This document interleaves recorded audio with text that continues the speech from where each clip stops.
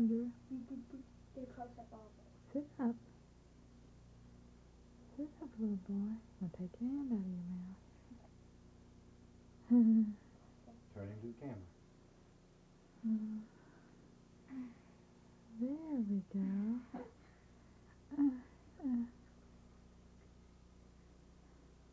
Andrew, Andrew, look at the camera. You see Daddy?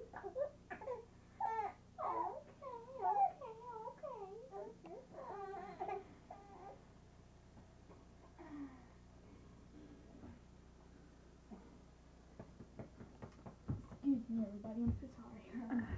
Good evening. This is a boy when it's about time for bedtime, a little fussy boy. Isn't it, Andrew?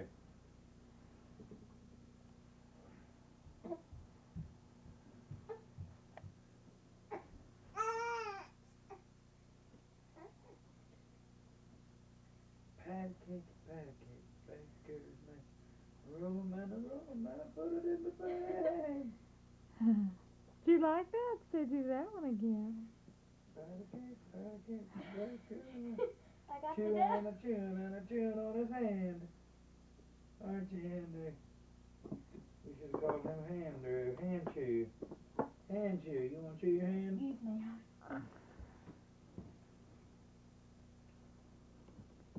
That's starting. That's a good picture in it, honey. Mm-hmm.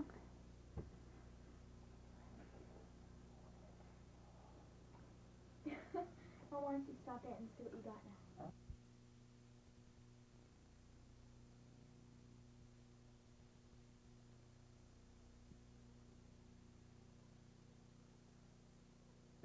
Here he was at 11.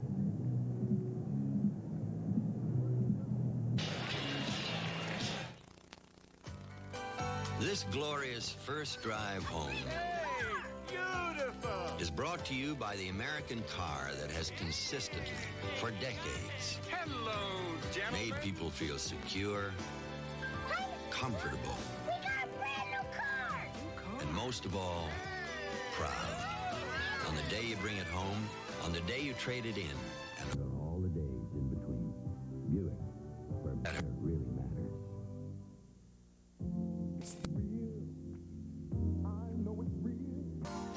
No other reason. Oh yeah, it's as real as it gets. Well, that's nature, man. It's nature. You get high on your soul. It feels You're a baby. so right. No doubt about it. This is what I like. Working hard? Sure. Right now, Tony, how you it's doing? as real as How's it everything? gets. You deserve a chicken. The only thing I've got on my You say booch. mind says, hold on to the good times. Rich, you're washing your car. And you guys must be supervising. The best things are the real things. And draft beer is the real beer. Miller Genuine Draft. Oh yeah, it's as real as it gets. It's the place you come to for everything you're looking for. Ace is the place that lends a helping hand. Ace is the place. For Ace Best Buys, like an ever-ready 7-way light for $9.44. Ace is the place. And Ace Propane Torch Kit for $7.77. And keep tools at hand with a handyman holster and free belt for $6.77. Ace is the place with the help of hardware. Strike one to Willie Randolph as we go to the bottom of the third inning, and Rick Sutcliffe is now on the mound for the National League. Alan Trammell is on deck to hit for Brett Saberhagen. It'll be Randolph, Trammell, and Henderson. Hit foul down the right field line, out of play. Rick Sutcliffe working on Willie Randolph. The Yankees remained atop the heap despite injuries to Mattingly and Henderson, and those who watch them every day say tremendous contributions by Willie Randolph and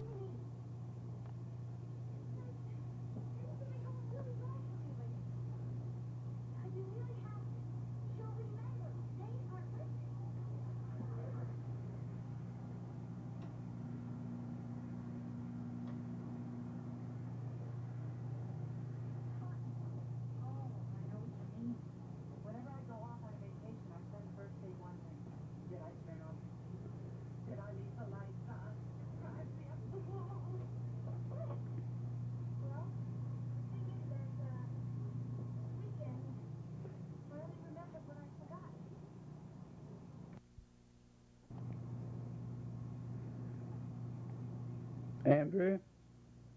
Andrew?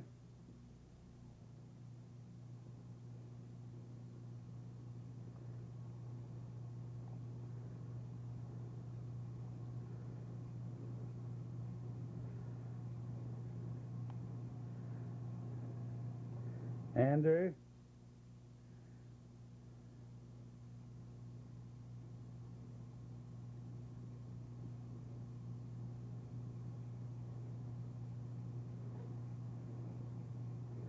Andrew Joseph. Andrew Joseph Fenton. Where's my baby boy? Is that Andrew? Hi, Andrew. Smile for us, buddy. Andrew, can you smile? Andrew Joseph. Andrew. Oh, Andrew. Andrew, my boy. Andrew. Oh, Andrew. Oh, Andrew, my boy. What are you eating on there, Andrew? Huh? This is Daddy talking. Do you see me, Andrew? Do you see me, little buddy? Andrew Joseph.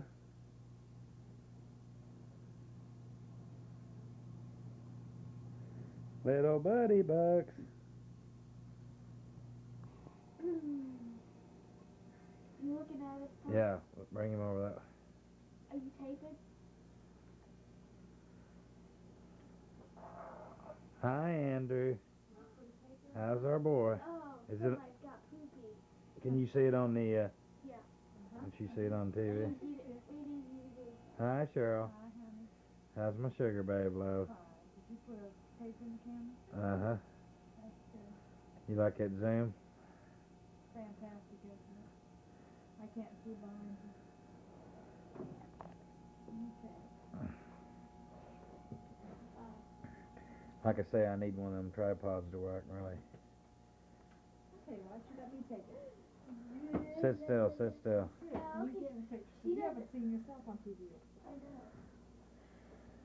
Let me sit in this book. I don't know why this thing isn't coming on color. It is on color. To make it go, I just push. Just aim it. It's recording now. Just aim it at the... Oh, that's all you do? Come here, Andrew. Come here. You back. Slobber face.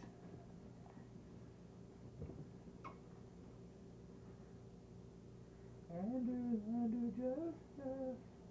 Andrew Joseph.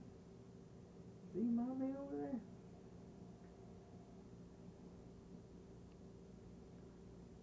We love you, Andrew. We love you, Jenny.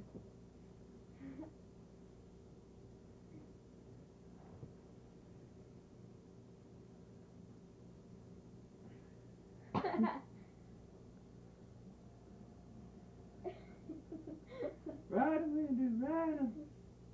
Can you see him? Yeah, hey, you got the far lens going, the wide angle. Mm-hmm. Look at this big boy. Mom, are you getting that? Oh, let's go. Hugs like pee. Do you smell it, Tom? No, I don't smell it. That's Jenny over there. She's thinking about being in Oktoberfest as a scarecrow. She's got a good chance.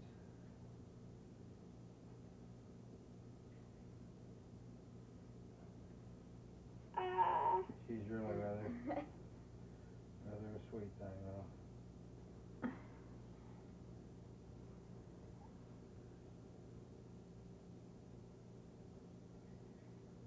Is it coming across in color on the screen? Yeah. Yeah.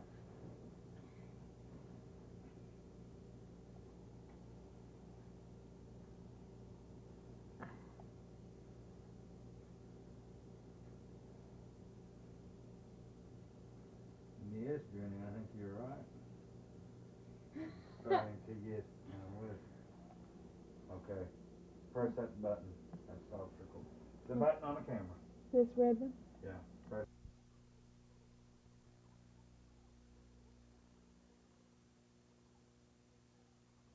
Frosted Flakes have the taste adults have grown to love. They're great. Bottom of the fourth inning, no score in the ball game, and Toronto's George Bell to start it off. He'll be followed by Dave Winfield and Cal Ripken. We have a new second baseman, Juan Samuel, at second base. If you're wondering about the delayed steal, he did catch Kennedy a little bit off guard, but he certainly reacted in a hurry. Bell fouls it off, and to count 1 ball and 1 strike. Bottom of the fourth. So the Phillies' Juan Samuel is now at second base for Ryne Sandberg, and he will hit in the number 2 slot.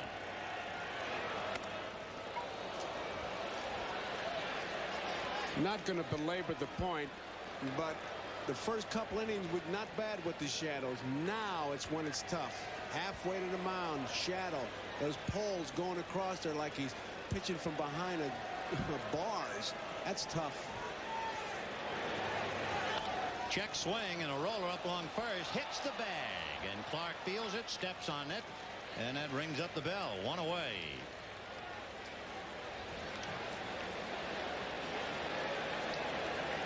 He's trying to duck it, and that's just an empty feeling. Usually it takes a crazy bounce. That time it took a nice bounce for Jack Clark. Little room service job. There's Dave Winfield. You think about it, the first player in 20 years to have 5 consecutive 100 RBI seasons. Then you look up in the history books and you find out that Joe DiMaggio had 7 and Babe Ruth had 13. 1 out, 4th inning, no score. So what we figured has actually happened. A twilight game in Oakland. You put an ad in the paper to get runs. We're scoreless. You would think he'd be able to hit that outside corner all day long as deep in the batter's box as Winfield is, but he covers it with that stride of his. 0-1 to Dave.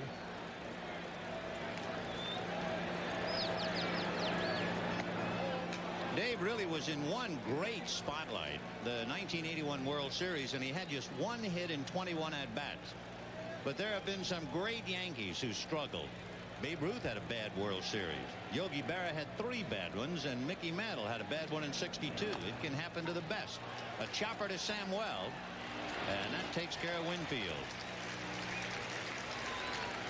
So Juan Samuel making the play at second base, and Cal Ripken Jr. coming up.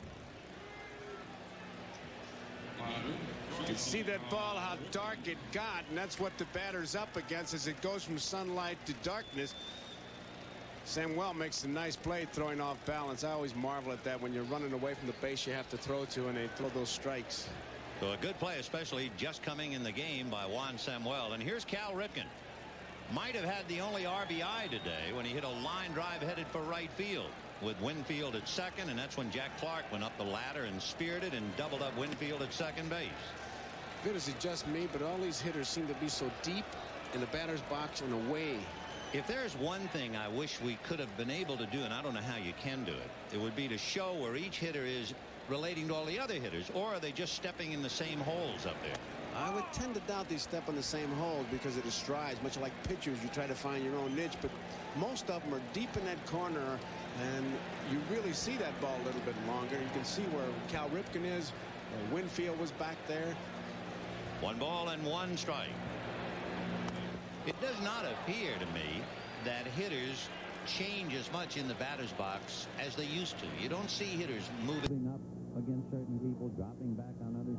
It's a rare few, if ever. Well, you got those free swingers, and a guy like Jack Clark, he's going to plant himself, and he's going to swing regardless of who's out there. Winfield pretty much the same way. 1-2 to Cal Ripken.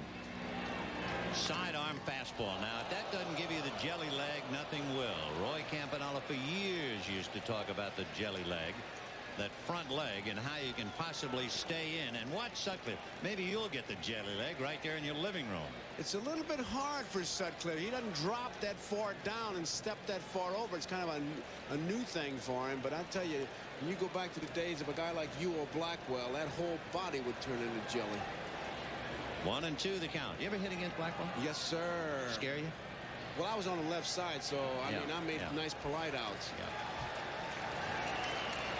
1-2 the count. Rick Sutcliffe working on Cal Ripken and Terry Kennedy on deck.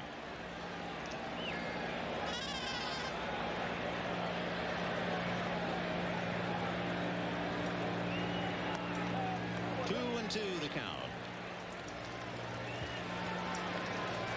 Sutcliffe at 6'7", a rather awesome figure standing in sunlight. And the hitter probably feels like he's looking up the side of a mountain right now in the shade. 2-2. Breaking ball missed. That's another thing they've been talking about. One of the big differences of home runs and pitchers not being as successful as they were. The fact that the mound is lowered from where it was, let's say, back in 1968 or so. I think Austin is right. They've done so much. The only thing left is sandpaper. 3-2 the count. Line drive, base hit into left field. So Ripken is 1 for 2. Eric Davis with that center fielder's arm guns it into Ozzie Smith. And with 2 down, Terry Kennedy coming up. Catcher Terry Kennedy. Kennedy very alertly throwing out Mike Schmidt on the delayed steal in the 4th inning. Terry's the second catcher to start an All-Star game for both leagues. Ted Simmons did it for the Cardinals and the Brewers. You might remember Terry started in '85 when Gary Carter was hurt. Fouled away, 0-1. The National League dugout. Stars at rest. Well, there are a lot of hungry people in there who'd like to take a shot at it, and hopefully we'll see as many as possible representing each league. 0-1. Oh, big off-speed pitch. He started that swing sometime yesterday afternoon. That's a little bit tough when you're hitting shadows to sunlight. You get a guy like Sutcliffe out there and he pulls the string. It's like he's got your front foot tied and he yanks your foot. No balls and 2 strikes. 0-1. Oral Hershiser in the National League bullpen and Mark Langston throwing in the American League pen. We're in the 4th. Only had 2 hits on each side. I bet that's a thrill for Vern Hochschild, who's one of the coaches down there. Thrill for all of them. 1-2. Ground ball hard to Ozzie. He'll go the short way to Juan Samuel. They get the force on Ripken, and that's it. No runs, 1 hit, a man left at the end of 4 with a magnificent sunset. We'll be back after these messages from your local station. This fall, come home to a powerful new series from the creator of Miami Vice, the show that redefines the term private eye. This fall. In this valley, nature can't be hurried. It takes an entire growing season to get to this day. The best takes time, which is why Heileman's old-style beer is fully krausened, slowly and naturally. Krausening is an expensive, time-consuming method of double brewing for unmatched smoothness and drinkability. Nature can't be hurried, nor do we hurry Old Style, America's best brewed premium beer. Way down yonder in New Orleans, in the land of the dreamy scene, there's a Garden of Eden. There's a new pizza at Pizza Hut with all the flavor of New Orleans. The New Orleans-style Cajun pizza with real Cajun spices. It's a little bit hot, a little bit spicy, a little bit wild, and it's only around for a limited time. So come into Pizza Hut and get it while it's hot. Way down yonder in New Orleans. You want a new Pontiac? Buy now. The Pontiac Pros of Kentuckiana are running out of new cars during our 87 closeout. Want great deals? Get low 3.9 financing. Get up to $1,000 cash back. Want excitement? Drive a Pontiac. But during the 87 closeout, our Pontiacs are disappearing fast. See the Pontiac Pros of Kentuckiana. Cross, Green Tree, Brinkhouse, Browning, Hardin Motors, Sam Swope. One man, one car, 1 million miles. The story tonight. Pictures from the Goodyear Blimp Columbia from Los Angeles, California. The pilot is Captain Nick Nicolari from Stamford, Connecticut.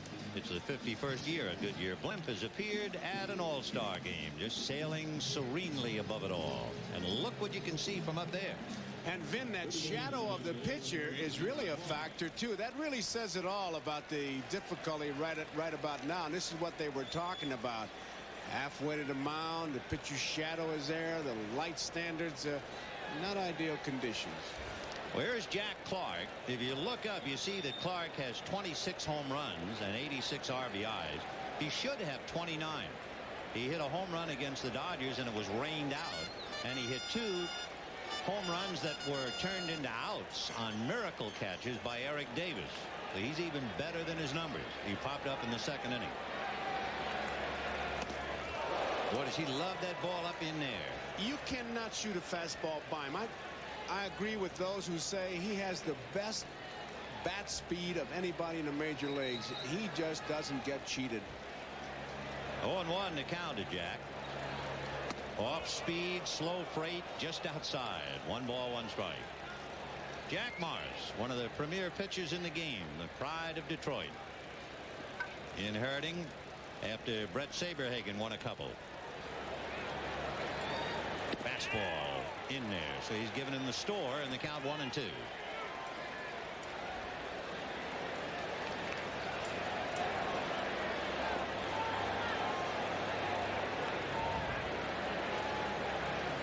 Another one. And that looked like the split finger job, the way the bottom dropped out. Well, with the 2 strikes, he can do that. He can really put that little extra on it and throw it out in the strike zone. There's the concentration. Jack Morris looking at that target. There's the rotation. It is a split finger. And he starts at about knee high and drops down. And with 2 strikes, you certainly can't be that choosy. So big strikeout. You know, they're such good hitters.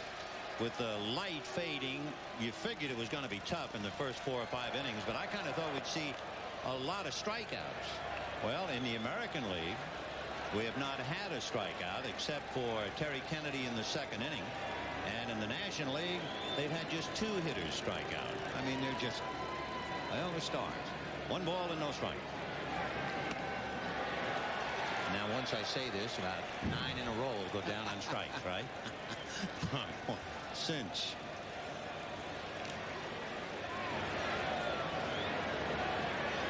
One and 1 to Darrell. Roller by the mound, but in position is Harold Reynolds to get him. 2 down.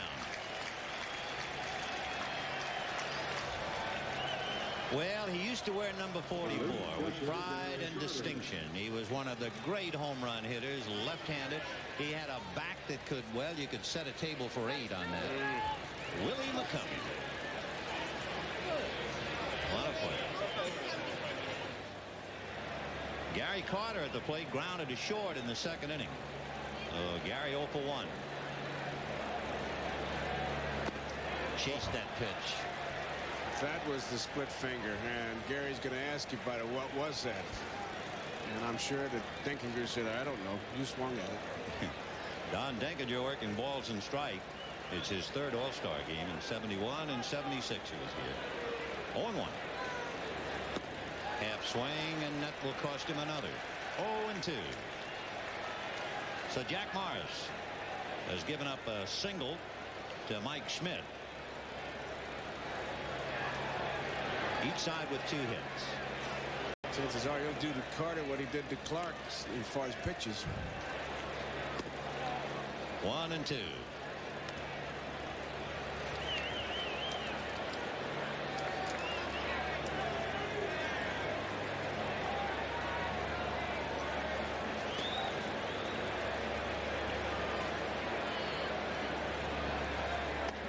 Down and away, so 2 balls and 2 strikes. Gary, who has hit 24 or more home runs each of his last 3 years. He's the #1 active National League player with 10 grand slams. 2 balls, 2 strikes. In the dirt, ball 3. That's the one he wanted right there, that split finger. Just threw it too hard.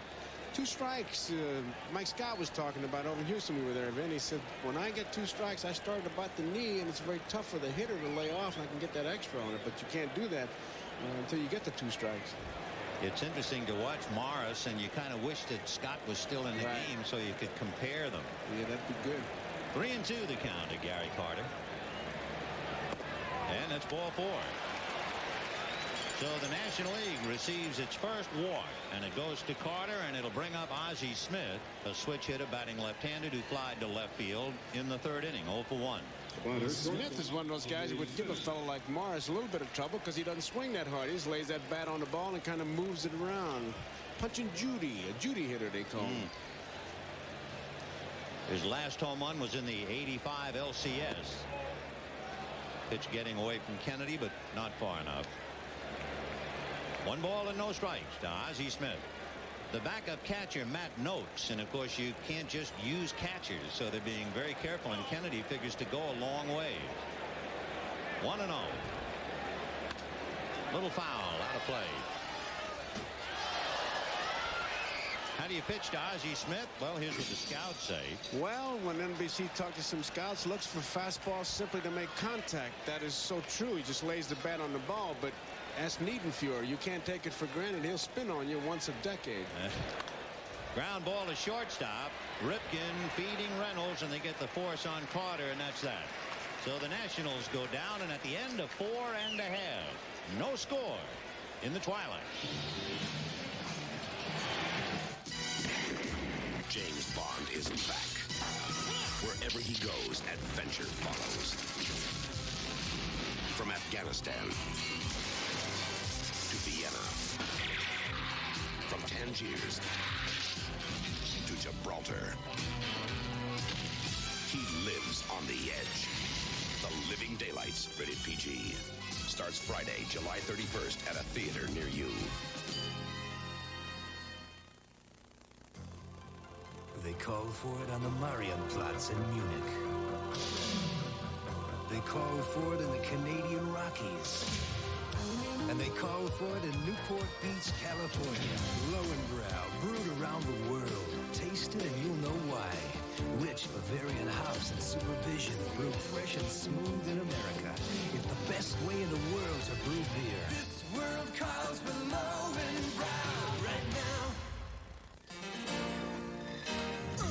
There are lots of ways to pull for the U.S. Olympic team. The easiest is when you pull out your Visa card. Because whenever you use Visa, we'll make a donation to the team. So pull for the team. And if you go to the '88 Winter Olympics in Calgary, bring your camera and your Visa card. Because the Olympics don't take place all the time, and this time the Olympics don't take American Express. Visa, it's everywhere you want to be.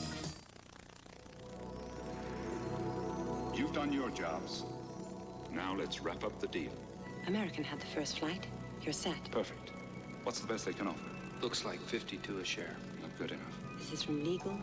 Here are your tickets. You have boarding passes and seat assignments. It's American. Go straight to the gate. Good luck. Luck? You two are all the luck I need. When you're something special, people know it. Well, one thing, no real surprises. We figured at this time of day it was going to be brutal around home plate, and evidently it is. It is. So far, it's been a silent movie as far as the hitting is concerned, but you expect it, and, hey, don't take anything away from those pitchers. We got some pretty good guys going out there. And the lights will slowly but surely begin to help out around the plate as Bo Diaz puts on the mask and will pick up for Gary Carter. Willie McGee is in center field, and Oral Hershiser is the new pitcher. Andre Dawson, who had been in center field, moves to right field. So if you are keeping score, we will give it to you. Bo Diaz is going to bat in Strawberry spot. Ball 1. Oral Hershiser will bat in Gary Carter's spot, the number 7 spot. Slow roller to short. Ozzie Smith to Jack Clark. And Willie McGee will bat 9th. And look at the arms on Oral Hershiser. He is Oral Hershiser the 4th. So when you see him playing hockey with that V, his son is Oral Hershiser the 5th. He didn't know it at those days, but it's come to pass. Well, look at here. Kirby Puckett coming up to bat with Willie Randolph on deck.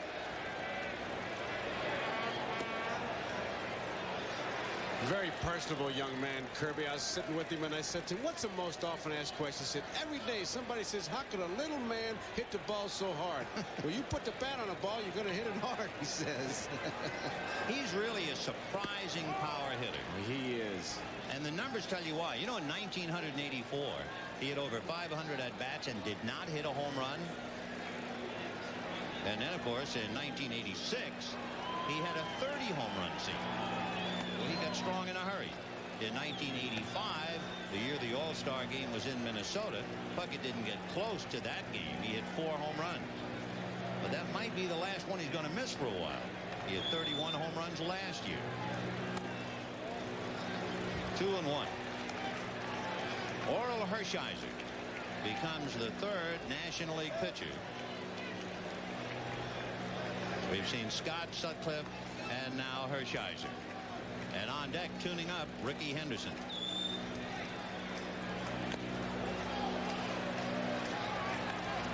Hershiser coming into this game representing the Dodger pitching staff, and he has been their strongest pitcher. And he is asked now with 1 out to get Puckett and then Henderson.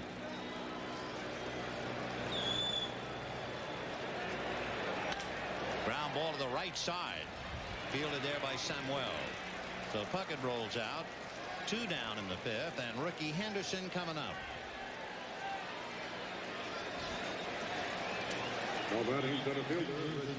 And looking back through the books, you find that the National League has had 1 man get to second base. That was Andre Dawson, who doubled in the 1st inning.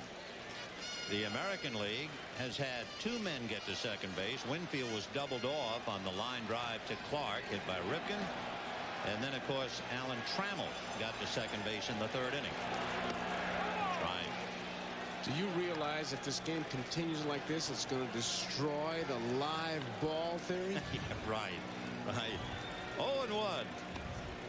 Well, let's face it. You know, in the history books, the very first run batted in an All-Star game, the run was knocked in by a pitcher, Lefty Gomez. Ah, yes. Got to clear those bulbs. Check swing. 1-1. Now 2-1. Henderson has grounded out fly to center. Davy Johnson talking to Hal Lanier. And in the middle, Roger Craig. 2-1. The count to Rickey Henderson. Ball 3. Interesting connections. For instance, you look at Davy Johnson. Johnson was on the Baltimore team that played the New York Mets in 1969. He made the last out in the World Series. And in the opposite side, John McNamara was the manager of the Oakland A's in 1969. Of course, John McNamara brings a great deal of local flavor here. John's from Sacramento. And we're all wondering where Mike is. His son Mike, a first lieutenant in the Marine Corps on the U.S. Ranger. Great kid. And of course, John is uptight as to just where Mike is. 3-2. Big chopper over the mound. Samuel behind the bag. Big bounce out of his glove. And Henderson is aboard.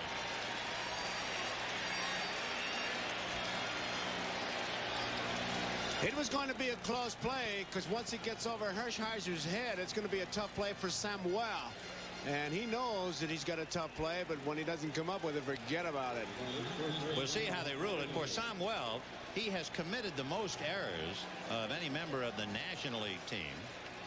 So I'm sure his marching and chowder society in Philadelphia is hoping that it will be a hit, and it is a hit. And in a nothing ball game, he may be running now. He's on his own. They've pretty much turned his ball club loose because of the great talent that they have. So, but you would have to watch for Henderson to maybe take off. He has 25 stolen bases this year. That's a far cry from his days here in Oakland when he just dismantled the league. You remember, he stole a major league record 130 back in 1982. Diaz wants all the help he can get. He's motioning over there to throw over there, and he's looking at the bench to get some help from Roger Craig or whomever. He's looking for Henderson to run. Mattingly at the plate, aboard on an error and walk. Show you what kind of a year Henderson had the year he set the record. By the All-Star game, he had 84 stolen bases that year. You can imagine such a thing. 1 ball and no strikes. No score, bottom of the 5th. Twilight game making it so difficult for even the best hitters in the world to do anything against the best pitchers in the world. 1-0.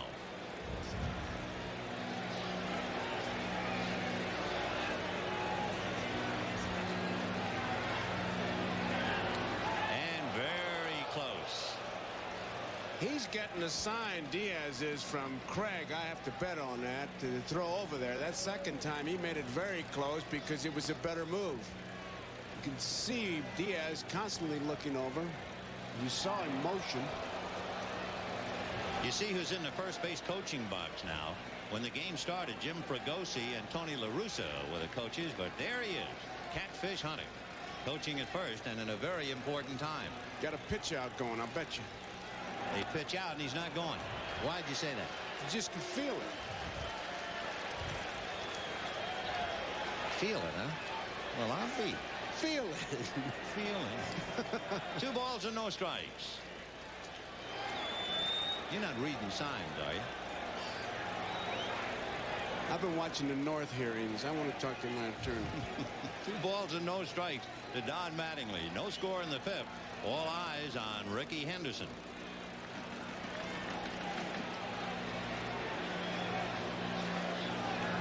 Juan Samuel on the edge of the infield, way off to his right. So the right side of the infield is kind of open with Clark on the bag. 3-0 the count, and Mattingly is taking a long look to see if they'll give him the green light. You can bet he'll get the giant-sized green light if he likes it. And he took a look at ball 4. So Hershiser gives up an infield single, now a walk with 2 out. And he has the distinct pleasure of pitching to Wade Boggs after walking Mattingly. Now the infield is pretty much in shade. The sunshine, as you can see, between first and second, and then from left center all the way around to the right field foul pole. So in a sense, the hitters now see better. The contrast is not quite so much. Boggs hit into a force play, fly to center. Look at those numbers. Constant improvement. Strike. 0-1. He's one of those hitters when you get a strike on him, it means absolutely nothing. He's just measuring you is what he does. Middle of the diamond to the left field line. That belongs to Wade Boggs. 0-1. Henderson and Mattingly on the lines, and the count 1 ball and 1 strike. The top career hitters since 1900. You start with Ty Cobb. Then you talk about the Raja, Rogers Hornsby. Then Shoeless Joe Jackson. And the number 4 man is this man, Wade Boggs. Ground ball to third. Mike Schmidt up with it at the belt buckle to get the force play. And he was not too steady on that. That ball took erratic hops, so it was a tougher play than it looked. And at the end of 5, no score. Which car owners just love to brag about reliability and dependability? Toyota Camry owners. So it's not surprising they tell the most amazing stories of the unbelievable feeling of security they have driving their Camrys. Presenting the 1987 Toyota Camry. More power, handsome new styling. An amazing car gets even better. Who could ask for anything more? Toyota. Toyota. I'm an apple lover. Sunny apple lover. Sunny apple lover. You love the Big Apple taste of Riunite Sunny Apple. The taste of fresh apples and natural Riunite, not a watered-down cooler. Sunny apple lover. Riunite Sunny apple lover. Try peach and raspberry, too. Riunite. On the one hand, U.S. Sprint's long-distance digital fiber optic network is so quiet, you can actually hear a pin drop. On the other hand, it's so efficient, you'll get the best overall savings versus AT&T, which is pretty miraculous. Call U.S. Sprint. and find out how you can get the best for less.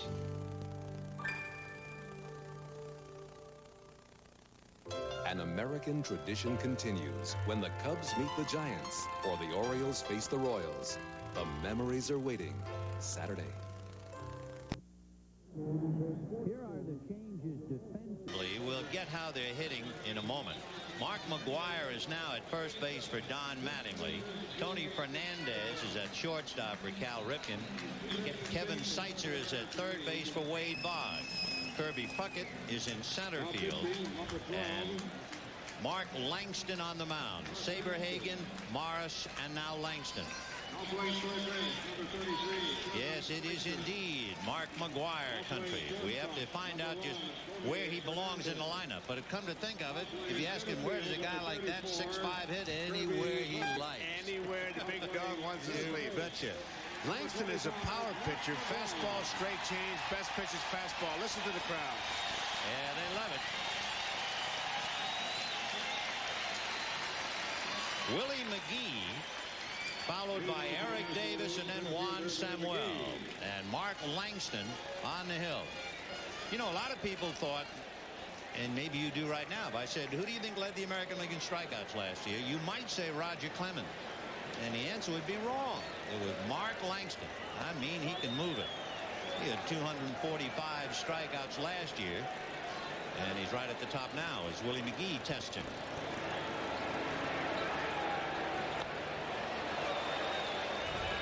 That's what Willie will do. He'll chase that bad ball, and Langston probably will try to make him chase another one and keep it right there. He's quickly in front with 2 strikes.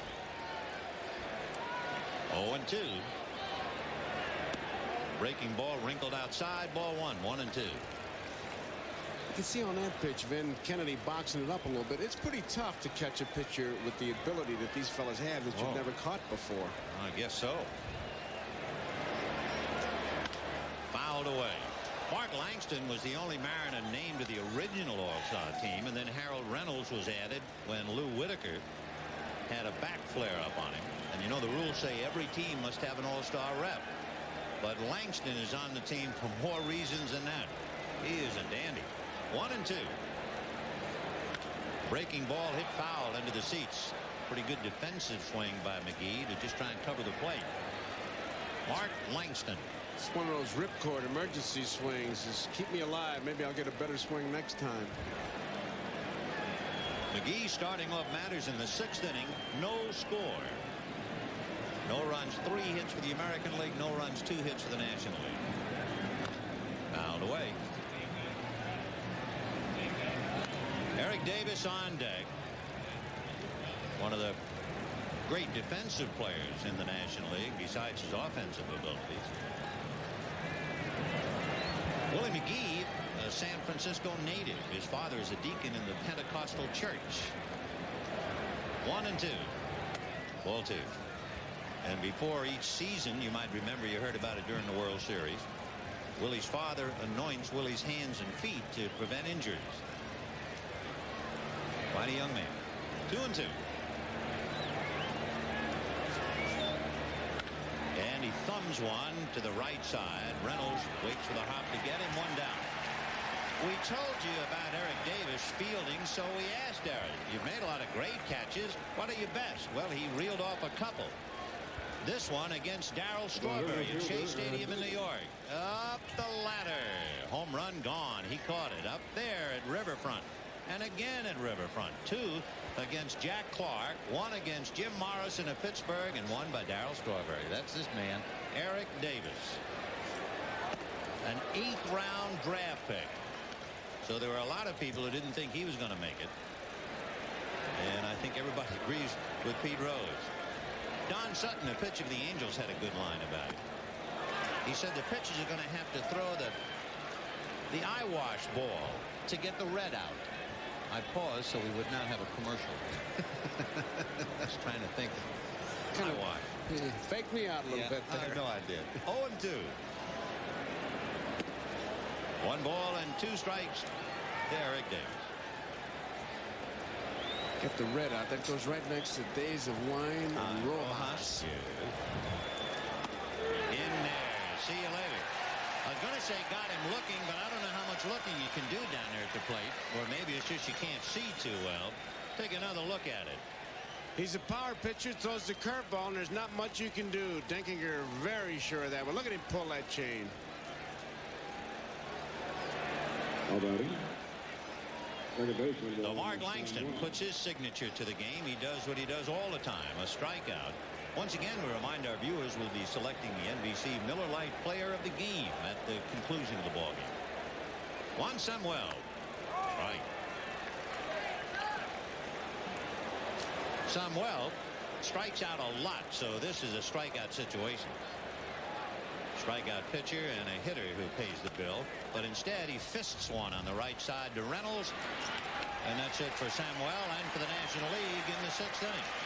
So Langston sets him down, and at the end of 5 1/2, the National League nothing, the American League nothing.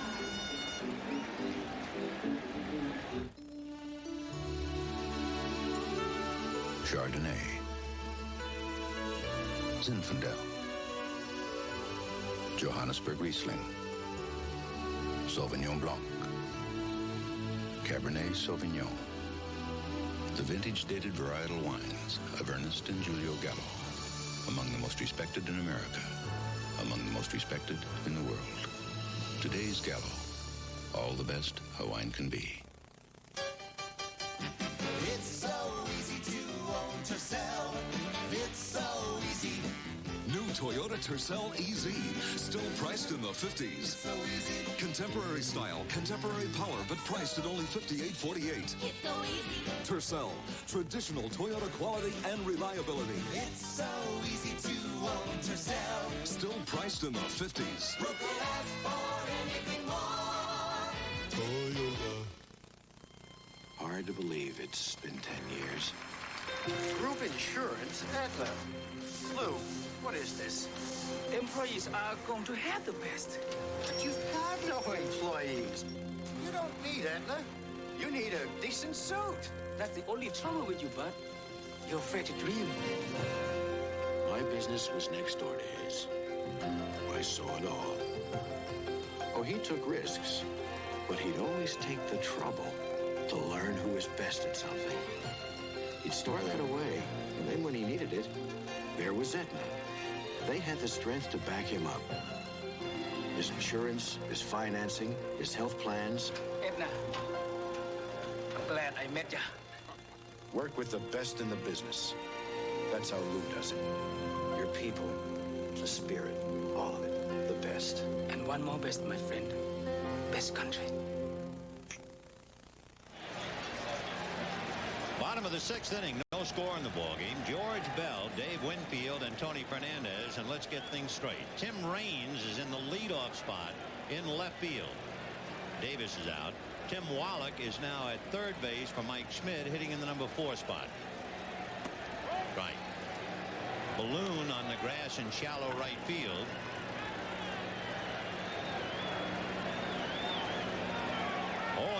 Time is just called. Strike 2. It's a very lively balloon. That a may dead not ball count. and a lively balloon. Let's see the card to give you an idea of the bookkeeping that we have to do. In the National League, Raines, Samuel, Dawson, Wallach, Clark, Diaz, Hershiser, then Smith and McGee. And I'll give you the American League. The count is 0-1. The balloon strike will not be allowed. 0-1.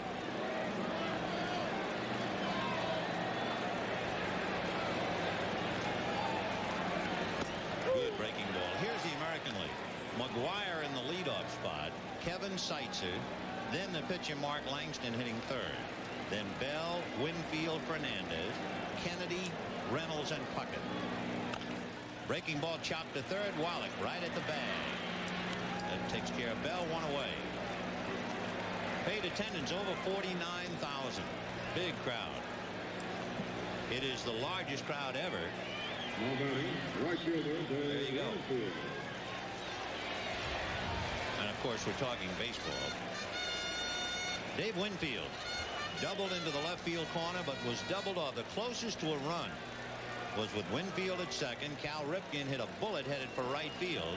And Jack Clark speared it, flipped to Ozzie Smith for a double play. In the National League bullpen, Rick Russell begins to loosen up. Breaking ball strike, 0-1. There's Rick. He would be the oldest National League. He's 38. Winfield is coming up 36. The youngest, Saberhagen, 23. Sid Fernandez in the National League, 25. Line to right. Dawson handling it. Tough play, and of course, the right fielder now is bedazzled by the sunset.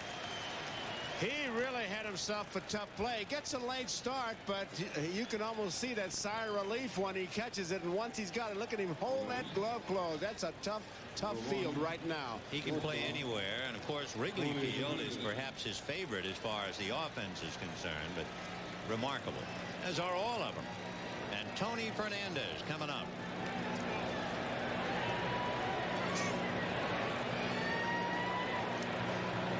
Brilliant shortstop who played in 163 games last year. He had 213 hits last year. That made him the #1 hitting shortstop. Foul ball, 0-1. Last year he was in the All-Star game. I guess you could say he was in the All-Star game. He didn't bat. He didn't have any chances in the field, but he was here. If you're in a team picture, you're at the All-Star game. Right. I believe it. Meanwhile, Davey Johnson is checking to see just who's available. There's a high fly ball to center. Willie McGee right there. So a quiet 6th inning for Hershiser. The American League down 1-2-3 at the end of 6. No score. We'll be back after these messages from your local station. This fall, come home to Primetime's newest Pops as 2 swinging bachelors inherit a teenage daughter. I think we're Father of the Year. My 2 Dads this fall. If you made hamburger patties the way most places make hamburger patties, you discover your thick, meaty burgers were suddenly dry, flat, and lifeless. So at Hardee's, we developed a way to make our quarter-pound patties gently, to cook up thicker, full of natural juices. It's a complicated machine, but we can give you an idea of the principle we based it on. Hardee's, we're out to win you over. Aren't you dying for a drink? Maybe even a double. After a day like today, you deserve it. Oh, you promised everybody you cut down, and you will, just not today. You can control your drinking this time. Besides, they'll never know. Stop kidding yourself. Alcoholism is a fatal disease unless treated. Dying for a drink? Call Baptist Hospital Highlands, 561-3423. Everyone's idea of the perfect car may be different, but on gasolines, people often agree. Thanks, Dad. Which is why Americans have made Shell the best-selling gasolines in the country. Hey, Tommy, the big day at last. Couldn't have done it without you. Maybe it's the patented additive package. And I'm starting it off right. Or the way you feel your car perform. Whatever it is, it's the difference between being America's best-selling gasolines or just one of the rest. Shell. Experience the difference. Small trucks mean big bucks for Ford. A report tonight. The 1987 All-Star Game is brought to you by Aetna and its insurance agents and brokers across America. Work with the best in the business. Aetna. By your Toyota dealer in the new easy-to-own Tercel EZ. Who could ask for anything more? Toyota. And by Miller Lite. For great taste, there's only one light beer. Andre Dawson will lead it off. And Dwight Evans is now in right field. Dave Winfield has moved over to left. And Matt Noakes is behind the plate. Ground ball hard to short, but Tony Fernandez very graceful to handle that. One away. If you are keeping score, Noakes is in Bell's spot. That's number 4.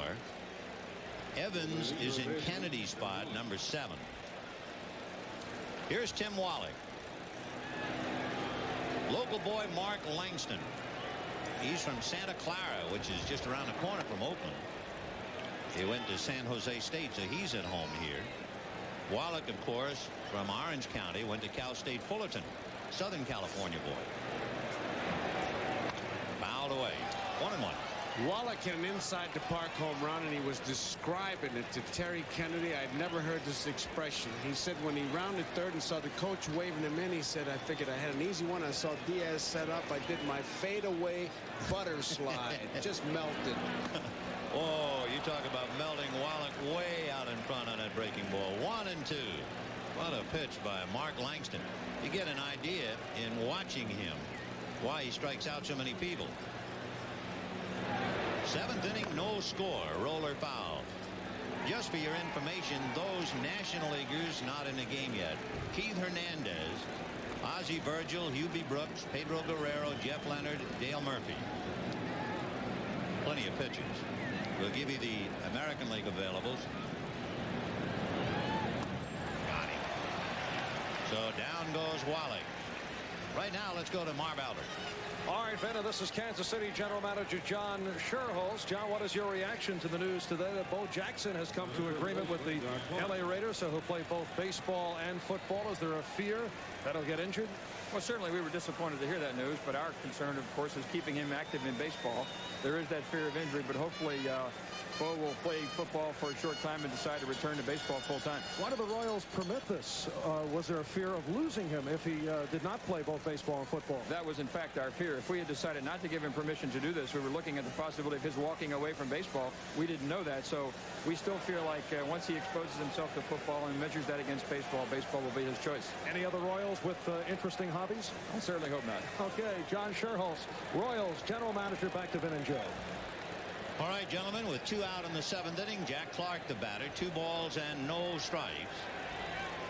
No score, 7th inning, the longest scoring drought in All-Star history. In 1968, the only 1-0 All-Star game was played. And Willie Mays scored as Willie McCovey was hitting into a double play, but that run came in the 1st inning. So we're in the 7th inning and nothing but smoke rings up on the scoreboard.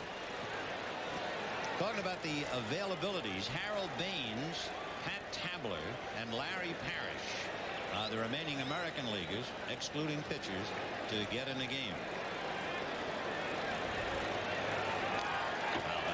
Boy, Clark was trying to get on the board with that swing. Before the game, the talk was, well, with all his talent, you won't have to manufacture runs. Wrong. They're going to have to start thinking about bunting and hitting and running and that kind if they're going to make a run. Full count to Jack Clark. Bo Diaz on deck. And that's hit down the right field line, slicing foul and out of play. 49,000 here today, the largest crowd to see a game. They tell you that the attendance for baseball is 48,219, so I assume about 1,000 standing room only, and there is sitting room only for Mark Langston. He comes up with his 3rd strikeout. Here's another edition of 7th inning stretch. Gatorade Thirst Quencher presents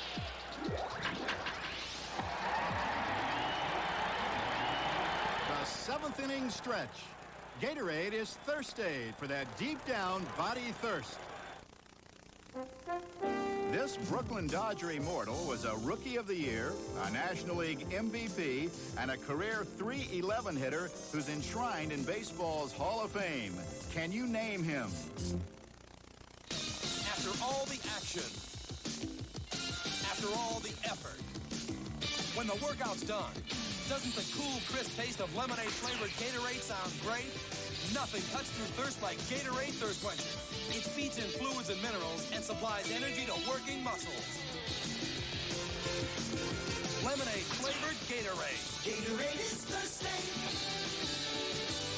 for that deep down body thirst. Brooklyn's Jackie Robinson broke the color barrier as the first black player in the majors 40 years ago this season. He won Rookie of the Year honors in '47 and was named League MVP 2 years later. An aggressive player who embodied class and character, Robinson was inducted into the Hall of Fame in 1962. The 1987 baseball season is dedicated to the memory of Jackie Robinson.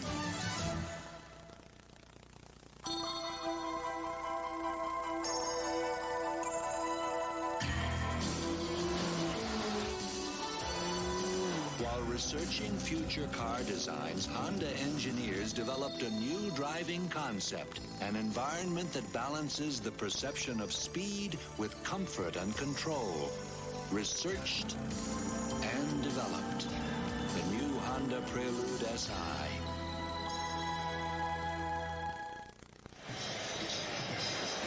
Bottom of the 7th inning, no score, and a couple of notes of irony. You know, the power surge, right? And the rabbit in the ball. Well, last year, no team hit 200. This year, 10 teams are on a 200 home run pace. Some of the individual players, the projections would show you Mark McGwire would catch Roger Maris. And yet, in their great showcase moment, 0-0 in the 7th. And a lot of changes. Rick Russell is on the mound. He will be the 4th National League pitcher. Keith Hernandez is at first. Hubie Brooks is at shortstop. And Dale Murphy is in right field. Line to left field, and that'll be a base hit. Tim Raines over to field it. So Dwight Evans hits the first pitch into left field for a single.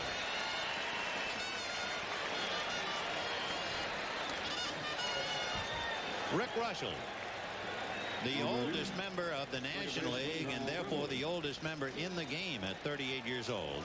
Of course, the oldest player to ever play in an All-Star game was Satchel Paige. Bless his heart, he was 47 years, 7 days old. 1 ball and no strike to Harold Reynolds. They're going to check. No swing, no bunt, says Joe West. Harold looking to see if that bunt is on. Interesting for Russell. He's had trouble in the first inning in his career, especially last year. And, of course, technically this is his first inning. The bunt hits something and goes fair. And they get him out. Hernandez was going to just play it as a foul ball, and it hit a stone.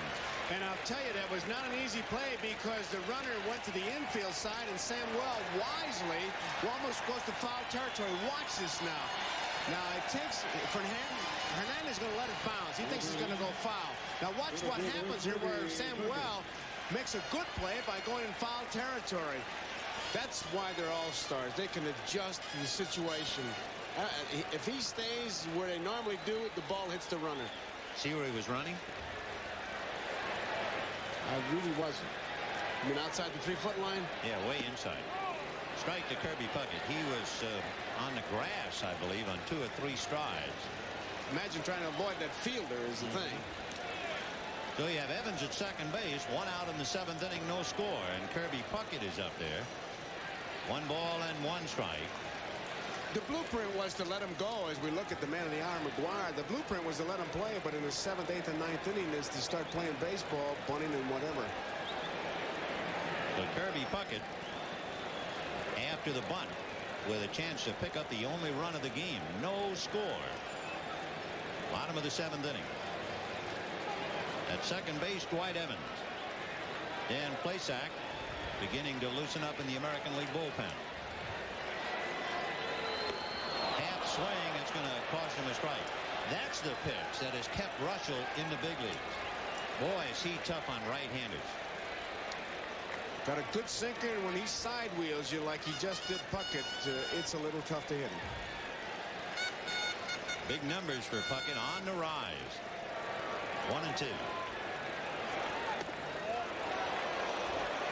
Kirby Puckett, as you look at him, you might wonder about it. Just how tall is he and what does he weigh? He is listed at 5'8", 205 pounds.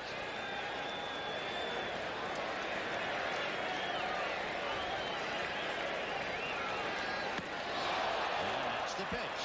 Boy, Russell has eaten up an awful lot of right-hand batters. And now look out. Here comes the big red, Mark McGwire.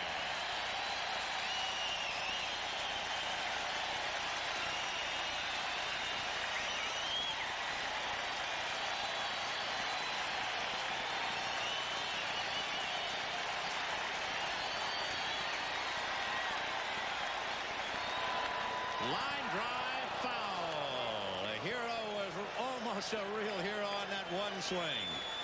He really has good mechanics of hitting. When you look at his stance, he turns that toe in to remind himself to keep that front shoulder in. Both eyes looking at that picture in a short, compact swing. 0-1 to count to Mark McGwire. And he lifts a fly ball to deep right field. Racing over is Dale Murphy in the corner to make the catch. Tough play, just coming in, fighting the sun, an unfamiliar ballpark. And Murph makes the play, and McGwire comes up a buck short. And at the end of 7, no score. It's the Subaru Value Celebration, the greatest Subaru deals in Subaru history.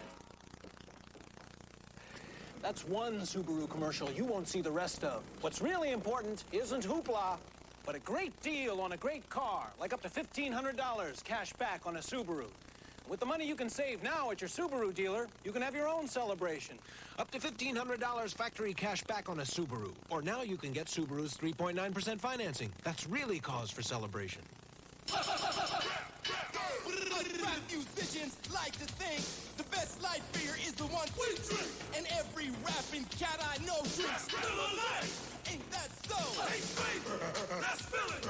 Taste flavor, let's fill it. Lights got body, lights got soul. Don't stop me now, I'm on a roll. Get it right, there's only one light beer from a Miller Lite. Look to northwest. We'll fly you to London or New York or Tokyo. More places than ever to go. Look to northwest. Come fly with us. You'll always be our guest. Fly with us. Look to us. Northwest.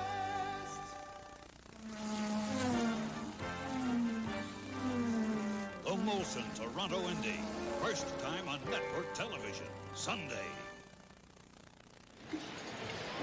Mark McGwire's father is a dentist. Pitchers look at him like a root canal, and here's why. He's got that short, compact swing, and he just goes with that pitch. Murphy makes a good play. Getting back to McGwire, LaRusse's manager compares his swing to that of Bull Luzinski, compact with good power, and he can go the opposite field, as he showed right there. It looked like that was going to be a great story. Oh, and how. Well, Dan Plesac now comes in out of the pen. Right now, he has the best earned run average in the American League, and Bo Diaz at the plate. Plesac 4-2, and look at that ERA. Pitching to Bo Diaz, who was a Little League player in Venezuela and never made the Little League World Series, but for good reason. His team couldn't leave because an earthquake leveled the little town in Venezuela. So he lost a chance to play in the Little League World Series, but he made it to the All-Star game. 0-2.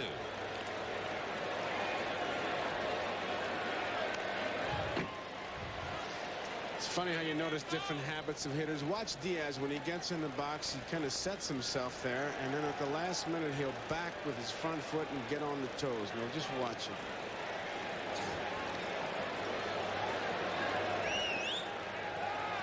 No balls, 2 strikes. There he goes. Fastball hit in the air to right field. Evans is there fighting the sun. They're really tough. Yeah, we can understand, Dwight. 1 down. It's the only place where the sun is really giving the outfielders trouble, and Evans really battling it. And I must say, Vin, I got to add to the dying of a legend or a myth, the dying of the live ball. How about the slow game? This game is really moving along. Yeah, we're really flying.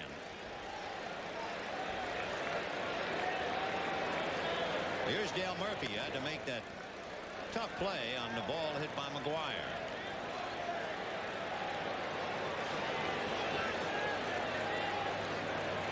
Checking now as we get into the 8th inning as to those players still available other than pitchers. Right. You have Ozzie Virgil, Pedro Guerrero and Jeff Leonard. In the American League, Harold Baines, Pat Tabler, and Larry Parrish. Well, most of them are getting in, but there are still a few on the outside looking in. High fly ball down the left field line, hooking foul. Kevin Sicer backed up by Tony Fernandez, and it's Tony Fernandez making the play. What makes it such a tough play, anytime you leave fair ground going to foul, and you know you're going in the neighborhood of the bullpen, but he was on the grass. He runs Sicer off to play, and he's just so graceful in everything he does. He wasn't sure of that, but once that ball hit, those sure hands just clamped it. So Murphy is taken care of, and Hubie Brooks, the pride of Montreal, coming up. Boy, he's come a long way. Kid from down south in Los Angeles. Not too long ago, I remember, when he was a rookie third baseman for the New York Mets, and he tied a National League record. He made 3 errors in an inning. And here he is in the All-Star game. He's had multi-talent. He's had his share of tough luck, too, with injuries. Oh, yeah, bad hand. 0-1 to Hubie. Now back. No runs, 4 hits for the American League. No runs, 2 hits for the National League. Brooks really wears out left-handers. And he's looking at one right now, but an all-star left-hander. Hubie's hitting over .420 against left-hand pitching.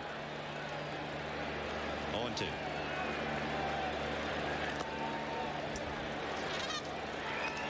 John McNamara studying, figuring out just how many cards are left in the deck, how many cannot play.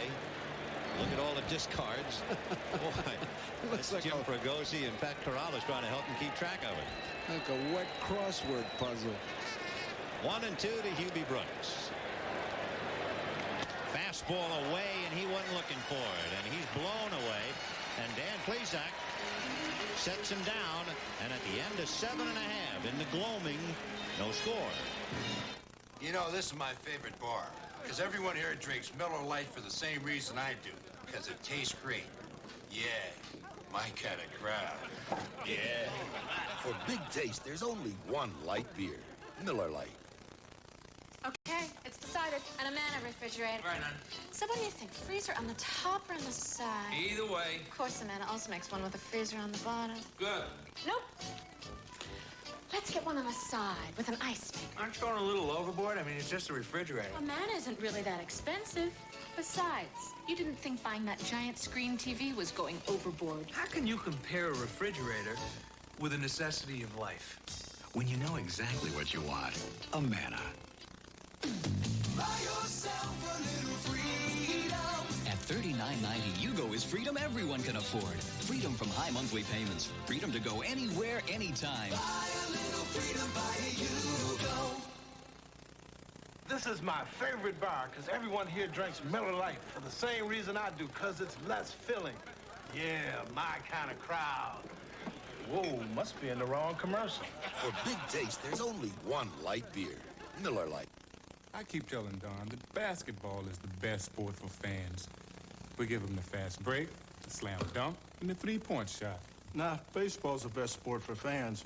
We give them the squeeze play, the grand slam, even the ball if they catch it. But we both agree on one thing. We care about our fans' lives. So before the game, line up a designated driver so we all get home safe. Hey, I know the best sport. Oh, yeah? What? Me, the designated driver. Yeah. The preceding message was furnished by Major League Baseball. Baseball starts again after the All-Star break. There might be a ball game coming up in your neighborhood. That's the schedule, so take a look as we turn the corner and start in the second half.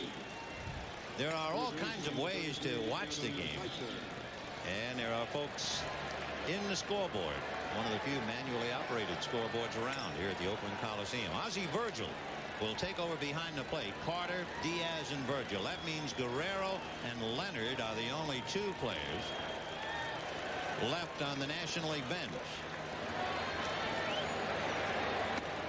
Leading off is Kevin Sicer. There's the American League, and Harold Baines is out on deck. Well, he's going to be coming in a moment. So Kevin Sicer hitting in the number 2 slot. Baines will be hitting for the pitcher, Plesac.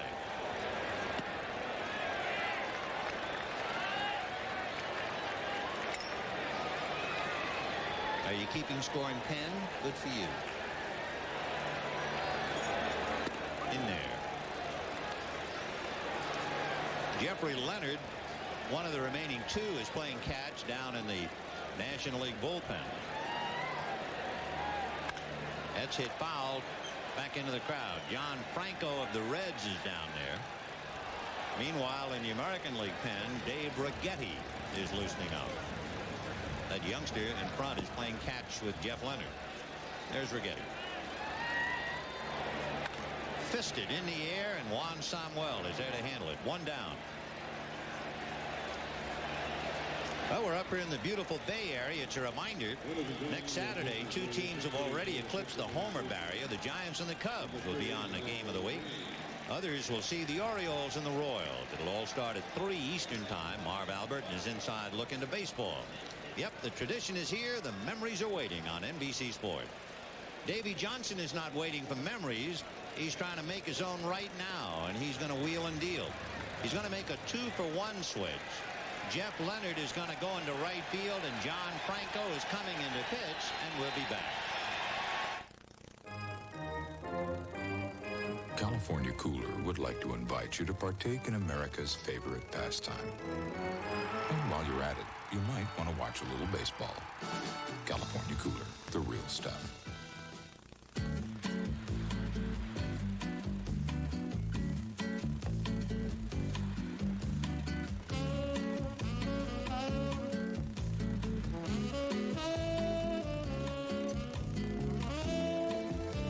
Some people take as much pleasure in looking at the new Honda Prelude SI as they do in driving one.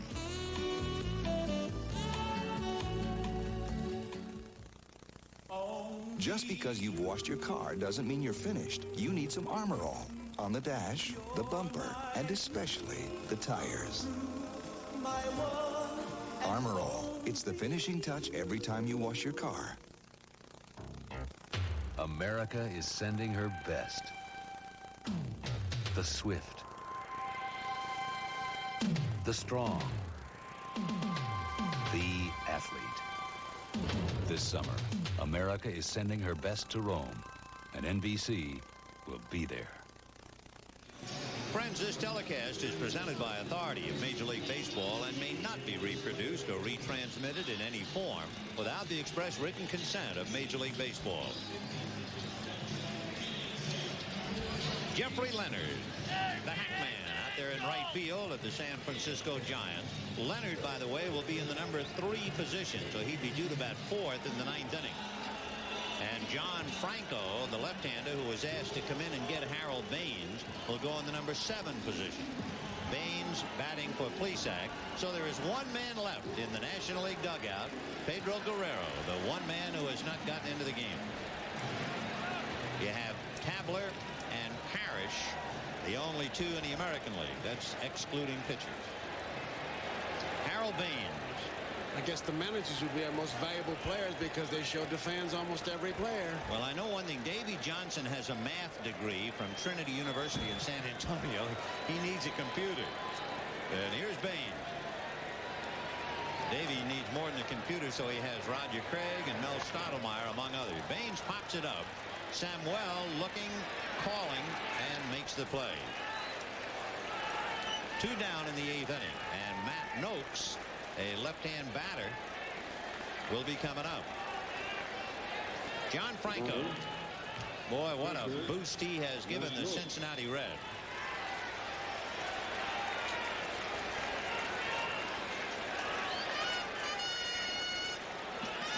John Franco worked 1 inning on Friday, so he is certainly rested. As he faces Matt Noakes, interesting thought, Franco didn't allow a run until the 40th game of the season. And it came on Bob Dunier's wind-blown home run at Wrigley Field. Fastball hit right down on Noakes' foot. A timeout, 0-1. It's been Saberhagen, Morris, Langston, and Plesac, and we're going to see Righetti, Scott, Sutcliffe, Hershiser, Russell, and Franco. Matt Noakes, the young catcher with Detroit, facing John Franco.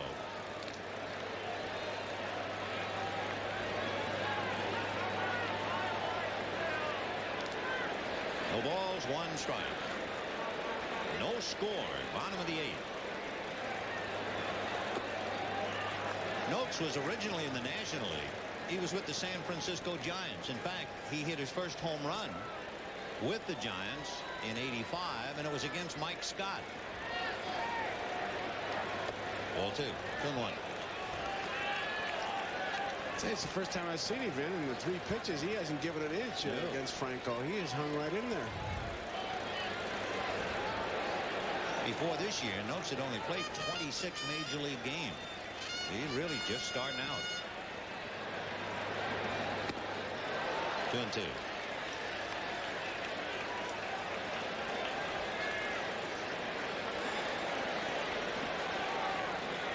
He opens him up pretty good, boy. He put some seal beams out there. Just think, Sparky Anderson had 2 catchers, Johnny Bench and Lance Parrish. Now he's breaking in Matt Noakes. Fly ball to Tim Raines. So they're still groping their way through 8, and Pedro Guerrero is still waiting for a call. And at the end of 8, as we look at the odd man out, no score. It's the Subaru Value Celebration, the greatest Subaru deals in Subaru history. That's one Subaru commercial you won't see the rest of. What's really important isn't hoopla, but a great deal on a great car, like up to $1,500 cash back on a Subaru. With the money you can save now at your Subaru dealer, you can have your own celebration. Up to $1,500 factory cash back on a Subaru. Or now you can get Subaru's 3.9% financing. That's really cause for celebration. I am master of ancient art of karate, kung fu, and the Chinese chuckle. But the one about the socializing... I always reach for a cold Miller Lite. Light tastes great. Lightless are filling too. Hey, anybody want the pepperoni? Ancient proverb. Only one light beer. Miller Lite. There's only one way to appreciate Zenith's 27-inch stereo television with breathtaking sound by Bose. Go hear it. Zenith and Bose. Quality. Look to Northwest. We're working hard to give you all our best. Look to us, Northwest. This fall, come home to NBC for a powerful new family drama from the creators of St. Elsewhere. For a family. A Year in the Life. We're going to the 9th inning here at the Oakland Coliseum. No score, and Dave Righetti will come in. The lights are on. And as we look at our Goodyear blimp, gives a chance to pause and reflect on where we are this year and where those teams who were atop the heap last year are now. Look at the fall off. The Mets, a swing of 22.5 games. The Astros, they dropped by 4. The Red Sox, a 20.5 game swing. And the Angels, 4.5. And of course they roll up their sleeves and go to work right after the Stars. Jeffrey Leonard pacing around in the National League dugout. He will be batting 4th in the inning against left-hander Dave Righetti. Dave Righetti on the mound. Righetti is a native of San Jose. Went to San Jose City College. Might remember he threw a no-hitter on July 4th against the Red Sox back in 1983. He worked briefly 2/3 of an inning in last year's All-Star game. You might not realize it. He's been around a while. As a rookie, he started Game 3 of the '81 World Series against another rookie, Fernando Valenzuela. Righetti didn't have a decision. 83 was the no-hitter, and 86 an all-time big league record for save. Well, he puts all that on the line against Willie McGee, Tim Raines, and Juan Samuel. Kevin Sizer right at the bag at 3rd. In the event McGee is thinking bunt, and even McGuire now shortens up at 1st. Outfield fanned out, bucket deep in center. Ground ball to the right side. Harold Reynolds takes care of McGee. 1 away. The National League has had one man get on back in the 5th inning on a walk. And Mike Schmidt got a base hit in the 4th inning and was thrown out. Finn, with not a whole lot going on, I'm going to throw this out to you. Yeah. The baseballs in the National League signed by A. Bartlett Giamatti. Right. American League, Dr. Bobby Brown, right? Right. All-Star Game signed by Peter Uberoth. So the lively ball debate continues. Is it the signature that causes it? That's right. That's what it is. That's what it is. Got it. Count the letters. Tim Raines. Boy, are we reaching. Raines hitting .346. During the regular year, he takes a hook for ball 1. It's your fault. It's your fault. It's mine. Shorten your name, Peter, and it won't be as line. Who was that masked stranger? 1 ball, 1 strike.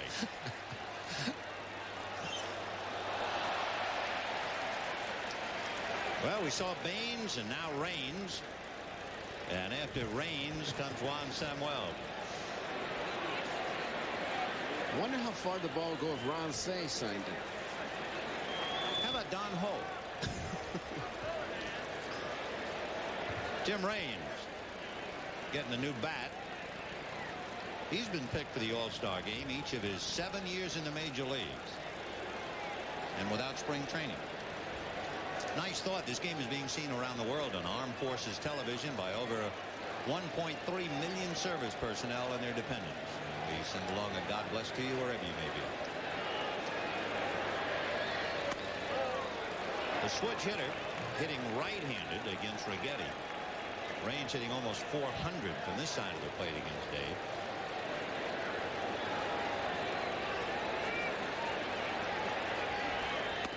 Oh, good pitch. Oh. No way he could do anything but just take it. And remember, Raines was the National League batting leader last year when he hit .334. Seisenau is on the line, deep back of the bag. 1 out. Ball 3. Tim was a free agent who missed the first 3 weeks of the season this spring, then signed with his original club, Montreal, and had an explosive debut against the New York Mets. Foul ball down the right field line, out of play. And of course, if Raines gets on, you have the same kind of feeling when Rickey Henderson gets on, because Raines, remember, in 1984 stole 75 bases. Well, he's a terror. 3-2 to Tim. Fastball hammered to center, base hit. The first National League hit since the 4th inning. The last American League hit was in the 7th. So in the 9th, the National League gets a premier base runner aboard, and Juan Samuel and Jeff Leonard back-to-back coming up. Davey Johnson talked about having a squad that you don't have to manufacture runs, but I think that's all out the window. They're going to try to manufacture that run because they've certainly got the ingredients with Samuel in that batter's box and Raines on at first base. The only problem, as we said, if they're thinking of putting a play on, is the fact Raines knows that that's not really a contact hitter at the plate in Samuel. Ball 1. It'll be a straight steal for Raines if they decide to go and just let Samuel do what he has to do. Noakes trying to get some help. With the veteran at first, this is Juan Samuel's first All-Star appearance. That's going to be the problem. If he's going to go, he's got to go on his own. There can't be any hit-and-run play. He's not that kind of hitter.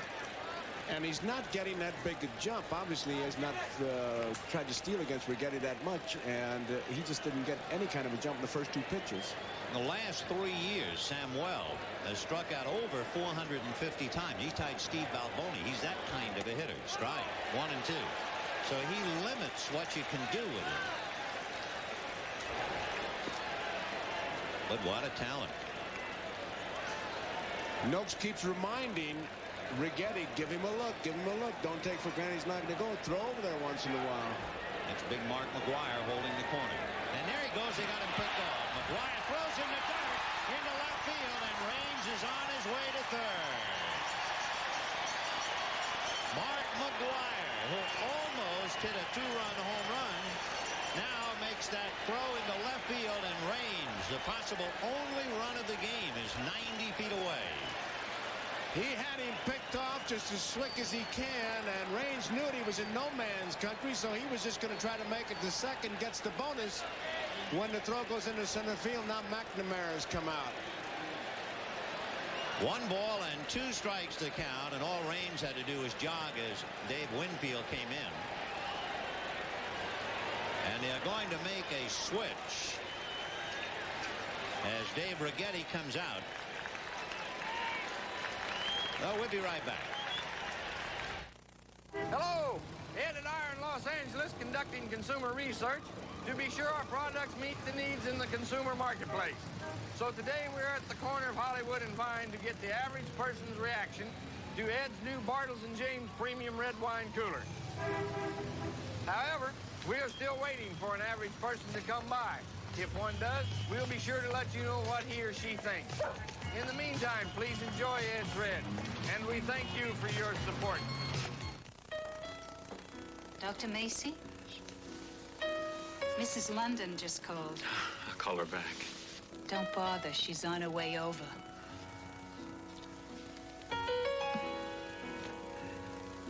How he did it was a mystery to me. But he'd just make people stop being afraid. You're doing real well. Nothing physical. I could feel it happen. He was the whole reason I decided to become a doctor.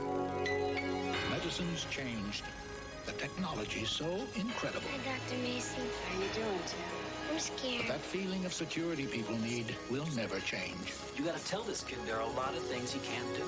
10 million Americans depend on Aetna for that feeling. He's your patient, Kate.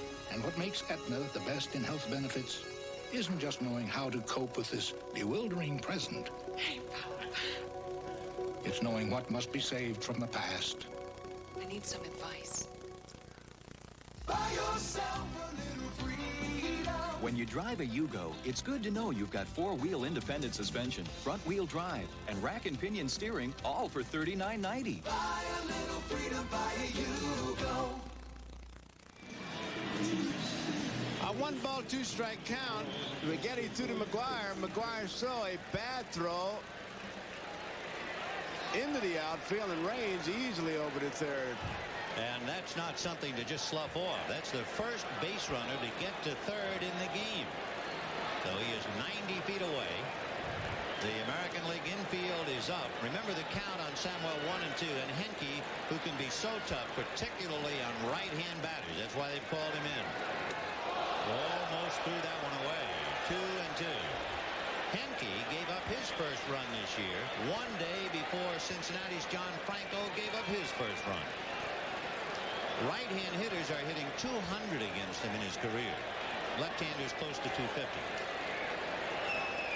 Now back. And on deck, another right-hand batter, Jeff Leonard. And the only other player available is a right-hand batter, Pedro Guerrero. Henke doesn't have any trick pitches. Fastball, changeup, compact delivery, helped by Al Widmar, and he is pumps. Boy, he really came from nowhere last year. Fastball lifted into shallow right field. Dwight Evans poised, Raines for the tag. There's the catch. Here comes the throw, and it's a perfect throw, and Raines goes back. Oh, and a throw by Dwight Evans. Well, if you've seen that fella play, he does that in infield practice. He does it all the time. It's nothing unusual for him to make the right play. Raines watching it, the ball not hit deep. Evans really sets himself well.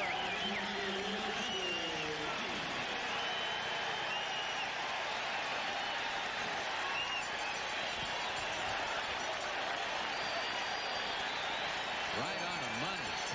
The catches, you love it. Beautiful. Take another look at it. I mean, that's an all-star throw. And that comes from a lot of work. He takes nothing for granted. Well, let's look in the history book again. You have Raines at third, 2 out in the 9th, a right-hand hitter at the plate. There has been 1 steal of home in the history of the All-Star game. High foul behind the plate. Noakes coming back to the base of the screen. It is caught. Matt Noakes refused to quit on it, and I think the ball actually came back a little to him. So we will not see a steal at home. We're not going to see a run in the 9th inning. No score. I'm here having a couple of Miller Lights with the world's funniest tennis coach, Jan Tiriak.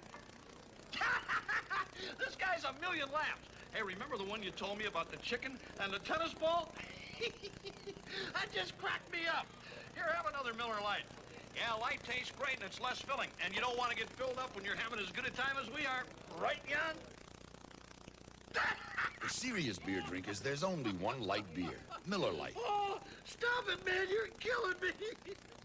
Oh, caramel corn for breakfast. Want a little milk for that? No, thanks, Dad, but how about some sugar for your, what is that, acorns? Nuggets. Nutri-Grain nuggets. Sounds healthy. Yep, whole grain. Whole grain. Where are the holes in here? Introducing Nutri-Grain Nuggets, the first whole grain nugget cereal. That's really crunchy. Whole grain's not half bad. Kellogg's Nutri-Grain Nuggets. Finally, a whole grain nugget. Medical news from Nuprin. Moments ago, a medical study reported the best news for tough headaches in over 10 years. Beyond regular strength aspirin, beyond extra strength Tylenol, there's a higher level of pain-relieving strength, Nuprin strength. 2 little Nuprin are stronger than extra strength Tylenol, so Nuprin stops headaches better. And remember, Nuprin is gentler to your stomach than aspirin. For strength beyond extra strength Tylenol, Nuprin strength. Great play by Matt Noakes. He just didn't give up on it. Now he finds the ball here. Now he's got it. Now he doesn't know how much room he's got, but you see him take a look at that wall, and he stays right with it, and the youngster just didn't quit on it, and what a big play that was. And Leonard really reacts to it. Oh, what a painful one for him. Good play by Noakes. And how? So Dave Winfield, who was the only man to go the distance in the American League, and the only man to go the distance in the game, is coming up against Steve Bedrosian. Bedrosian, who set a record this year, 13 straight saves. The pride of the Phils. No score in the 9th. Winfield will be followed by Tony Fernandez and then Dwight Evans. We're getting to that stage now where you can also talk about what pitchers are left. Sid Fernandez, the left-hander. Lee Smith, the right-hander for the National League. Bruce Hurst, the left-hander. Mike Witt and Jay Howell for the American League. Ball 2. 2-0. Winfield takes a look down at LaRussa at third base, but no need to look. He's got the green light. There's one reason why Bedrosian is a relief pitcher. He held a record for most times removed in a season as a starting pitcher. And he's behind 3-0. He had started 37 games in Atlanta, failed to complete any, traded to Philadelphia, moved to the bullpen, and he's just been dynamite. He has 24 saves already this year. 3-0. In there. 3-0. They call him Bedrock, and I don't know, it's probably late in the year, but during the normal part of the season, he would be wearing a Boston Celtics t-shirt underneath that uniform.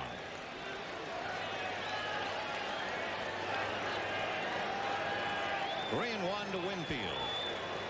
And he walked him. So Dave Winfield is at first. Nobody out. Fernandez, Evans, and Reynolds trying to move him around. And Jim Fregosi back in the coaching box talking to Winfield. Hernandez is going to try to set up some kind of a defense as Fernandez comes in the batter's box. Hernandez is out on the mound. And what he usually does with his pitchers is tell them, hey, I'm going to come in maybe the first pitch, but the second pitch I'll come in and go back and maybe try a pickoff. If Tony hits at the Keith, it'll sound like a Latin dance team. Here's Tony, and look at those numbers. Young man on the rise. Bottom of the 9th, no score. They're looking bunt, and it's ball 1. There is no action in the National League bullpen. 1 ball and no strikes. He's not sure at all because you can do something with Fernandez, and LaRussa's going to talk to him, and he's just going to flat out tell him we're in the bottom of the 9th inning. No sense of missing a sign here. No runs, 4 hit hits, 1 error for the American League. No runs, 3 hits, and 2 errors for the National League. 12 pitchers in the game, 6 on each side.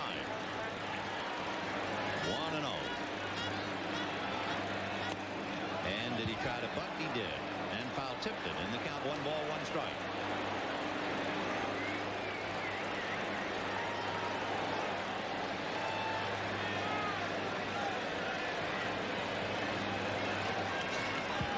Winfield held on by Hernandez, who's coming to the plate, and it's ball 2. Though Hernandez was coming, Samuel had committed himself to cover first. 2-1 to Tony. They are really choking tight. Wally coming in at third. It'd be a tough job to get Winfield to second base unless he gets the big jump. According to the speed gun, that last pitch was 96 miles an hour. There's the bunt. Bedrosian is going to go to first to Samuel. When in doubt, throw to a teammate. So the possible winning run at second base with 1 out. And Dwight Evans, who saved a run with that fine throw on the ball hit by Juan Samuel, is coming up. And Fernandez did his job. Not much that Craig and Johnson can do, but watch and hope that Bedrosian can get some people out. The entire field in shade, but the lights really haven't taken that much effect yet. It is 8 p.m. local time. Evans singled in the 7th inning. Hit the first pitch for a base hit. Hitting in the number 7 slot, Harold Reynolds is on deck. Strike. 1 out. 9th inning, no score.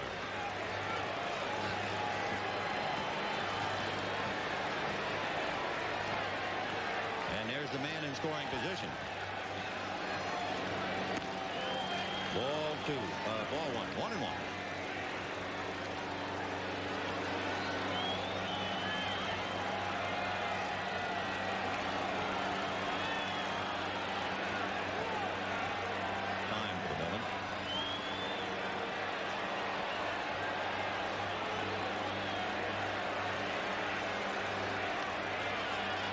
Jay Howell is throwing now in the American bullpen. Ball 2, 2-1. There's Jay.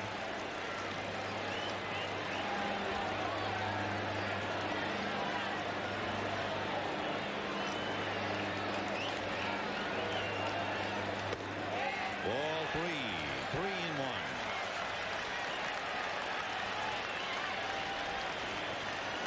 Harold Reynolds on deck.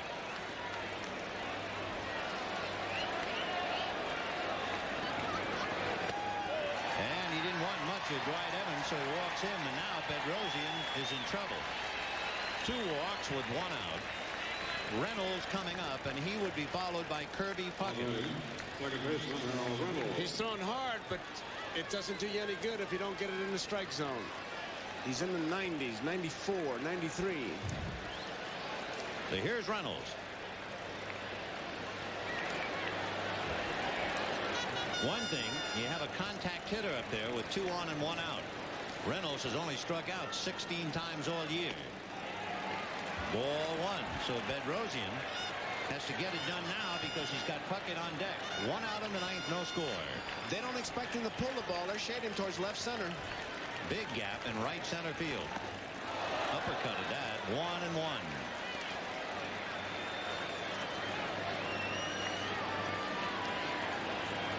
Winfield at second, Evans at first, 1 out in the 9th.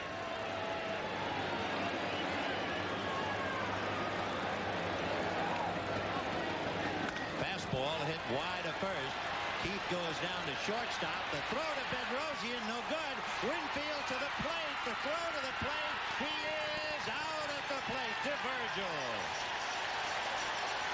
3-6-1-2, and quite a play by Bedrosian. Yes, it was. He was late in covering first base, and it looked like the throw was going to get by him. They still tried for the double play, a very daring play, maybe not a smart play, but Bedrosian, a diving catch. Now watch, he's very late in covering. Brooks's throw is into the outfield. Look at Bedrosian, a diving catch to save it, and now he looks around and he sees Winfield coming, and Virgil becomes a dead end. He stops him. He's just going to go head and head. Look at that. What a catch by Bedrosian. Otherwise, that's a wild throw, and the winning run walks in. of 9. We are where we started. No score. It's real. I know it's real. No other reason for the way I feel. Oh yeah, it's as real as it gets. It feels good. So right. The best things are the real things. Draft beer is the real beer. Miller Genuine Draft. Oh yeah, it's as real as it gets. Listen to the heartbeat. Chevy's big savings keep on rolling on S10 pickups and Blazers. $1,000 cash back or $500 cash back plus 3.9% financing. The choice is yours. $1,000 cash back or 3.9% financing plus $500 cash back. The big savings keep on rolling on Chevy S10 pickups and Blazers. That's today's Chevy truck. Hard to believe it's been 10 years. Group insurance? Adler. Lou, what is this?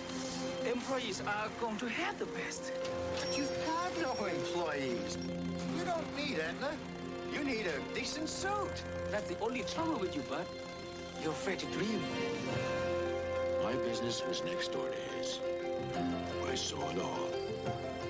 Oh, he took risks, but he'd always take the trouble to learn who was best at something. He'd store that away, and then when he needed it, there was Aetna. They had the strength to back him up. His insurance, his financing, his health plans. Edna, I'm glad I met ya. Work with the best in the business. That's how Lou does it. Your people, the spirit, all of it, the best. And one more best, my friend. Best country. Tim Wallach on a check swing. Taps back to Tom Henke.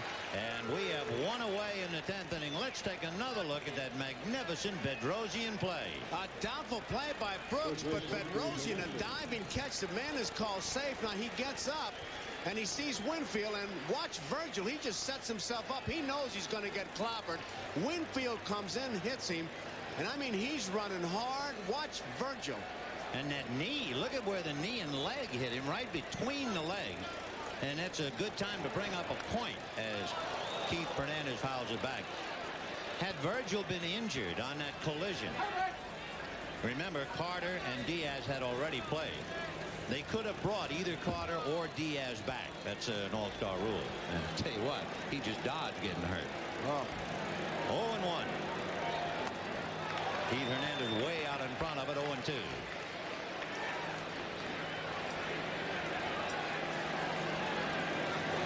10th inning, no score. And all of a sudden, we're warming up. You got the great throw by Evans in the 9th, and then the magnificent play by Bedrosian in the bottom of the 9th. 1 ball and 2 strikes. He got himself in trouble by breaking late, but he sure saved himself with that tremendous catch and throw.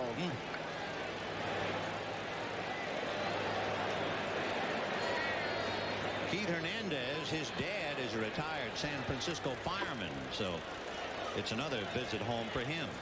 He was the first athlete in the history of Cappuccino High School in San Bruno to make all league in 3 sports: baseball, basketball, and football.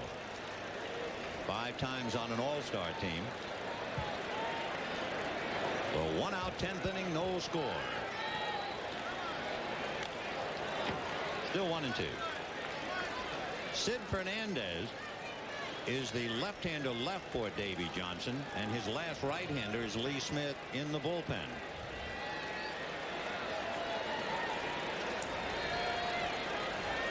One and 2. Fouled away. There's Lee.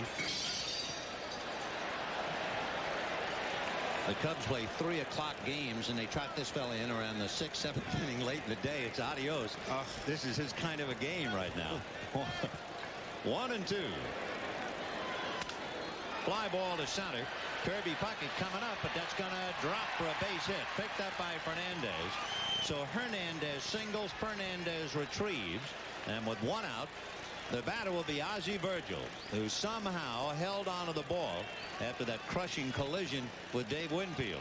He had enough time to brace himself. He knew he was going to be the accident about to happen because Winfield, you could see about 3/4 of the way up the line, he was not going to slide. He was going to try to bowl him over, a la Pete Rose and Ray Fosse. But Virgil, he got dumped, but he held on to that ball, which is what he's supposed to do, and he did a great job of it. Boy, his dad must be very proud of him.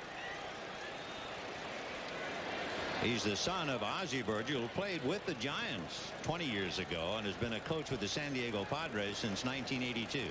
He'll do just about anything, but don't ask him to steal a base. He's stolen 2 in 8 years, but he doesn't figure to do any running. And there is the last of the Mohegans, Pedro Guerrero, the last National League regular player to get in.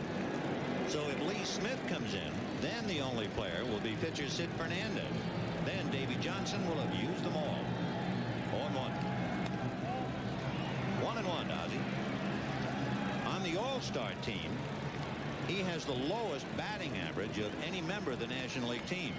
But with 20 home runs, they welcomed him to the club. 1-1. And he lifts a fly ball to left field, and Dave Winfield is there. 2 down. Now their pitchers spot due up, and Guerrero will be batting for Bedrosian.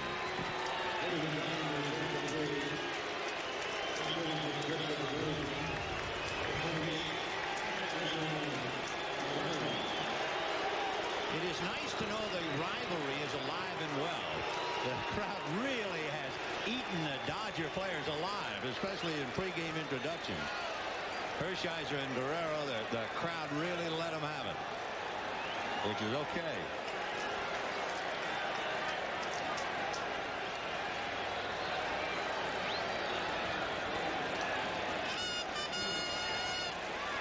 Guerrero, high fastball hitter. You'll watch him swing. He kind of loops that bat, and that's why he hits those big home runs.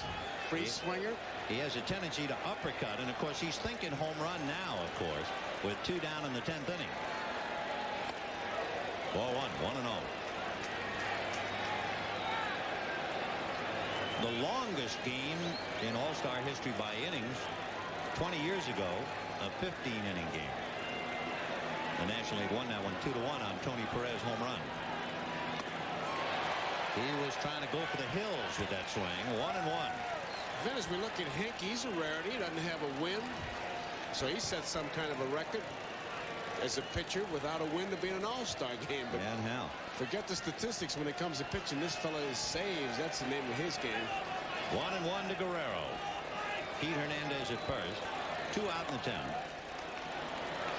2 balls and 1 strike.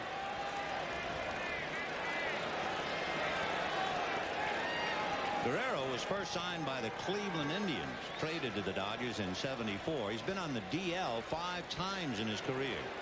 He was on the '81 and '83 All-Star teams. Fouled away down the right field line, out of play. On the '85 squad, he was replaced by Glenn Wilson of the Phillies. So Tom Henke. We've seen Saberhagen, Morris, Langston, Plesac, Righetti, and Henke. That leaves Hurst, Witt, and Howell. Hurst, the left-hander. The only 2 players left for the American League, Pat Tabler, Larry Parrish.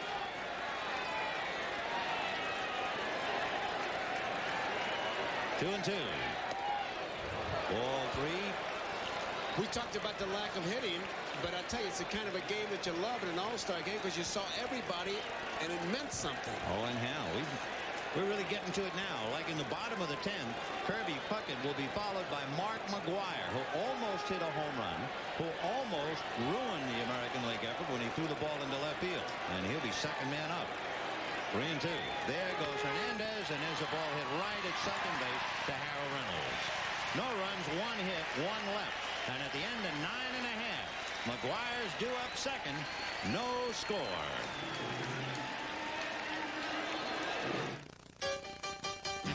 It's so easy to own to sell. It's so easy.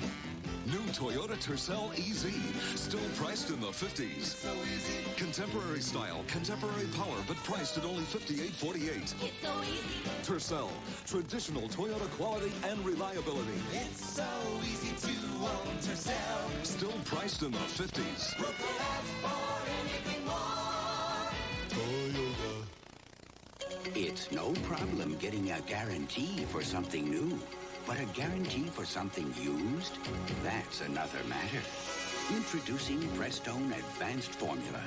Use it after using Prestone Super Flush, and should the Prestone protection fail, we'll pay for your radiator to be repaired, no matter how old it is. Never before has there been an antifreeze like new Prestone, because it's the antifreeze that guarantees your radiator.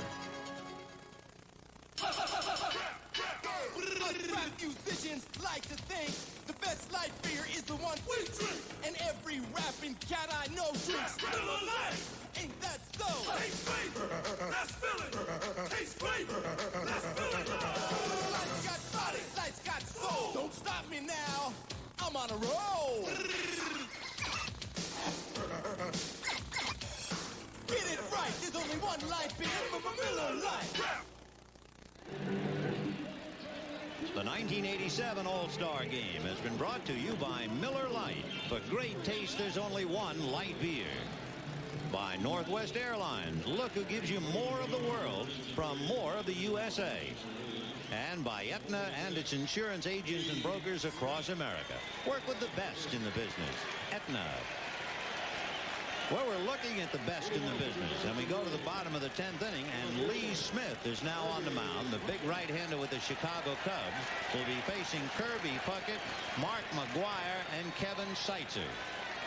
Lee Smith, the only pitcher in the major leagues with 25 and more saves each of the last 4 years. He worked an inning on Saturday. Talk about your David and Goliath. Puckett against Lee Smith. Yeah, isn't that a sight? But they're not playing jump ball. That's strike one. Down in the bullpen, Hurst and Howell loosening up.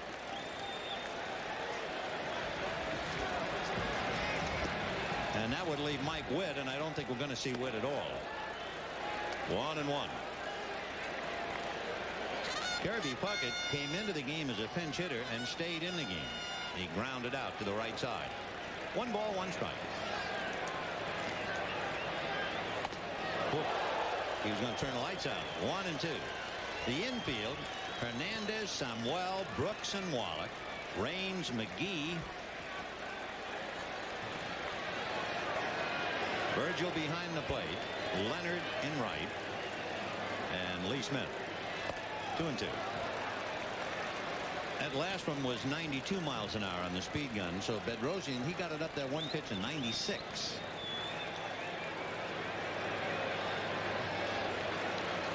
Two and two. So Puckett goes 0 for 3 as he strikes out, and now make way. A standing ovation for himself, Mark McGwire.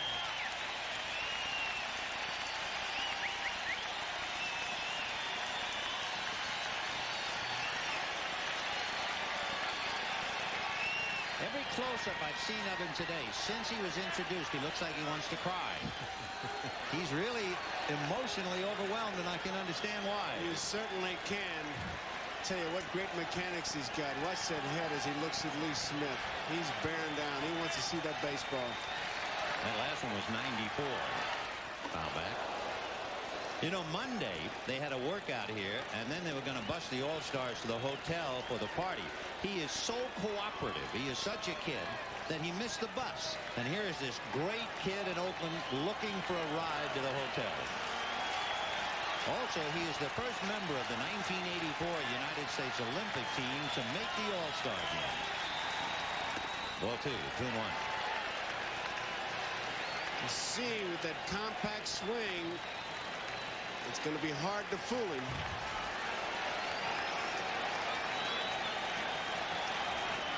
Two and 1 to Mark McGwire. 3-1. On deck is Kevin Seitzer.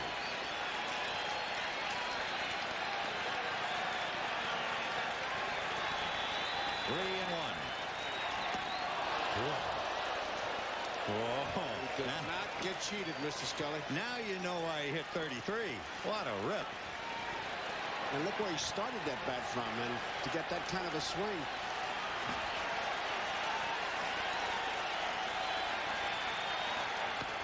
Got him. Big swing or no. And at 6'5", 235 pounds, he goes back and takes a seat. 2 down. Strength against strength, and Lee Smith really let that one go. You can see why this fellow's such a great relief pitcher.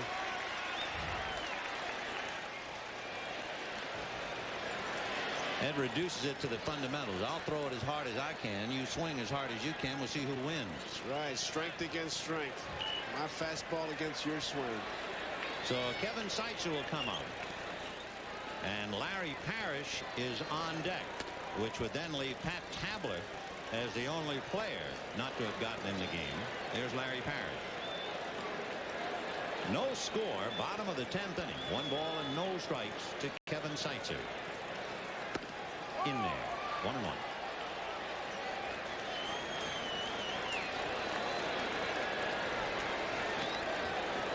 Lee Smith, he is 6'6", listed at 215 pounds. Fastball hit in the air to dead center, and it's carrying well. McGee to the track, and then makes the catch for the out, and that had a chance. That ball was carrying. So Kevin Seitzer, a long out to dead center. No score at the end of 10. We'll be back after these messages from your local station. Wednesday. I killed Bozo! This is a family show. Catch TV's funniest stars in the all-new AFI comedy special, Wednesday. She's accused of eavesdropping. Did you listen in on a conversation? I answered the telephone. And I did listen in on the telephone conversation, and she knew I was on the line. The plaintiff disagrees. Did she tell you that she was listening in on the extension? No, sir. Not at any time? At no time did she tell me anything. And the defendant has a complaint. Called our office 10 times and played pornographic recordings and hung up on us. See it tomorrow at 5:30 on Wave TV. You can make your child's day each tomorrow bright. You can make their life seem right. Take the time to give and care for kids' sake. Kids' sake.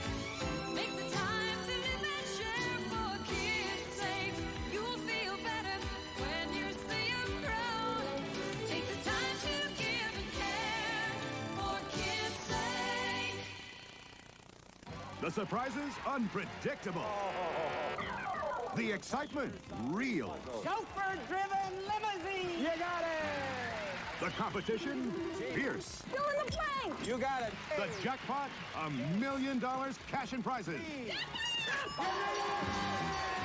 It's all on the $1 million chance of a lifetime. Who will be next to win?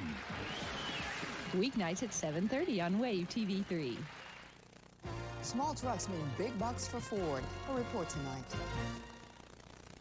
Later tonight, following your local news, it's the Best of Carson with Johnny's special guest, Bill Cosby, followed by Late Night with David Letterman. The best in late night entertainment right here on NBC. Naturally, here on the West Coast, be seen at its regular time. So here we go to the 11th, and it'll be Hubie Brooks to start it off, followed by Willie McGee and then Tim Raines. Right. So the National League cannot make any more substitutions. They have used everyone but left-hand pitcher Sid Fernandez. The National League has only Sid Fernandez. The American League has Bruce Hurst, Jay Howell, Pat Tabler, and Larry Parrish. They're going to check it first. No swing, says Dick Stello. 2 balls, 1 strike.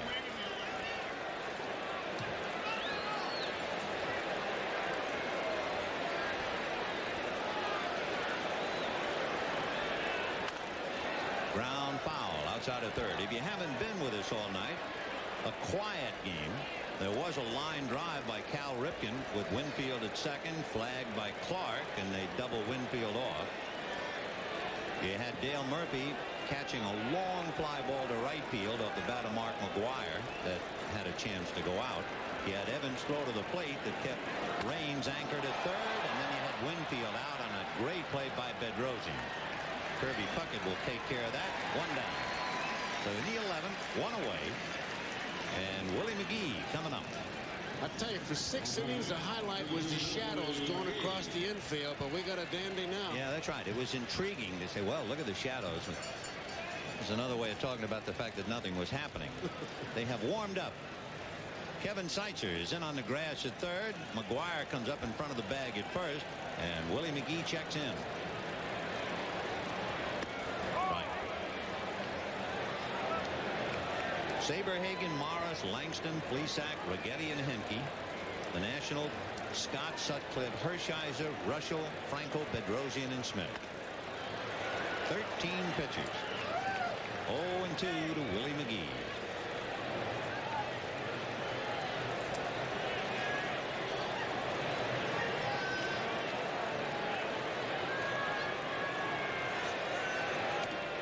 McGee holds the record for the highest batting average by a switch hitter who appeared in 100 or more games. In 1985, a championship year, he hit .353, and he was born here in San Francisco, attended Diablo Valley College in Pleasant Hill. 2-2. Tom Henke came in the 9th inning, remember, inherited a 1-2 count and got Samuel and Leonard. Gave up a base hit in the 10th, and here he is in the 11th. 3-2. Henke thought he had that one. He hit the target, but it was a little bit low, says Dinkinger. Big pitch, because you know if McGee gets on, look out. Henke was selected by Toronto in a compensation draft for Texas signing free agent Cliff Johnson. 3-2. Fouled away.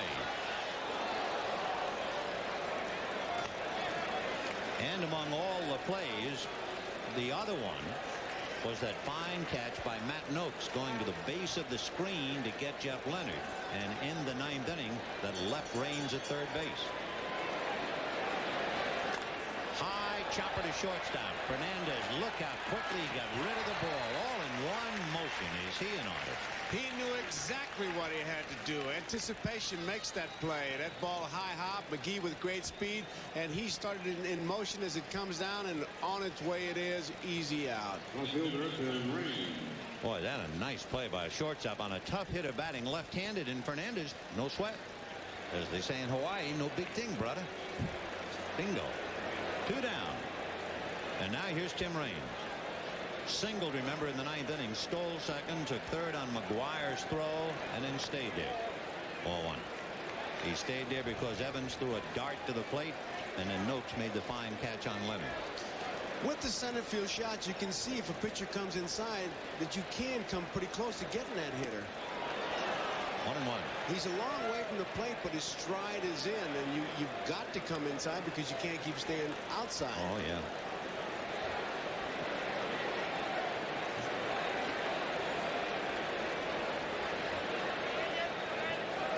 Tim Raines with 2 out in the 11th. And he goes the other way, a base hit to left field. Winfield has to go to his knees to make sure that didn't get through. So once again, an extremely dangerous base runner. Tim Raines at first, 2 out, and Juan Samuel the batter. Remember, it was Raines with the kind of 1 ball, 2 strikes he took off. So he's one of those guys that Davey Johnson said, you get a jump, you just go whenever you want. One thing Raines' presence will do, I'm sure it will make Henke drag that left foot. He can't afford to raise that leg really at all, or Raines will steal the base.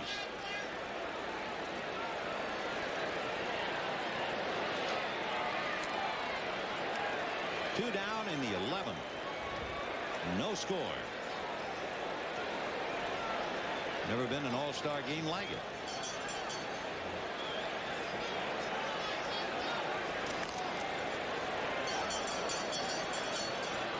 Well, with Raines at first, if you're Sam Weld, you got to be looking fastball because you know Hemke wants to get that ball to Noakes as fast as he can.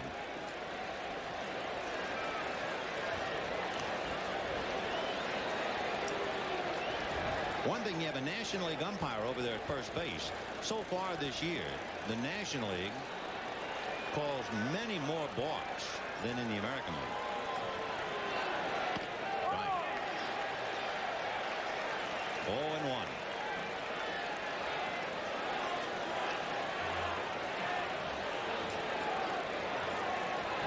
Raines held on by McGuire. 2 down.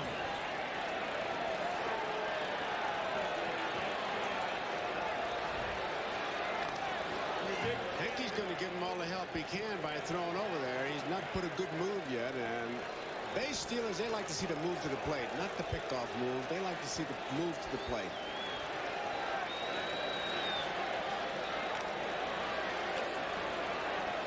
Raines had been 0 for 7 in All-Star games, but he's 2 for 2 tonight.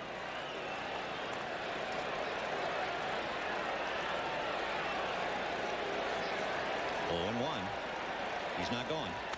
And it's hit foul down the right field line. That will slice back into the seats out of play. Over 49,000 here, the largest crowd for a baseball game in history. Of course, history would be 1968. But of course, they played World Series here in 72, 73, and 74.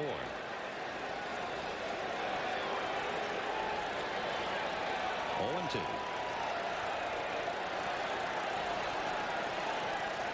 Hickey's not taking it for granted with the 2-strike count. He knows it was 1 ball, 2 strikes when he ran last time. You think they throw a pitch out? No. Craig, Johnson, Stottlemyre. And he bluffs. And the pitch high. He started to go good enough to make Harold Reynolds break to cover second base. 1-2. So we'll see now if Tim Raines decides to give it a try on this count.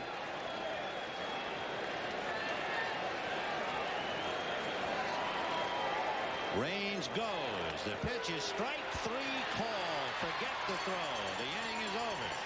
Strike 3 called on Juan Samuel. And at the end of 7 1/2, no score. Look to Northwest. We're working hard to give you all our best. Look to us, Northwest. Listen to the heartbeat. Chevy's big savings keep on rolling on S10 pickups and Blazers. $1,000 cash back or $500 cash back plus 3.9% financing. The choice is yours. $1,000 cash back or 3.9% financing plus $500 cash back. The big savings keep on rolling on Chevy S10 pickups and Blazers. That's today's Chevy truck. What'd you do to your car, Joey? It's really hot. It's these Sportline Performance tires from Michelin. They've got a super grip and really handle the curves. I never knew a fat tire could make such a difference. It can if it's a Michelin. Joey, I think someone's got his eye on us. I think he's got his eye on you. Michelin, because so much is riding on your tires. Draft beer has always been real beer, because it's not heat pasteurized. That's why cold-filtered Miller Genuine Draft is as real as beer gets. Miller Genuine Draft. It's as real as it gets. Well, you know, when you think about it, the first 6 innings, let's face it, was pretty dull. But they have not only warmed up, the last couple of innings, it's like looking at an all-star highlight film. Take, for instance, the collision at home plate. That was a great play, and it began with a doubtful play. But Rosian doesn't get over in a hurry, and why Brooks threw it, you wondered, and now to see it, they're playing baseball now. I think it was almost like, look at this play on your monitor. I mean, he knew he was going to get clobbered. It was almost Pete Rose and Ray Fosse. Then, of course, Dwight Evans' throw to the plate. That brought back memories of Dave Parker's throw up at Seattle in '79. So they're going about their business now in the bottom of the 11th inning. And Larry Parrish will start it off. So he's the next to last man. Pat Tabler is left. Vin, it would be a country expression. I think they would say it all. They're playing some ball now. Oh, yeah, hard ball. They're playing some ball. Larry Parrish, who had a couple of big years at Montreal, and drives it to right center, and it's slicing, but it's going to be a base hit as Leonard gets over. If that ball doesn't slice, that goes to the wall for extra bases, but it actually came to Leonard. So Parrish, a line drive single, and Lee Smith now will be pitching to Matt Noakes and then Dave Winfield. Here's another play that was worthy of a second or third look. Matt Noakes on the high foul ball off the bat of Jeff Leonard. That was in the 9th inning with Tim Raines at third. And with this catch, Leonard did not have a chance to make another swing. Big play by Matt. So a former Giant, retired a Giant, and now here he is with the bat.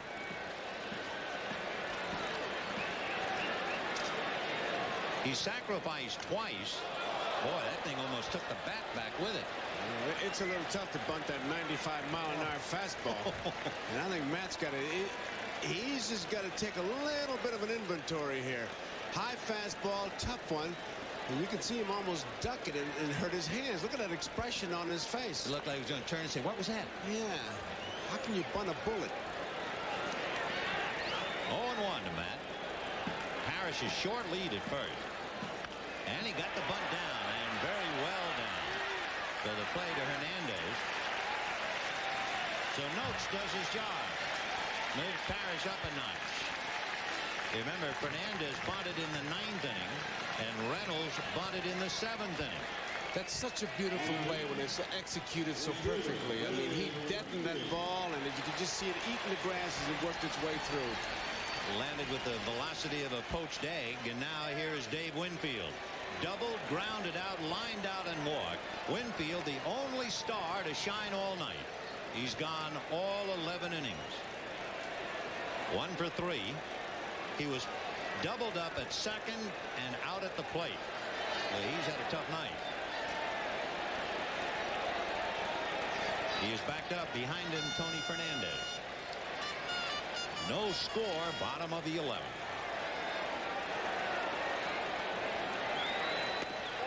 Started in breaking ball, ball 1. I'd say that Winfield is about as busy a batter in the batter's box before the pitch is made as you'll want to see. I mean, he gets it going like he's wound a little bit too tight. Every part moves as we look at Parrish at second base.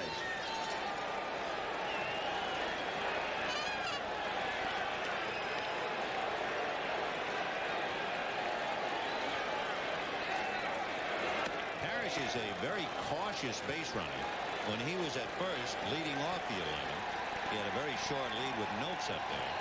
And even though he is not being bird dogged by either Brooks or Samuel, he's not going too far off the bag. 2-0, the count to Dave Winfield. He has one break, does Parrish. The outfield is playing very deep for Winfield. And the breaking ball missed, ball 3. So the outfielders will have to make a good throw on a base hit. Winfield had a 3-0 count. He looked down last time up, and he took the 3-0 pitch. You can bet that he's got the green light if he likes it. It has to be his pitch. A particular pitch in a particular spot is what this situation calls for.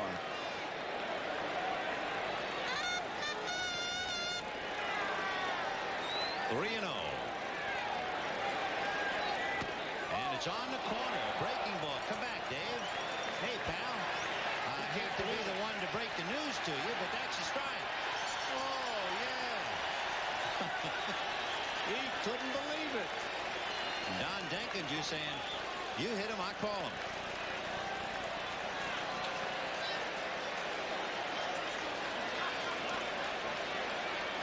Here's the pitch. You be the umpire.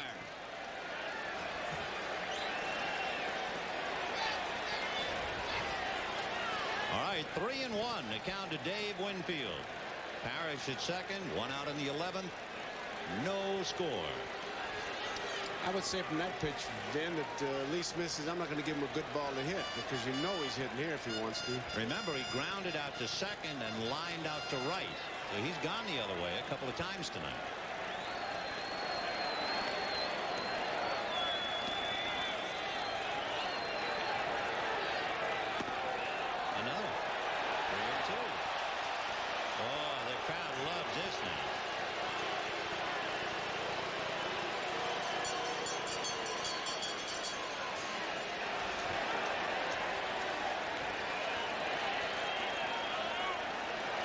Two very big men going head to head. Lee Smith at 6'6", 215. Winfield 6'6", 220.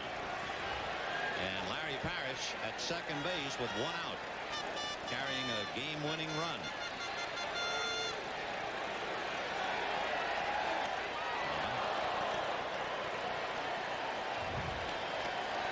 There's some pretty good strike zones there, I'll tell you. I tell you, there's a lot of pride on the line right here. Whoa. And John McNamara, Dwight Evans on the right, Davey Johnson over in his dugout. This is the head-to-head confrontation. 3-2. 11th inning, no score. Larry Parrish at second base. Big chopper foul, so he's still there. I'd say it's one of those situations where you say to your pitcher, there ain't no sense thinking, be throwing. The whole pot's in the middle of the table now.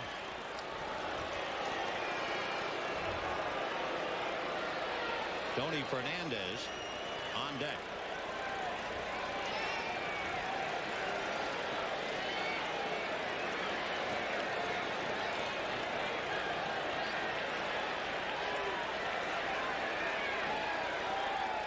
Two. Fouled away. You know, we were talking about ball players and knowledge of the other players. And this is a time now you talk about you can't just feel and grope. You've got to know. Ball game on the line. Virgil trying to guide Lee Smith as best as he can. Alan Trammell, the rest of the American League up and at him. Willie Randolph back in the corner stretching. 3-2 to Winfield. And a slow chopper to shortstop. Hubie Brooks to Keith Hernandez for the second out. And boy, the big guy was motoring. He wanted first base. He made it a close play. He gave it all he had, and he made a very close play out of it. Well, he was denied first twice, and he really let out. Look at him take off. He's digging as hard as he can, and just does get nailed. Boy, what a magnificent athlete he is. Of course, when he was in college, you remember, he was drafted in basketball by the Utah Stars, by the Atlanta Hawks. He was a big man on the campus of the University of Minnesota. Now look out, a runner at third and Virgil reminding infield. Look out for the bunt. And if you don't think these ball players want to win this game, Willie Randolph, that was a good shot, still here. He's been out of this game a long time, but he wants to see it. So with a runner at third and two out in the 11th, there's pressure on Virgil now. He's got to make sure no fastballs go to the screen, except that time. You ever think about that? I mean, I guess it's a no. You don't. That's negative thinking. You can't do that. No, you just know you're going to catch it. You know you're going to block it. I've thought about it since I've been up here, and I'm saying how many times you were in that spot. 0-1. 1 ball and 1 strike. Parrish, who was not taking any chances at first or second, was not really coming. He's just really watching just in case, and he's kind of a defensive runner. He is not the type who's going to get picked off. No, nobody's going to steal it back when he's near it. No way. 1-1 to count to Tony Fernandez. On deck is Dwight Evans.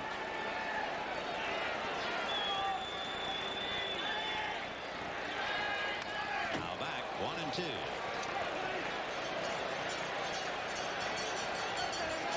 When you talk about knowing and Virgil trying to lead Lee Smith in there, you know this big guy is saying it's my ball game and I'm going to win it the way I want to win it. And if they're going to if I'm going to lose it, they're going to have to come out and beat me because he's in control, knows what he wants to throw, and he really is just taking the suggestions of Virgil. He's going to throw that ball that he's got the most confidence in, and obviously it's that great fastball. And he is not overworked. By that I mean he last worked on Saturday and he worked 1 inning. 1-2 to Tony Fernandez. 2 down. The winner is 90 feet away. Larry Parrish.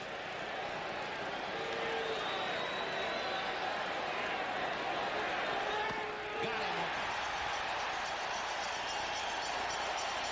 So the big guy walks off like a big man should. Head held high, and Parrish is held at third. We'll be back. I am master of ancient art of karate, kung fu, and the Chinese chuckle. But the one about the socializing... I always reach for a cold Miller Lite. Light tastes great. Lightless are filling too. Hey, anybody want a pepperoni? Ancient proverb. Only one light beer. Miller Lite. Do me a favor. Don't cheer me up. James, you lost an arm. That's not the end. I lost my work. I'm a liability. You're not going to settle for that. James was my best driver. She said he's still your best driver. I don't know how you're gonna do this. Eleanor, she works for Aetna. Aetna carries our insurance. Company with people like that woman's got something going for it, I tell you.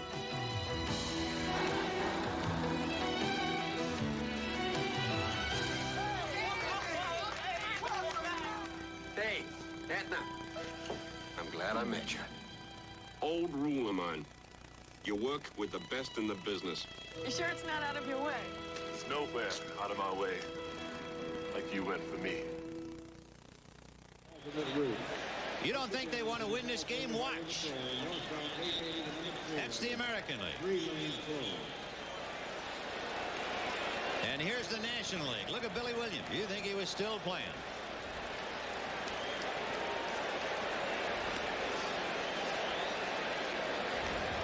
Jay Howell will become the 7th American League pitcher, so we've had 14 pitchers in the game.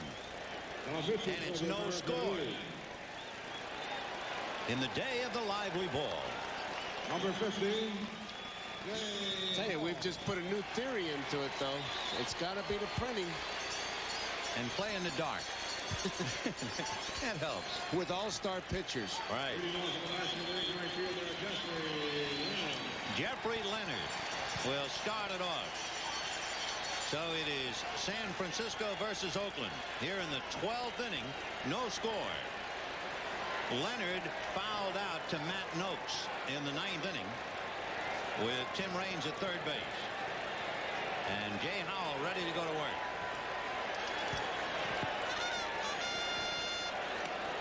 For Howell and for most observers, I think, it was quite a surprise that he was selected for the All-Stars. He was part of that Rickey Henderson deal with the Yankees back in 1984.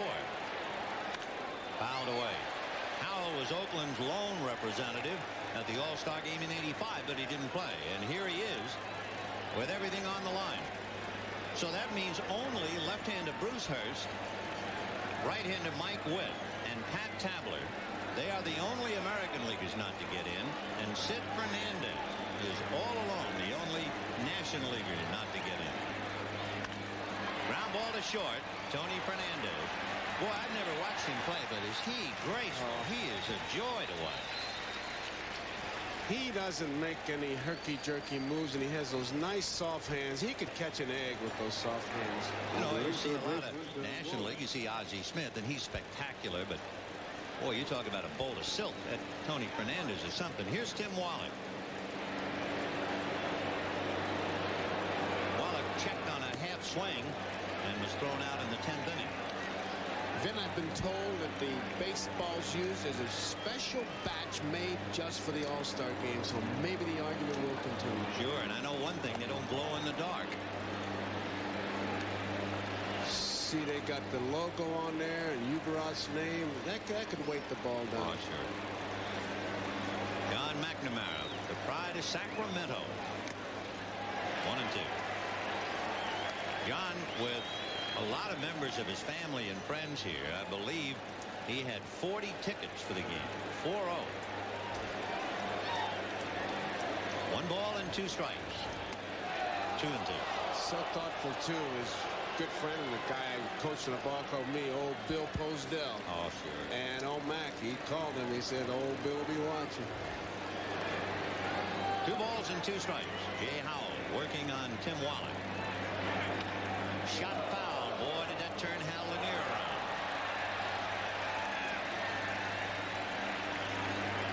2-2.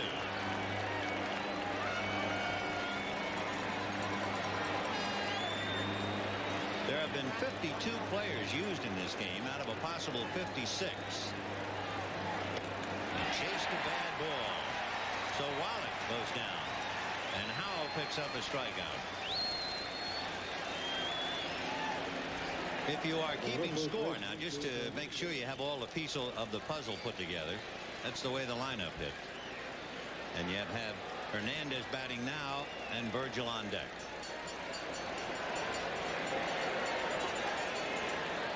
Keith Hernandez singled in the 10th inning. Fastball hit foul outside of first down the line. The honorary coach, Billy Williams, is in the first base coaching box, just as Catfish Hunter worked an inning or 2 for Jim Fregosi. On deck, Ozzie Virgil, who had Winfield hit him but held onto the ball, and so we're in the 12th. Good off-speed pitch for a strike, and Hernandez said, well, I'll be the son of a San Francisco fireman. 0-2. Look on his face as if, now where was I? Well, he just caught him by surprise. You know, you can talk to other players and they can tell you he's got a good curveball, but that really tells you it's better than average. But you don't know how much it breaks, how quick it breaks. And got him. So Jay Howell comes in and strikes out Wallach and Hernandez at the end of 11 and a half. No score. There are lots of ways to pull for the U.S. Olympic team. The easiest is when you pull out your Visa card. Because whenever you use Visa, we'll make a donation to the team. So pull for the team. And if you go to the '88 Winter Olympics in Calgary, bring your camera and your Visa card. Because the Olympics don't take place all the time, and this time the Olympics don't take American Express. Visa, it's everywhere you want to be. I used to go crazy. Boy, we were making a lot of long-distance calls. Who knew AT&T would come through with these new calling plans? Introducing Pro America 2 and 3 calling plans. Now we save money on every long-distance call we make. We get detailed billing, and we don't need special lines. What's this? Make a phone call. Paper costs money. From equipment to networking, from computers to communications, AT&T is the right choice. Eddie, understanding your passion for Miller High Life, I brought you something. A 6-pack. No, a bottle. A bona fide Frederick Miller original, circa 1880. Note, it is just as clear as today's bottle. Proof positive. Miller has been proud to show their dark, rich beer for more than 100 years. Now, that's tradition, Eddie. That's the American way. That's great, Jim, but I prefer this bottle. Why is that, Eddie? Because it's full. Well, Vin and Joe, here it is. The special All-Star Baseball you've been talking about. And, yeah, it's got Uberoth's signature on it rather than Dr. Bobby Brown or Bart Giamatti. And it does have the special All-Star logo. And evidently, that's made it a heavier ball. Somehow or other, they've taken the rabbit out of it tonight. Let's go back upstairs. Yeah, as we go to the 12th inning, the scoreboard tells you no score. Now it's time for Rally Caps. The inside-out affair. Don Mattingly and Larry Parrish. Dwight Evans will be followed by Harold Reynolds and then Kirby Puckett. No score in the 12th. Evans has singled and walked and made the good throw in the 9th inning to keep Raines at third base.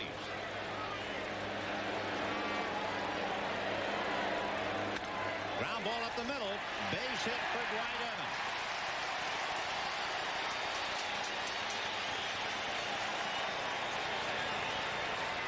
That's the second hit allowed by Lee Smith. Remember, he gave up the leadoff single to Larry Parrish. So Harold Reynolds coming up.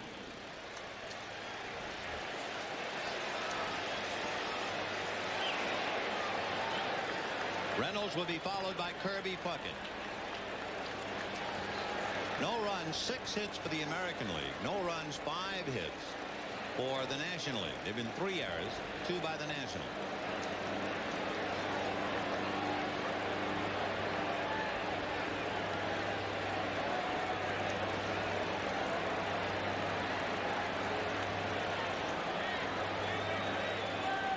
They're looking bunt, and they get bunt in the air. And Hernandez makes the catch. So Reynolds trying to get the bunt down and move Evans along. Can't do it. 1 out.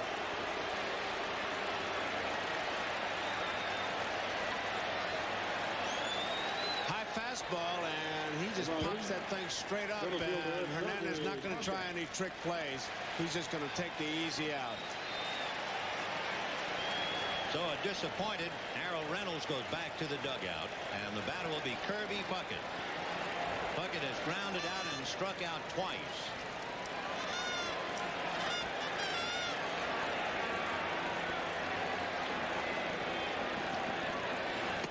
Right. To repeat, there is only one National League pitcher left, Sid Fernandez.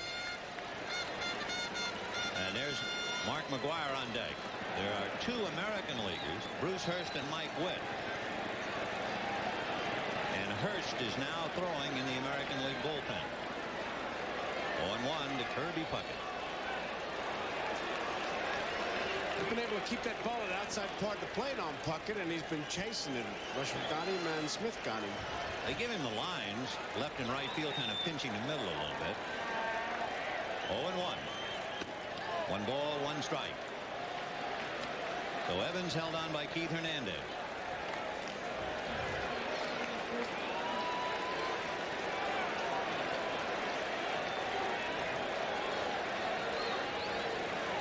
Big Lee Smith came in to pitch the 10th. So he's worked 2 1/3 innings. Retired the side in order in the 10th.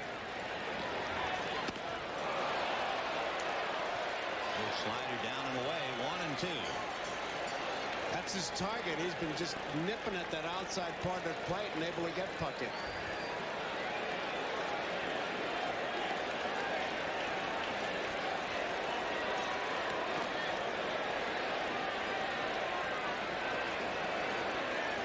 Got him again, and that's the 3rd time that Kirby Puckett has struck out.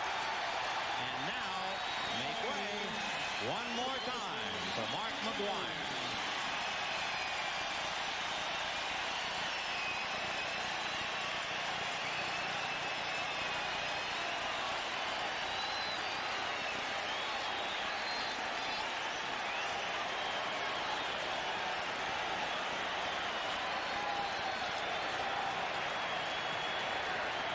Strike. Down in the National League bullpen, Sid Fernandez begins to loosen up. So you have the 2 left-handers, Hurst and Hernandez, getting ready. We'll see if McGwire lets them get ready. Fly deep to right and struck out. Fouled away. 0-2. When you talk to the teammates, they say that when he gets 2 strikes, he'll take what you give him. He doesn't have that big home run swing. He'll try to put the ball in play. He's in a tough spot now, 2 strikes. After seeing that ball he hit to right field in the 7th inning, you can understand he can hit to all fields and home run to all fields. 1-2.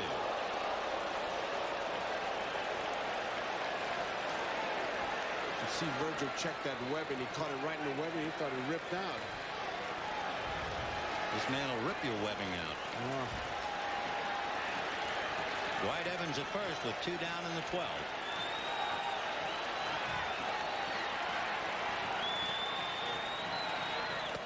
Two and 2.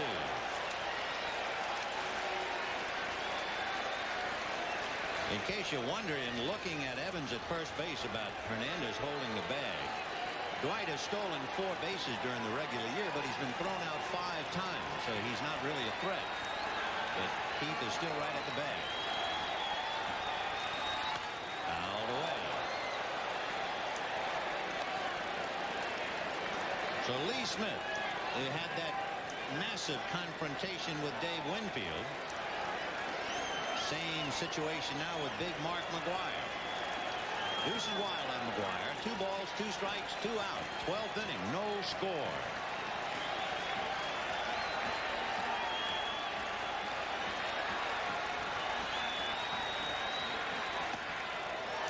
High slider, ball 3. So with a full count and 2 down, it's not the runner that John McNamara would like to have going, but Davy Johnson's probably thinking if a runner has to go, I'll take my chances with Dwight Evans. And Keith Hernandez indicating he's not going to be on the bag. 3-2 to McGuire. There goes the runner, and there's a comebacker. And Lee Smith has it over to Keith Hernandez. Well, are you superstitious? No runs, 1 hit, a man left. We're going to the 13th, and we'll be back after these messages from your local station. Wednesday. I feel Bojo. This is a family show. Catch TV's funniest stars in the all-new AFI Comedy Special. Wednesday. I'm Andy Culpepper coming to you from the town mall in Elizabethtown, Kentucky, where we'll be bringing you Wave Country on Wednesday morning. We'll talk to the folks from the world-famous collection of Coca-Cola memorabilia at the Coca-Cola Museum. We'll taste that renowned sugar cream pie from the Whistle Stop in Glendale. We'll listen to the sounds of the North Hardin Show Choir, and we'll find out all about the Heartland Festival as we salute Hardin County here on Wave Country this Wednesday morning. Join us at 6. Do you know what to do in case of a tornado? I'm Tom Wills with this severe weather tip. If you're at home or in an office building, go to the basement or the interior part at the lowest level. Stay away from windows, doors, and outside walls. Get under something sturdy. To receive a free severe weather guide, send a self-addressed stamped envelope to Wave TV, Box 32970, Louisville 40232. And when severe weather threatens, watch Craig Edwards and me for up-to-the-minute weather information on Wave TV. I'm Don Schroeder asking you to join the battle against muscular dystrophy by supporting the Jerry Lewis Telethon, along with these good people. On July 18th, the White Lightning Food Stores will sponsor a golf tournament in Lebanon Junction, Kentucky, and the Indiana Jaycees will host a bowl-a-thon in Corydon. Proceeds from both will go to MDA. Call 583-7757 for help with your project. Help fight muscular dystrophy and make your contribution to the Jerry Lewis Telethon, Labor Day weekend on Wave TV 3. One man, one car, 1 million miles. The story tonight. Don't forget, you folks back east, be sure to stay tuned for local news coming up after the game, followed by, and I think there's going to be a new name for that show, The Late Late Night with David Letterman. This is how close we came to going home, and it was Ozzie Virgil's fine moment. Look at Winfield's knee once again. I mean, I don't want to look at his knee one more time. Down he goes. And Winfield, now watch, as Virgil comes up, he kind of pats him as if to say, hey, I tried to score, and you made a good play. So here's Ozzie now at the plate. Ball 1. 1 ball and no strikes.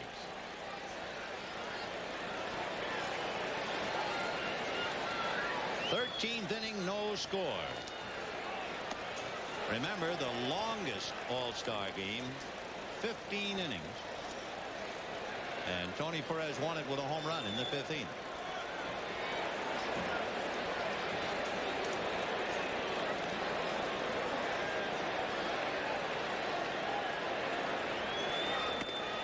In there. Interesting that Virgil and Bedrosian were traded for each other before last year. And even though Virgil's an all-star, the Braves could sure use Bedrosian back, because they were counting on Bruce Sutter, and he's unable to do it. Line drive, and it's a base hit into left center. Puckett, who is deep, comes in to get it. So Ozzie Virgil opens up the 13th with a single to center. Hit number 1 off Howell, and hit number 6 for the National League. You have to go back a while to find a leadoff man to get on base for the National League.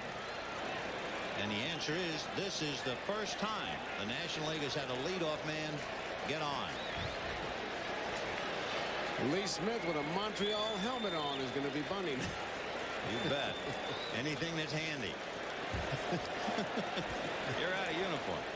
So Sid Fernandez down in the bullpen, warming up. Right.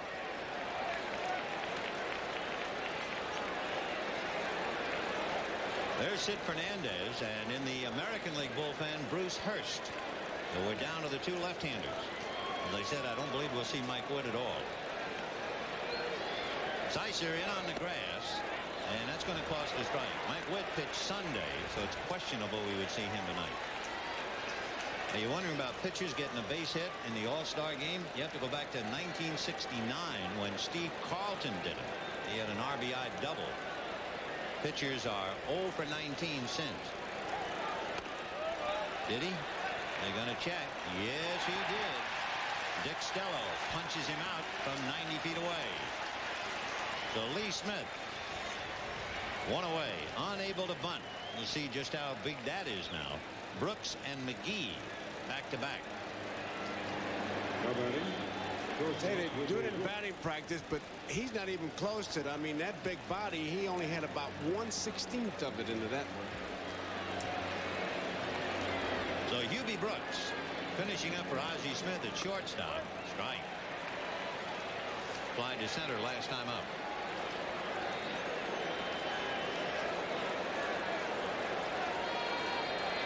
I was just looking up something. Lee Smith has not sacrificed for the Cubs this year. And looked it. It looked it. Yeah. He was more than a bit rusty. More rustic. 1-1. Ozzie Virgil held on by Mark McGwire. Top of the 13th. No score. And that's hit into right field base hit. Virgil will hold, of course, with Dwight Evans' gun on him. So 2 on with 1 out, and Willie McGee coming up.